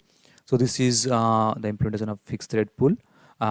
Next thread pool is the cache thread pool. So cache thread pool is a specific type of thread pool where we have we can't wait for that task to queue and get it taken by some other thread, taken up by some other thread. In this case, let's say we want, as soon as the job is submitted, we want a response. In this case, what happens is as soon as the job is submitted, if there is a thread in the pool, it will be taken up and processed. If not, a new thread will be created and then our request will be served. In this case, if you go to new cache thread pool, it's again another implementation of thread pool executor class, but the difference here is the core pool size is 0, but the max pool size is integer.maxpel. That means this many number of threads can be there in the pool. And it also takes an implementation of synchronous queue. So synchronous queue is a special type of queue where you don't have any capacity. So once a task is submitted to this queue, some thread must be taking up the job from the queue. Now, this normally this particular thread pool is suitable when we have short-lived jobs. So we know that the jobs are very short and it can quickly finish. Otherwise, if the jobs are long-running ones, we know that there can be this number of threads. So the pool will be basically too heavy for the system. Then next type of thread is single thread executor. So this is just only one thread will be active in the pool. This is also a type of thread pool executor, but in this case the core pool size and maximum pool size is customized to 1. And if this also has this link blocking queue implementation as a internal queue. So what happens is if more than one task is there and current thread is busy, the rest all tasks will be queued up in this link blocking queue. The good thing about it is it ensures that there will be only one active job and the jobs are bound to run sequentially. Okay. So next one is the new single thread scheduled executor. So this is a different type of executor. So with this we can actually schedule our job as and when we require. So let's quickly run each one of those implementation and see how this works. I'm going to copy this runnable task because this is what we want here, and what we'll do is we will put this here and then outside of main method. Okay, so first thing, let's run with our fixed thread pool. So fixed thread pool dot submit and new my runnable. Okay. So that's it. We just want to reduce it to 5. We don't want to wait till that long. And if we run this now,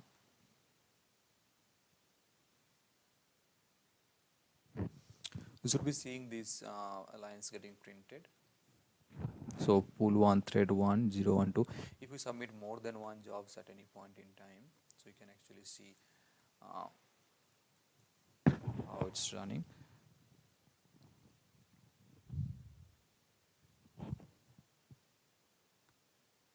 So you can see 3 threads are started: pool 1, pool 2, pool 1, thread 1, thread 2, and thread 3. But if we submit more than that, it won't get initialized immediately.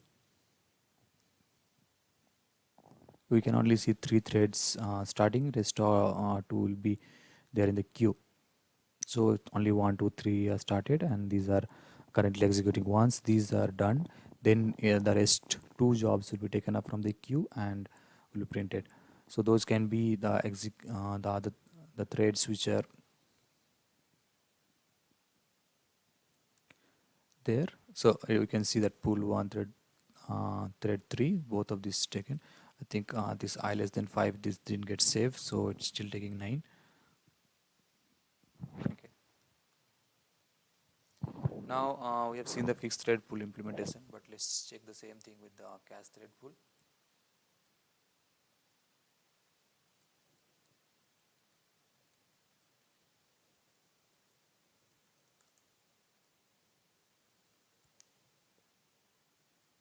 So let's first execute one of them.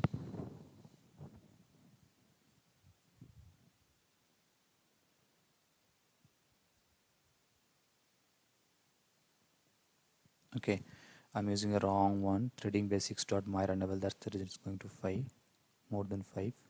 So you can see pool 1, pool 2, thread 1, because pool 1 is taken up by this fixed thread pool. So that's the reason it's pool 2, thread 1. Now let's quickly change this and see how.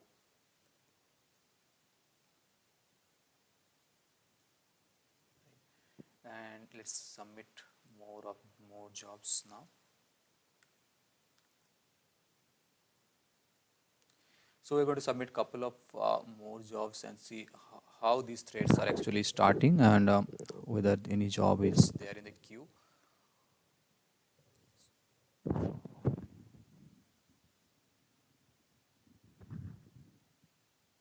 So it's starting. So as you can see, these many threads are already created immediately, and it's running all of them, right? So so that's the main difference between cast thread pool and fixed thread pool. So we have seen already cast thread pool, fixed thread pool. Let's move on to the next one. So the next one will be our single thread executor. So let's give something to this thread, executor as well. So submit new thread pool dot myrunnable and see what happens. So we'll submit couple of them, and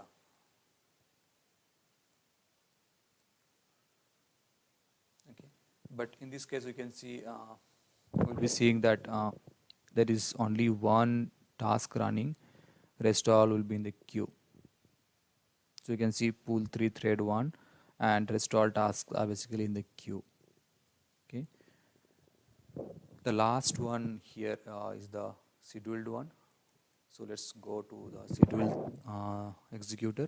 So in this case we can schedule our job. So let's do single thread schedule executor dot schedule first. Here we will be giving new thread pool dot myrunnable, and then the next thing here is the delay, initial delay. Let's say we're going to give 3 seconds, and then the unit, which is time unit or seconds. So let's run this and see how it behaves. So basically this provides an option to schedule, so we can have some initial delay and then start the job. But in this case, for these other type of thread pools, as soon as the jobs is submitted, it's taken up for processing. So in this case, as you can see, it's waited for 3 seconds and then printed those numbers. Next, let's there is another variant, basically two variants. One is not only schedule, we have schedule at fixed rate and schedule at fixed delay. We're going to have a look at schedule at fixed rate now. So schedule at fixed rate, we have to have the initial delay, and then after that, after how much delay we want it to execute. So initial delay is once the job is submitted, how long we want to wait, and then once the first iteration of the task is completed, when the next iteration, next schedule should start, which is the period, which is 5 seconds. Now let's run and see. So in this case, it is going to run the same set of job again and again, because you have scheduled it as a fixed rate. So it will print 0, 1, 2, 3, 4, and then again it will wait for 5 seconds and then run it again. So it's currently waiting, and currently it's waited and then executed.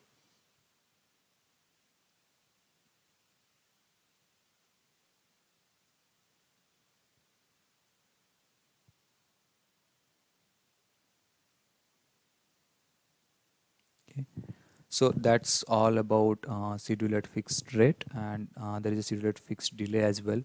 So there also we can implement that as well and see how that works. In the last lecture, we talked about different thread pools available in Java, fixed thread pool, cast thread pool, and other types. In this particular video, we're going to talk about Spring's task executor interface and different task executors available in Spring, specifically simple async task executor sync task executor and task executor adapter. So let's head over to IntelliJ IDEA and see each one of them.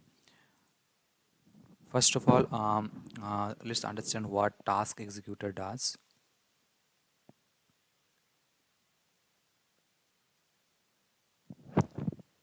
So let's create a new class called Spring Task Executor. Okay.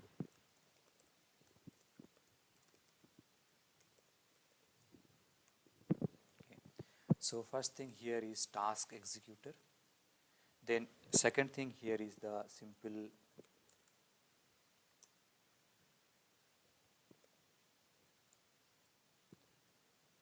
async task executor. And then we have sync task executor, and then we have task executor adapter. So let's start from bottom. So task executor,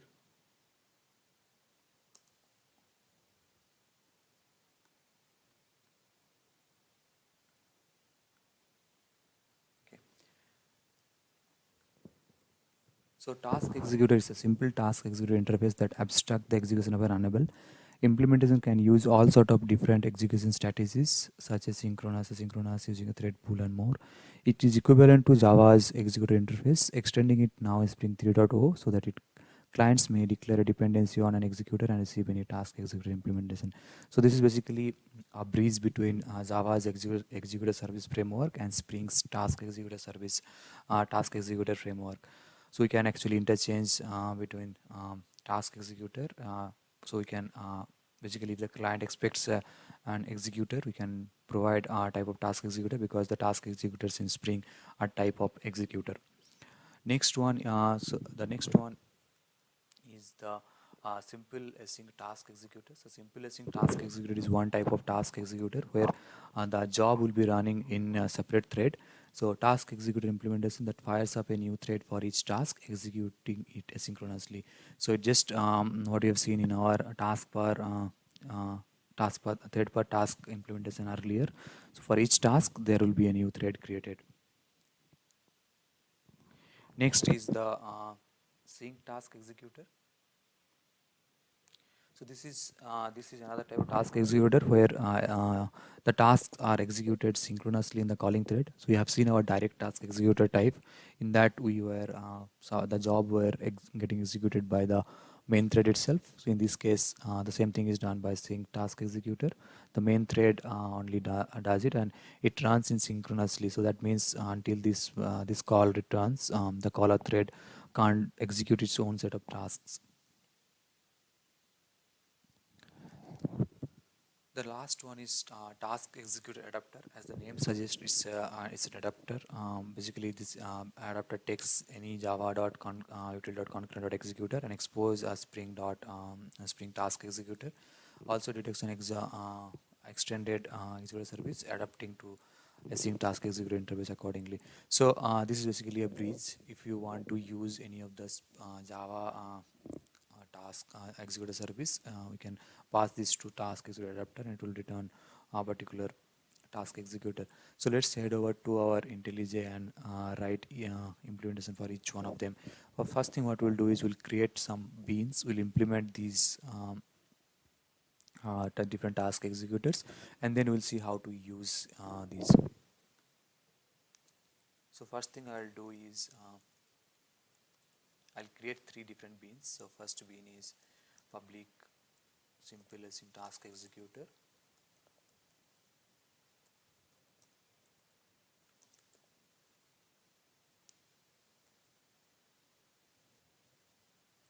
Okay. Next one will be our sync task executor. So sync task executor, and this will be sync task executor.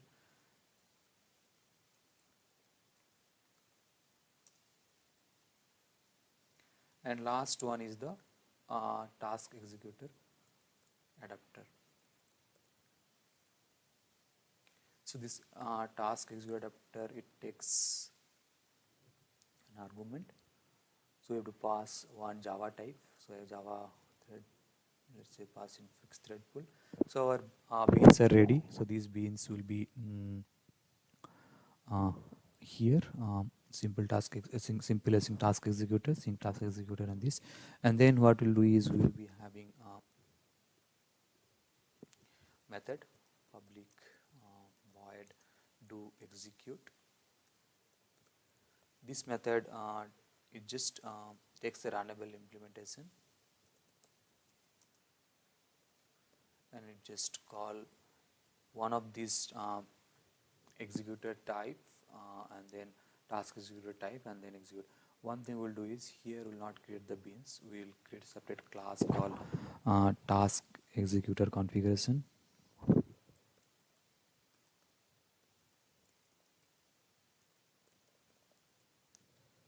And we will put this here. One thing we'll do is we'll make this class as a configuration class and we'll let it do a component scan on these packages, this package which is our main package.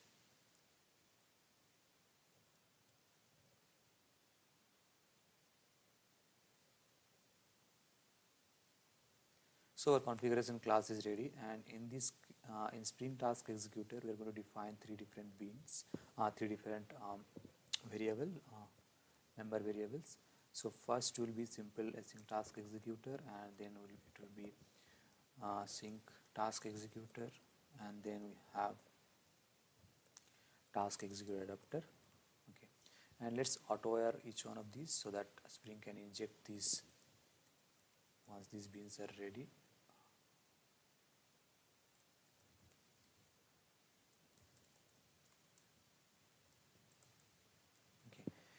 Here what we'll do is first we'll use simple task execute, async task execute to execute, and then we'll pass our task. Right. Now let's go to main class. Okay, we have to create one, we don't have one. And in main what we'll do is we will have application context as our new annotation config application context, and we'll pass task executor configuration which we have created earlier. And then application context dot get bean.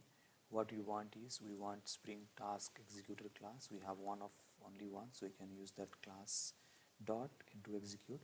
And then we are going to use the same. We'll use this threading basics implementation. So just need it here after main method. Only thing we'll just change it to 5.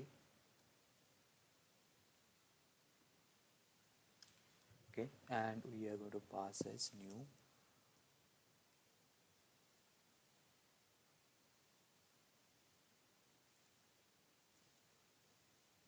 my runnable.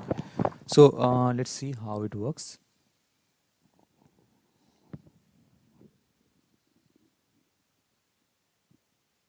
Okay, no qualifying being found. What it is saying, Spring Task Executor. Okay, so we did mistake. This also needs to be a component, otherwise. So what went wrong is we didn't mark this class as component, and we're trying to get that bean from the container. Since this is not a component, either a bean defined, so Spring could not find this class and load it as a bean. Now we have added it as a component, so Spring it should be fine this time.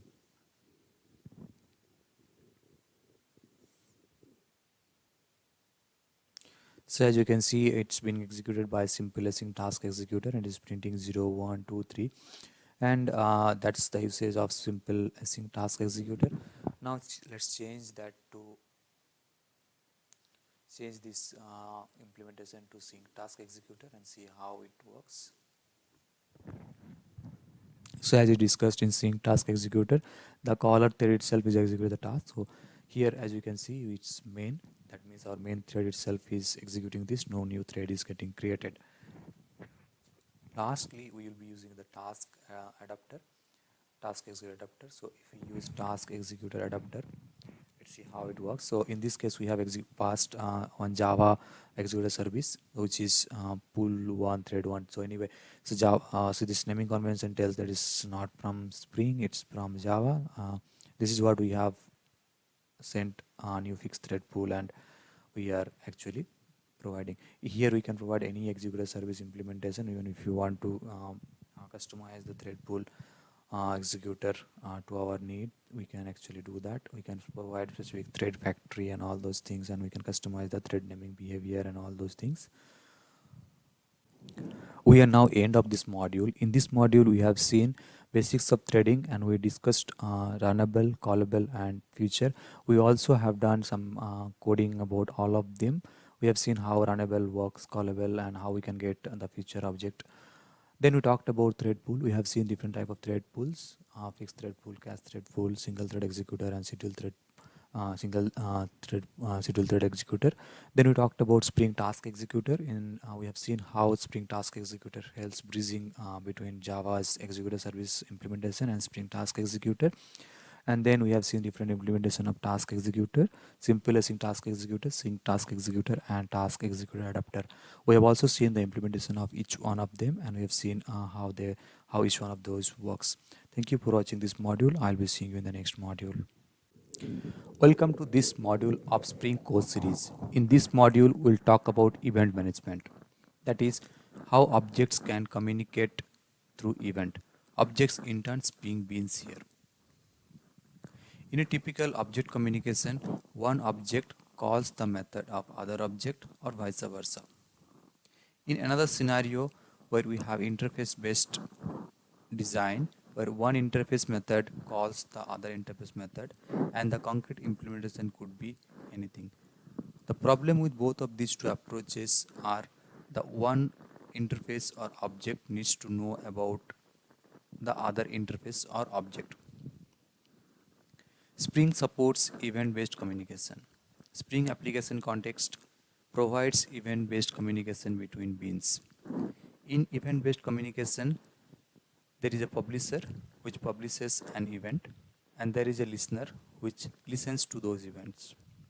The good part of this approach is publisher is not aware who all are listening to the events, and the listeners are not aware of who all are publishing the events. They just listen to the event. The moment there is a event published, the listener receives it. One listener can listen to many different event types, and the best part of this design is it promotes loose coupling between different beans. In Spring application context event-based communication, there are three major components. One is application event, which is a class through which we can create any custom app event. And then there is application event publisher aware, through which we can publish any custom event. And there is application listener, through which we can listen to any event. In this video, we'll look into how to create a custom event. In order to create a custom event, our class needs to extend application event class. So let's head over to Intellij and create a custom event. Let's first create a new package. I'll name it as event. And let's create a new class called message event.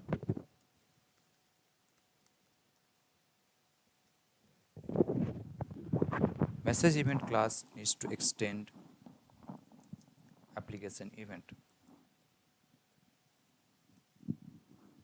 Once we extend application event, we need to provide the superclass constructor.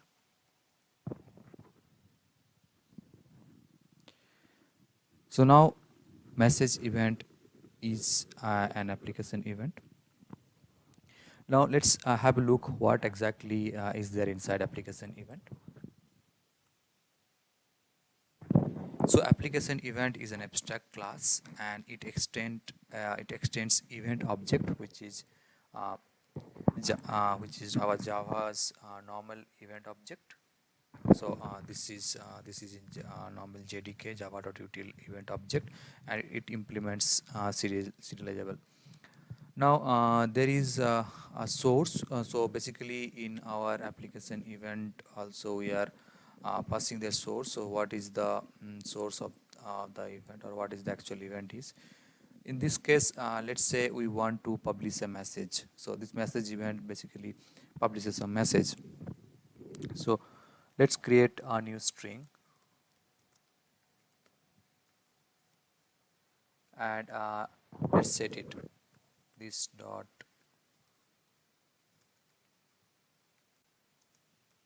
message equal to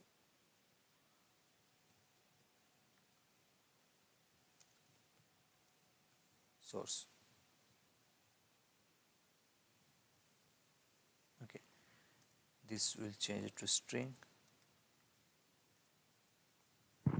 So this is a event. So this is an event. We have created a message event.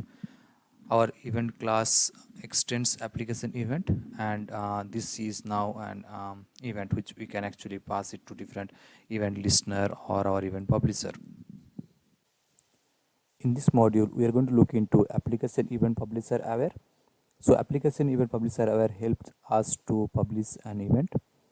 Let's head over to Intellij and let's create a new event publisher. So in the same package, I'll create our message publisher. Now, in order to make message publisher and Spring event publisher, we have to implement an interface, which is application event publisher aware. So once we implement this interface, we need to implement one method, set application event publisher. So we'll have an event publisher, application event publisher, and we will just set it application event publisher to the one which will be injected by a Spring, and then we can have a method public void. Let's say this is our custom method, publish message. In this now this is the place from where the event will this is the originating point of the event. So here we will be using our message event which we have created earlier, message event equal to new message event, and then we need to pass the source. In our case the source was string, so let's say we are passing is this is an event, and we'll just call our application event publisher dot publish event, and then we'll just pass the event.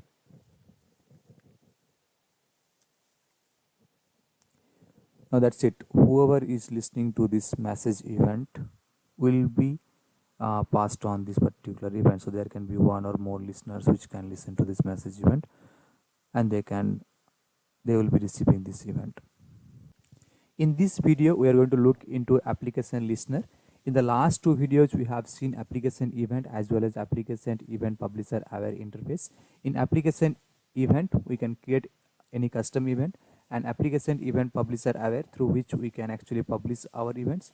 Application listener lets us consume or listen to the events which are published by the publisher. Let's create a new listener for our message event. So let's head over to Intellij IDEA and create a new class called message listener.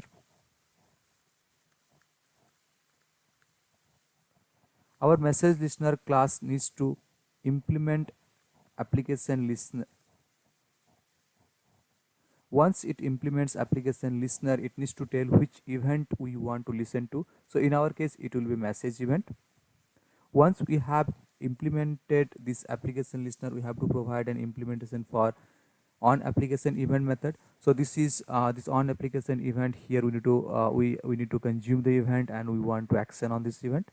In this case, let's print whatever message is there in the message event.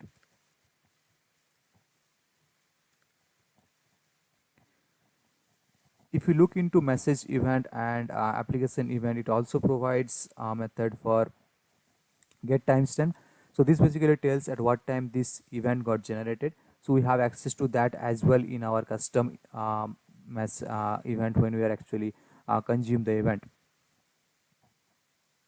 So in this case, it is let's print that as well. Event dot get timestamp. So this basically we have access to both the information. We have access to the event data as well as you have the information at what time this event got generated. In the last videos, we have seen different building blocks of event-based communication. In this video, we are going to put everything together and try to create couple of events and try to consume those. So let's head over to our IntelliJ IDEA, and here we are going to do some changes. So first change will be in our message event class. Let's publish a proper event. So what I'll do is I'll just generate a custom message. So let's first create a new private static. We'll use an atomic integer. This will be acting as our message counter. New atomic integer. So this is our message counter, and let's change this message. Instead of passing this simple message, let's format it. So we'll be using here, let's generate message, and we are passing the message here, the plain message, and then we are going to return a formatted message. So we have string builder equal new string builder. So we created an empty instance of the builder, and now let's append a couple of things. So first information is, let's say, as an info. Next we are going to append some timestamp to it. So let's create a new calendar dot get instance dot get time, and then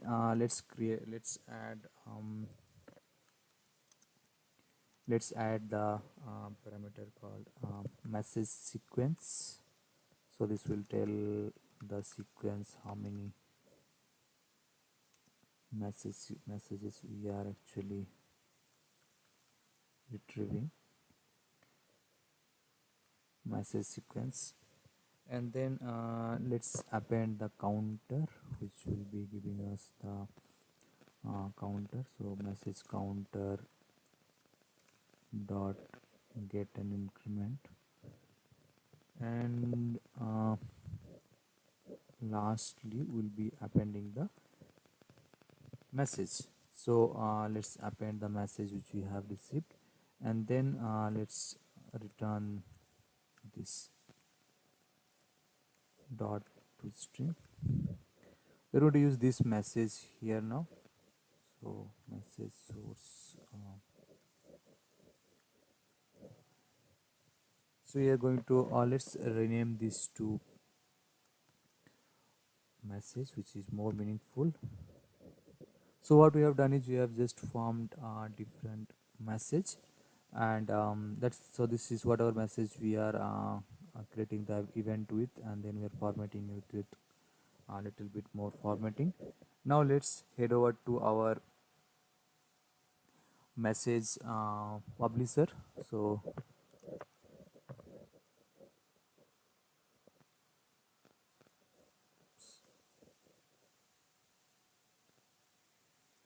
accidentally I closed IntelliJ. Let me reopen it.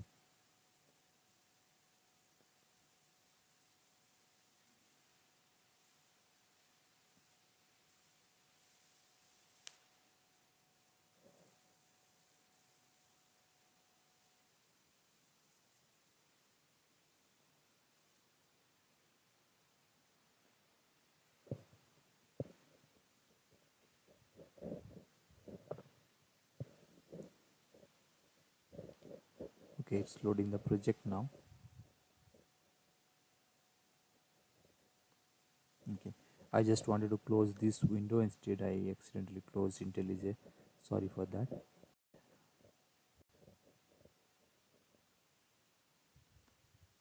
Okay, now let's head over to our message publisher class. So here we want to do couple of things. First thing, I want to add a new map here, private static map of integer string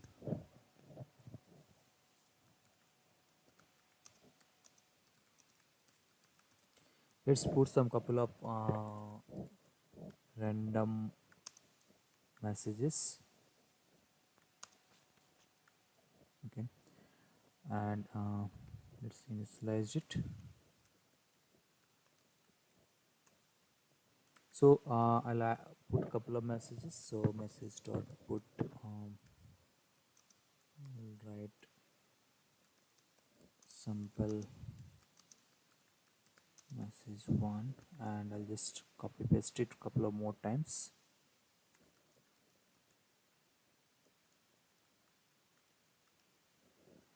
Change the key, message 2, 3, 4 and 5.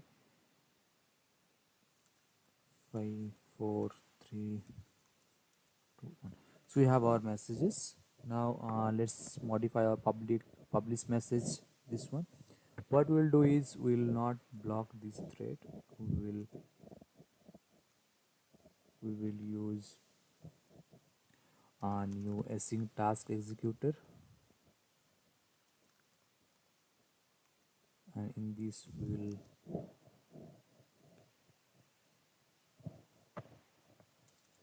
pass our execute, and these texts are unable. So let's provide everything inside this. What we'll do is we'll place couple of events.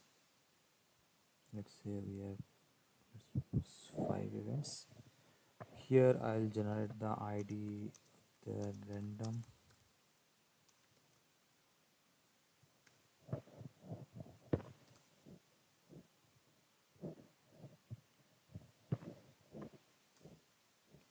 now this part we are almost done. We are going to put this inside, and instead of a hard-coded message, let's pick up it randomly from here. Messages dot get and then ID. So what basically we have done is we are generating random ID and putting it from our message repository and publishing that as a new event. Now let's create a configuration class. So we'll tell this as message configuration. So this is a configuration class first of all, and second thing we'll do a component scan to this particular package.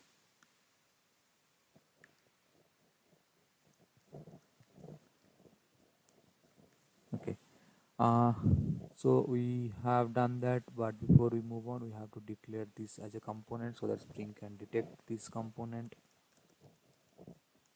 as well as message listener also you have to detect as a component. Now let's create our main method. So here we are going to provide our main method main implementation. So let's say class path XML annotation.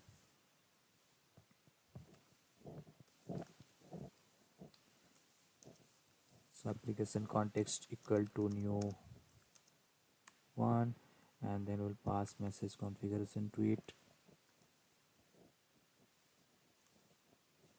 and let's try to access our get bin. You will try to access our message publisher dot class dot publish message. Now let's try to run and see how it behaves.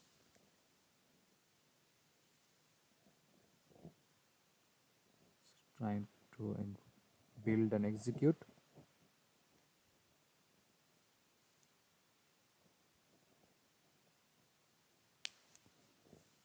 So you can see it's actually printing the messages as our events are continuously getting published. So let's do some small change here so that we can see that events are periodically getting published and we are consuming those. So we'll add for each event we are going to add some delay. So time unit dot seconds dot sleep. Let's say I want to sleep 2 seconds after every event, so that we will not publish everything. And one more thing I'll do is we will not print the generated timestamp. We don't want that. Now let's run it.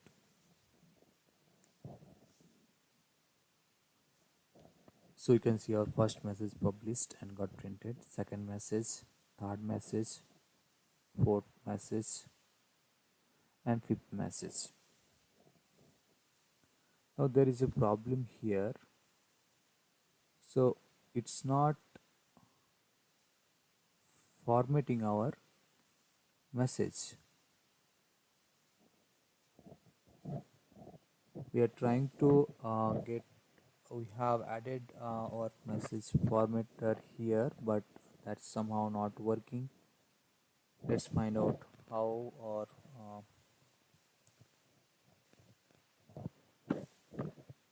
so okay, it's not because we are not accessing the right one. We have to actually provide a getter for this.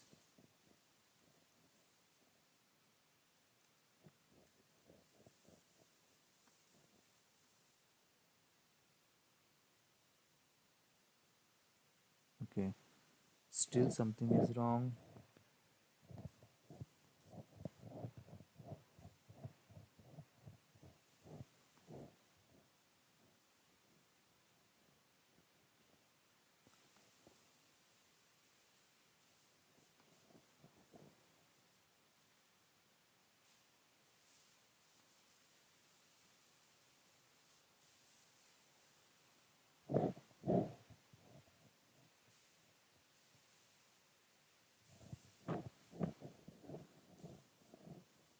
So still trying to figure out why it is not printing our message.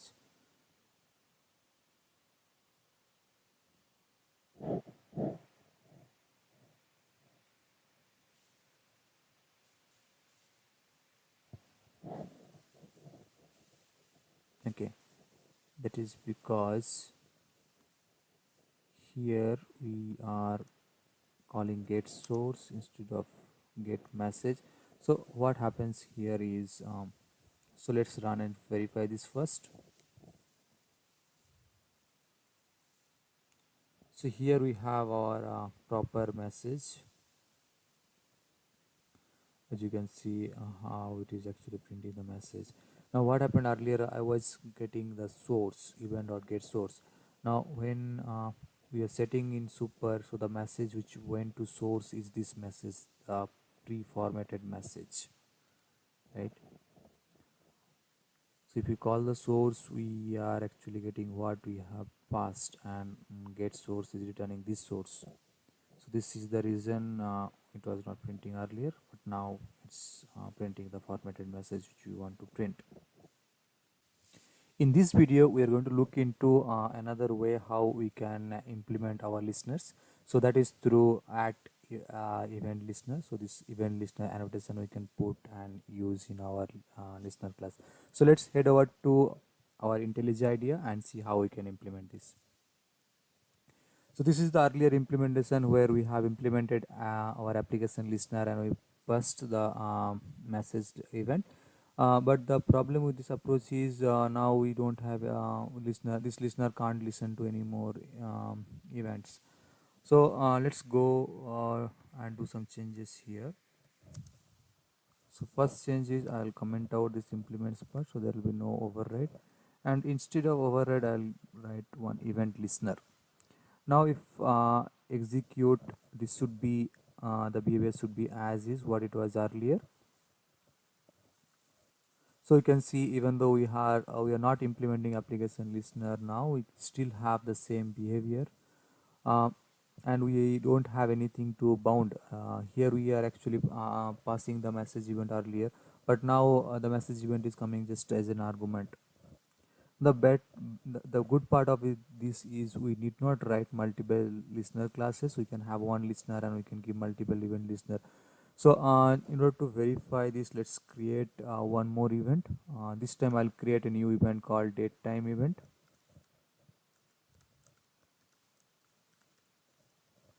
So datetime event extends application event, and will provide an implementation of it. So in this case, I will add a new field called private date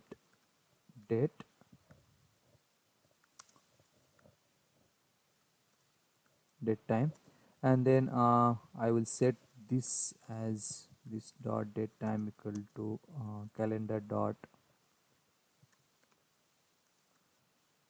get instance dot get time. So this will give us the current time, and let's add one getter method for this so that we can have access to this. Okay, so we have created a new event, date time event, and we are so this event basically will print the current date time, the timestamp. Let's go back to our listener class and try to add another event listener here. So event listener, this time public void on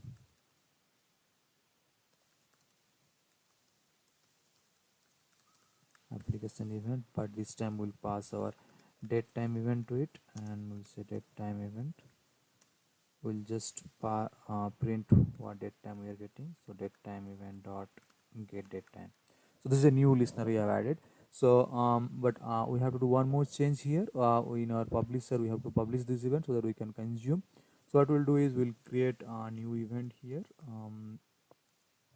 date time event equal to new date time event, and let's pass some event so that at least this constructor have something here. Okay, and let's publish it. So along with this application event publisher dot publish event, and let's publish our date time event as well. If I execute it now, I should be seeing both the events getting consumed.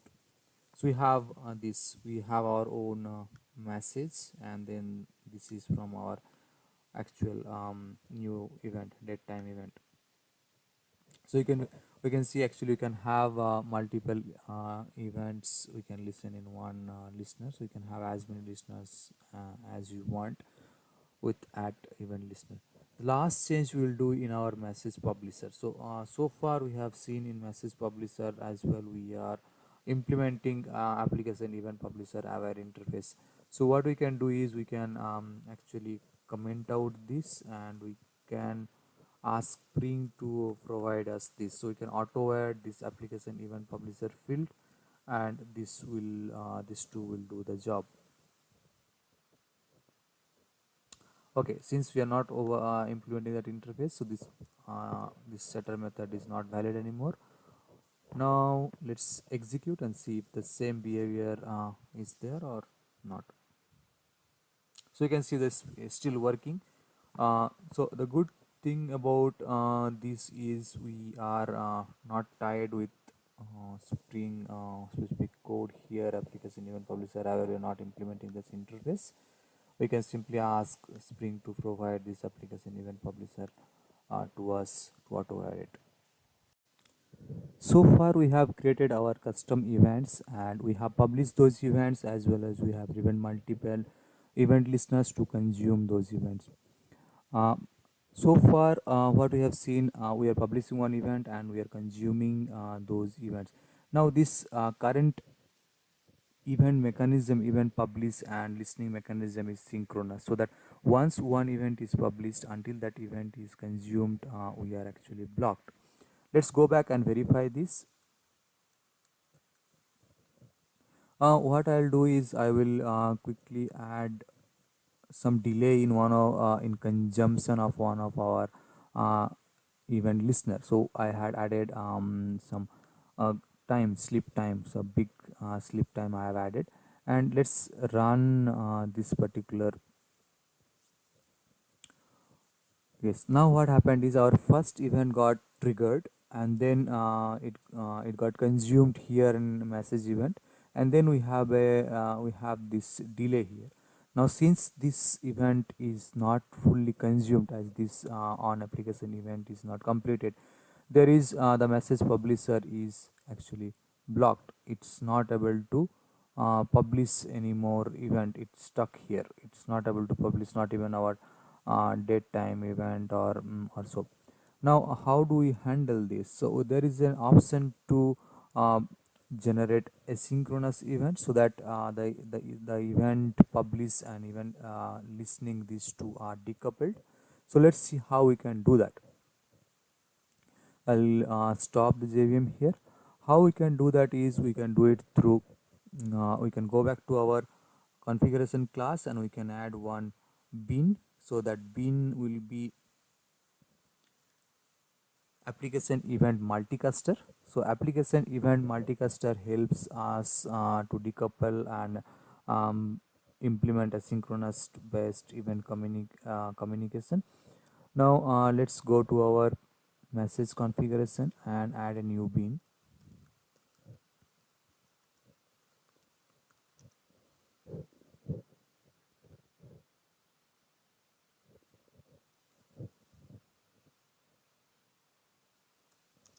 So we have added application event multi-class cluster, and then we'll have simple application event multi-class cluster, new simple application event multi-cluster, and then we will be setting up a separate executor here. So we have these things. We can set bin factory, we can set executor, we can set error handler and provide an error handler.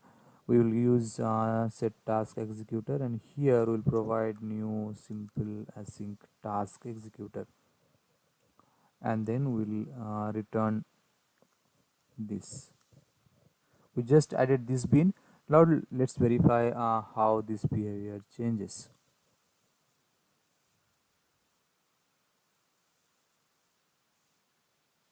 So you can see it again started printing these messages.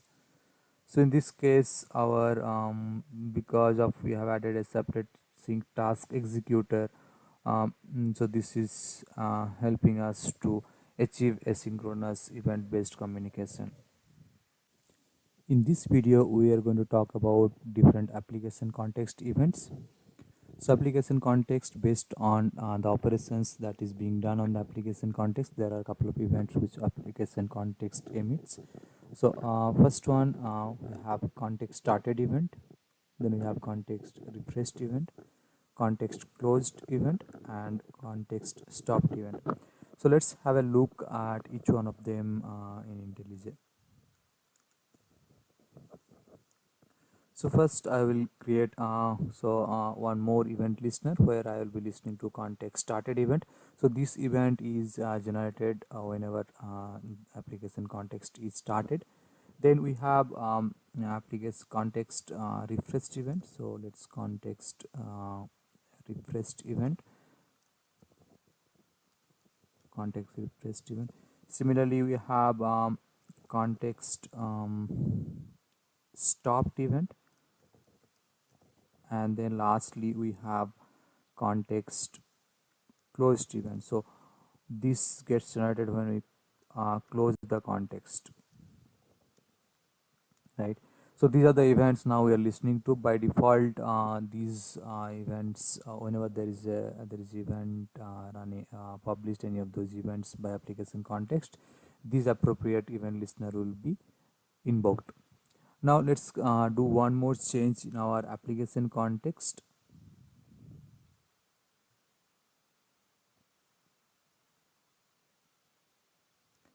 Let's head over to our main method here in the event package, and let's do some changes at this level. So first thing is, we don't want our custom events to be published anymore. What we will do is we will print application context dot start here, and then we will do application context dot stop, and then we will do application context dot close, so that appropriate events will be triggered by application context when these operations are getting executed. So let's execute this now.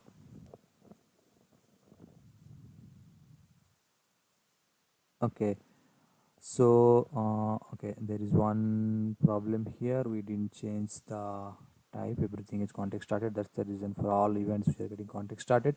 So let's change it to context refreshed, then context stopped, and then the last one is context closed.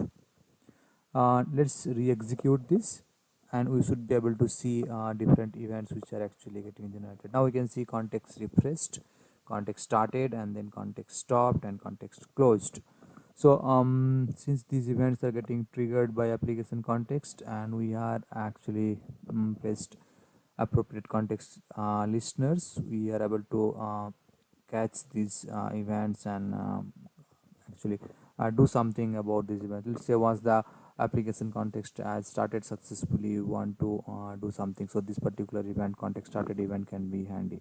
Or let's say when the context is getting closed, we want to do something, we can grab that context closed event and do something about it. We are now end of this module. In this module, first we introduced the concept of application context event based communication. Following to that, we talked about the building blocks, application event to generate a custom event, and then application event publish our interface so that we can publish different events. We also talked about the application listener interface. Then we have demonstrated all these concepts with an example, so where we have created a message event, message publisher, and message listener. We publish some messages, and our listener listen to those message events and consume those messages.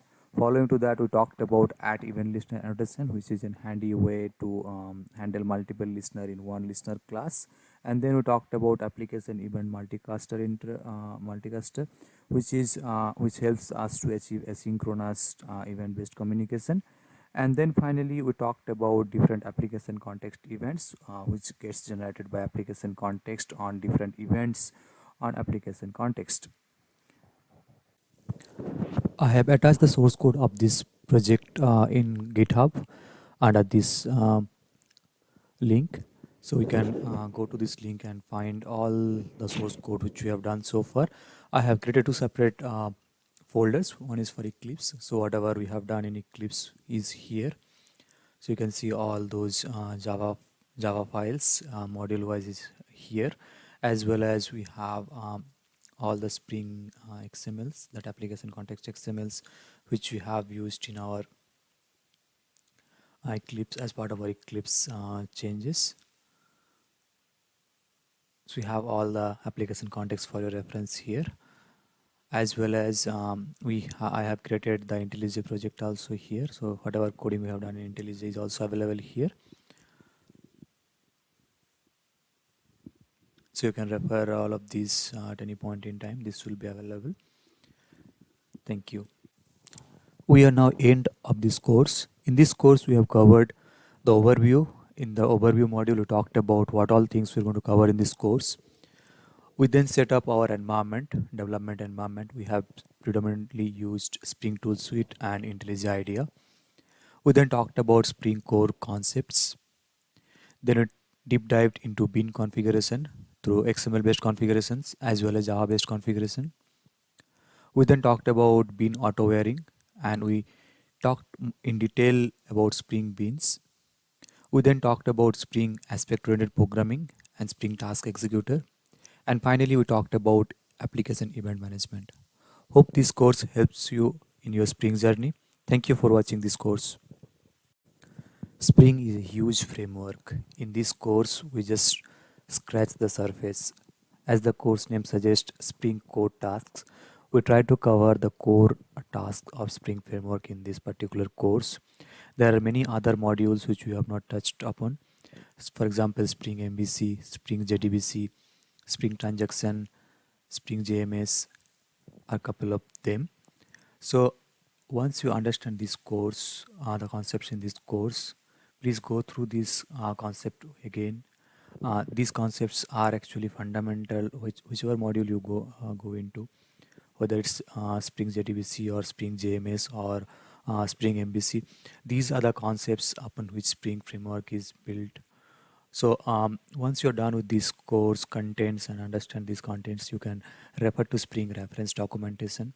So this Spring reference documentation is an excellent guide and covers most of the concepts. So I have attached the link here, as well as you can go to this the same link here.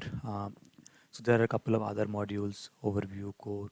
So in this course, we have touched this only the core part. There are other parts, testing, data access, and so on, which we have not touched upon. Hope this course helps you. Thank you for watching this course.